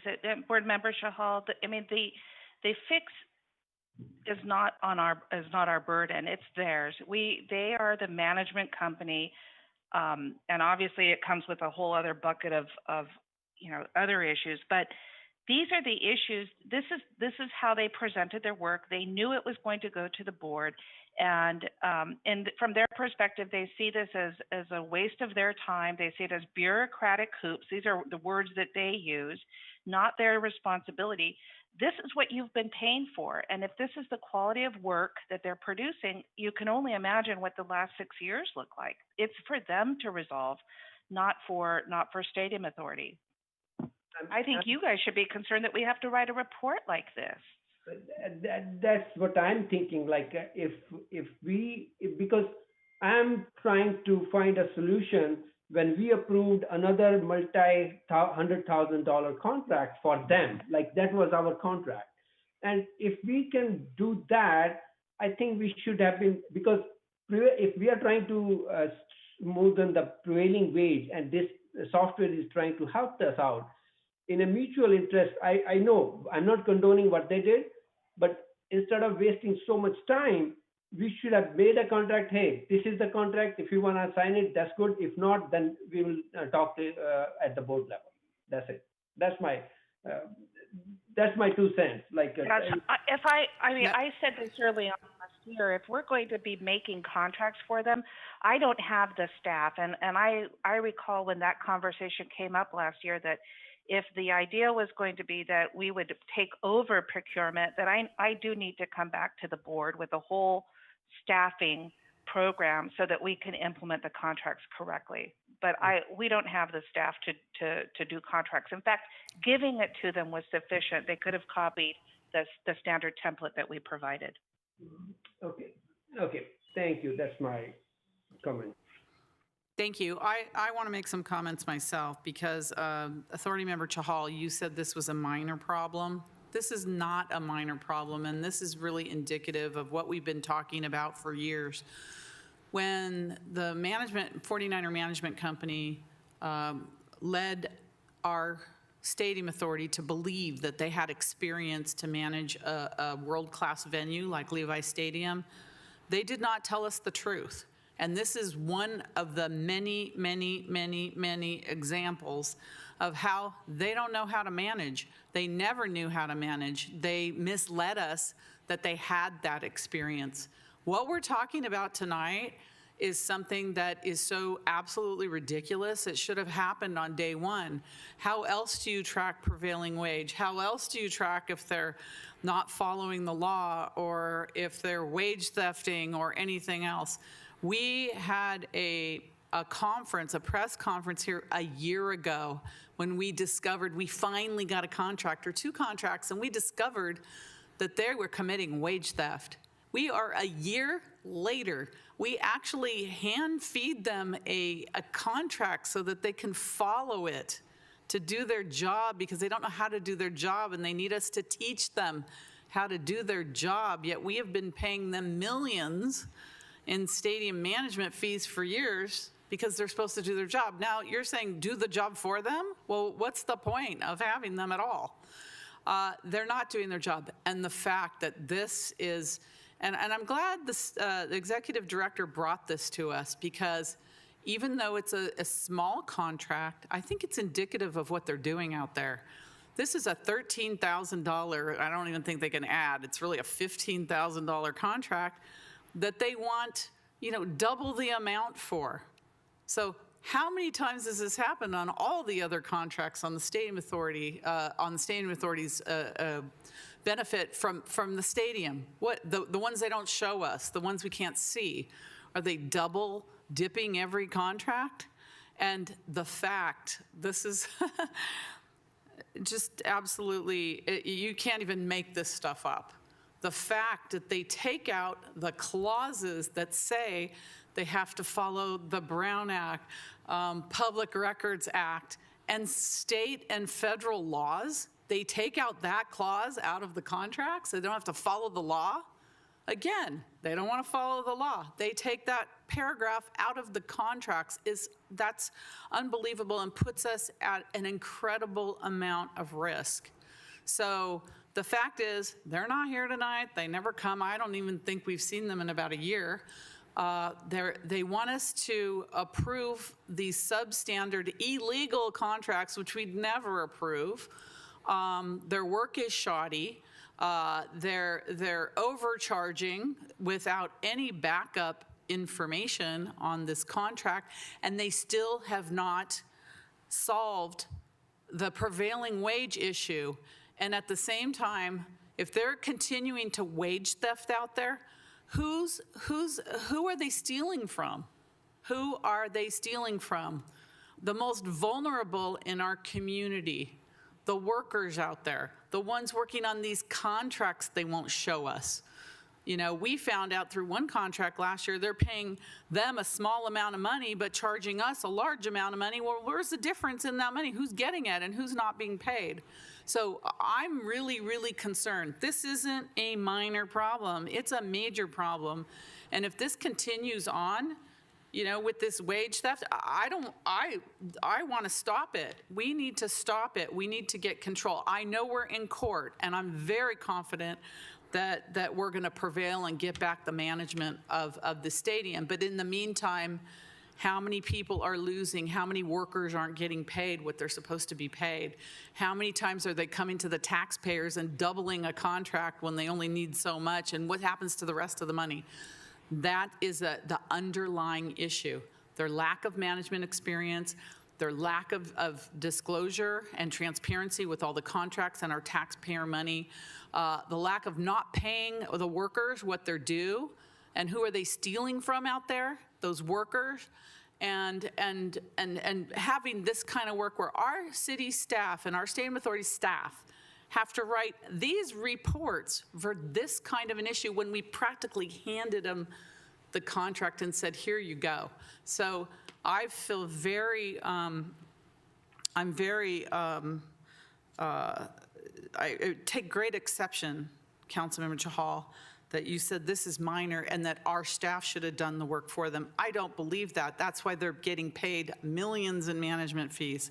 So I'm sorry I'm going on and on about this, but this is just an indication of what's happened. So Authority Member O'Neill.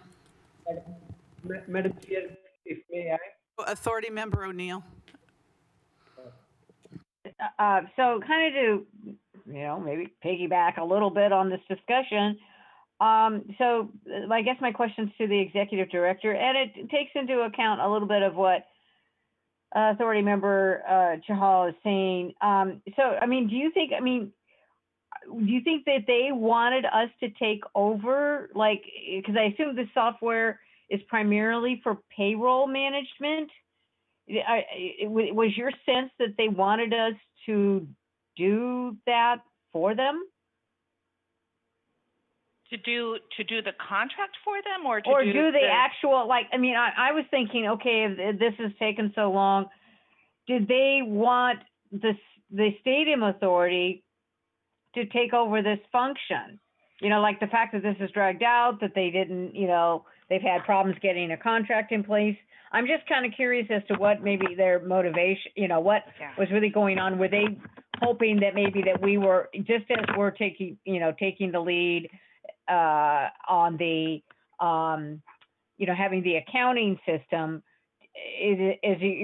do you maybe have a sense, is that what they're really looking for? Is for us to, I know you said you don't have the staff, and I get that, but do you think, is there a sense that they wanted us, because like this, correct me please if I'm wrong, I mean, so this is like a really a payroll tracking for all the various reporting that we've got to do. I'm just curious, do you think that they were really trying to just get us to say, all right, we'll do it for you? No, I can't answer for the stadium manager in terms of what their intent is. I can say that I do think there was a misunderstanding on their part, in that when we explained to them at the end of May 21st, I believe the meeting was, after we had received their request, we did explain to them at that meeting what piggyback meant and how they needed a separate agreement, and they could use the city's negotiated terms and pricing with the vendor. That our notes for that meeting show that they were going to follow up and return with more information. And we were waiting to figure out what they were going to do, but at the same time there was other work that we had. They sent an email in September from compliance manager McNeil that he believed that we had delayed it and that we took no action on it. But our conversations on the matter had been with their deputy counsel at the May 21st meeting, where our notes were showing that there was going to be some follow-up from him. So we immediately put it on the September agenda and said, 4 months doesn't have to pass. Give us a call, send us an email if there's something that you want. But our notes show that you were going to follow up. And that's when the deputy counsel said, just transmit it as submitted in May. And that's exactly what we've done. So I do think that internally, I think that's happened on other matters where the compliance manager, for instance, with the accounting system in the same packet here, he states that we've made no progress when, clearly the award of multiple agreements on an accounting system doesn't demonstrate no progress. So the communication issues might be internally on their part. We've had a couple of recent examples, but I cannot answer whether they want for us to take it over or not. Okay, thank you. My computer fell asleep, so I don't know who else wants to speak. We have a motion and a second. Councilmember, Authority Member Chahal. Thank you, Chair. So, Madam Chair, I did not say minor. I'm trying to find, the problem we are facing is they are not tracking the prevailing wages. And if they are not really tracking the prevailing wages, who are the people suffering, if at all there are any? And I was trying to find out a solution to that problem. And that's the reason I mentioned that, okay, our goal was to make sure they track the prevailing wages and we implement this, they implement the system ASAP so that the prevailing wages can be tracked and we can safeguard our workers who really need help not to be underpaid for that. And that's the reason I'm saying we could have helped and we could have compromised sitting with them. Hey, this is a contract, fix it, and let's keep going on this. I'm not trying, if we have held so many of their payments, I have never asked to do that. But Councilmember Chahal, I believe we did do that. We asked them to fix their mistakes. We talked about the piggybacking in May. We acknowledged that there was issues in the report in September. Their own writing refuses to make changes, and they asked us to transmit it as is. And so, we've given them the template of the agreement with LCP Tracker. All the other issues that come, that's on their part to find and correct those solutions. I think we've demonstrated that we really tried to help them, including meeting with their procurement staff. and answering questions and providing them templates. But these other issues that we've raised, I can't fix for them. And while I request, they're refusing. And that's, while they claim to be collaborative, that's not demonstrating the collaboration that they claim publicly that they seek.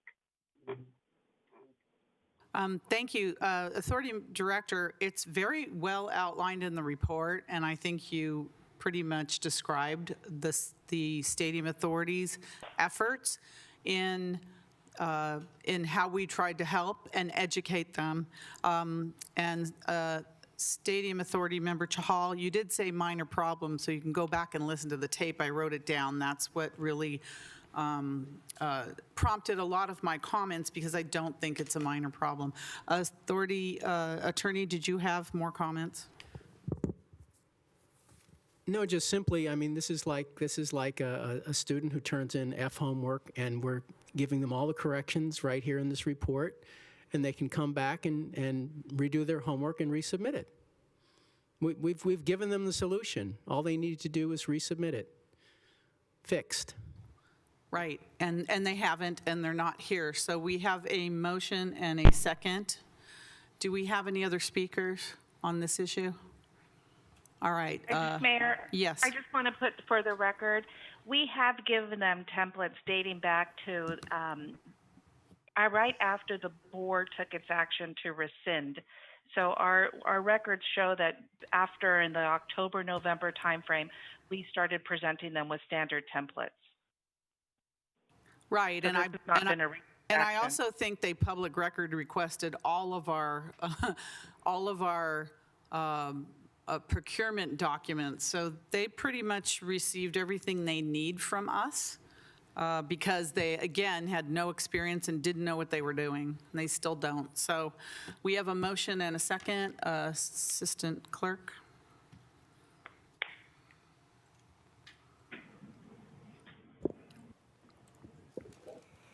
Vice Chair Hardy. Yes. Board Member O'Neill. Yes. Board Member Davis. Yes. Board Member Watanabe. No. Board Member Chahal. Yes. And Chair Gilmore. Yes. Okay, that motion passes 5-1.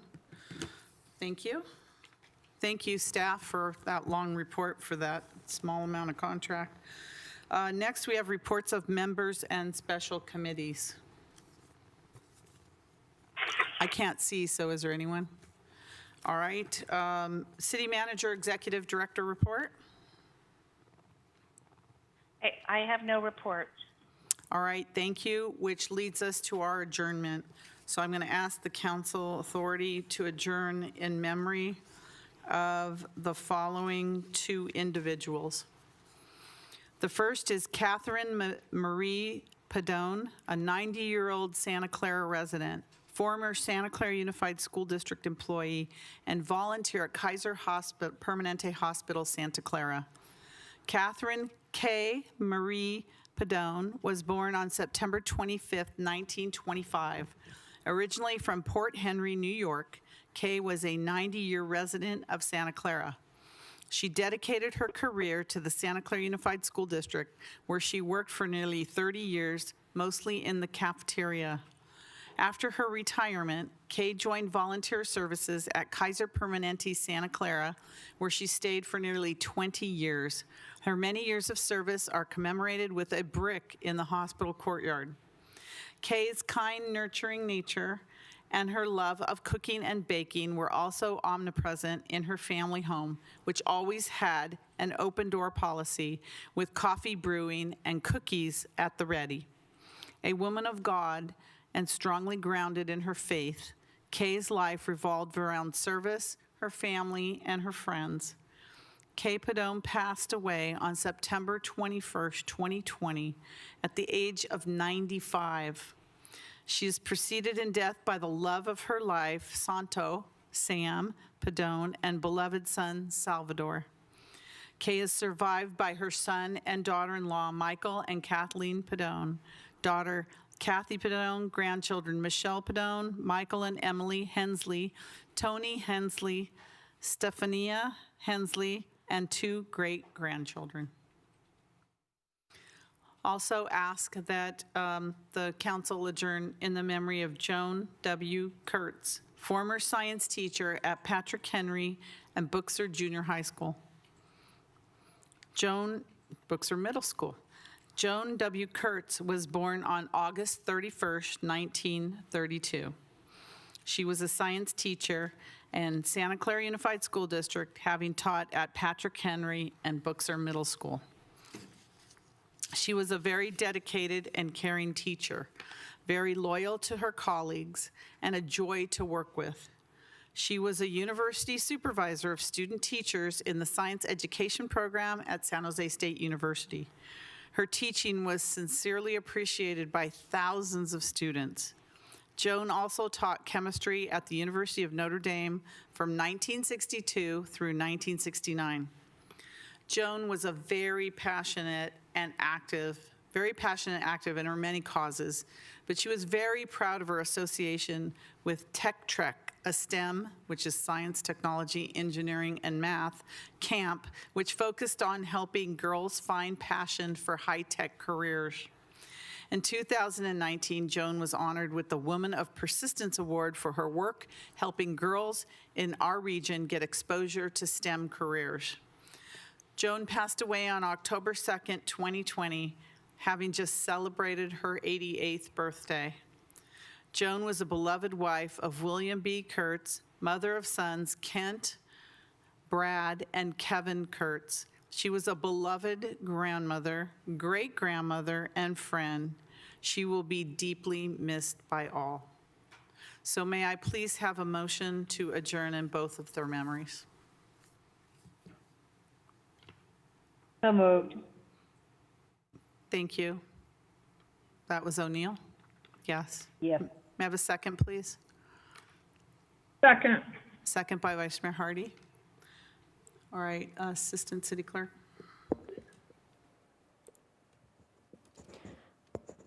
Councilmember Vice Mayor Hardy. Yes. Councilmember O'Neill. Yes. Councilmember Davis.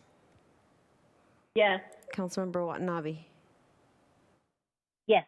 Councilmember Chahal. Yes. Mayor Gilmore. Yes. Thank you. And that passes unanimously, and this meeting is adjourned. Thank you all.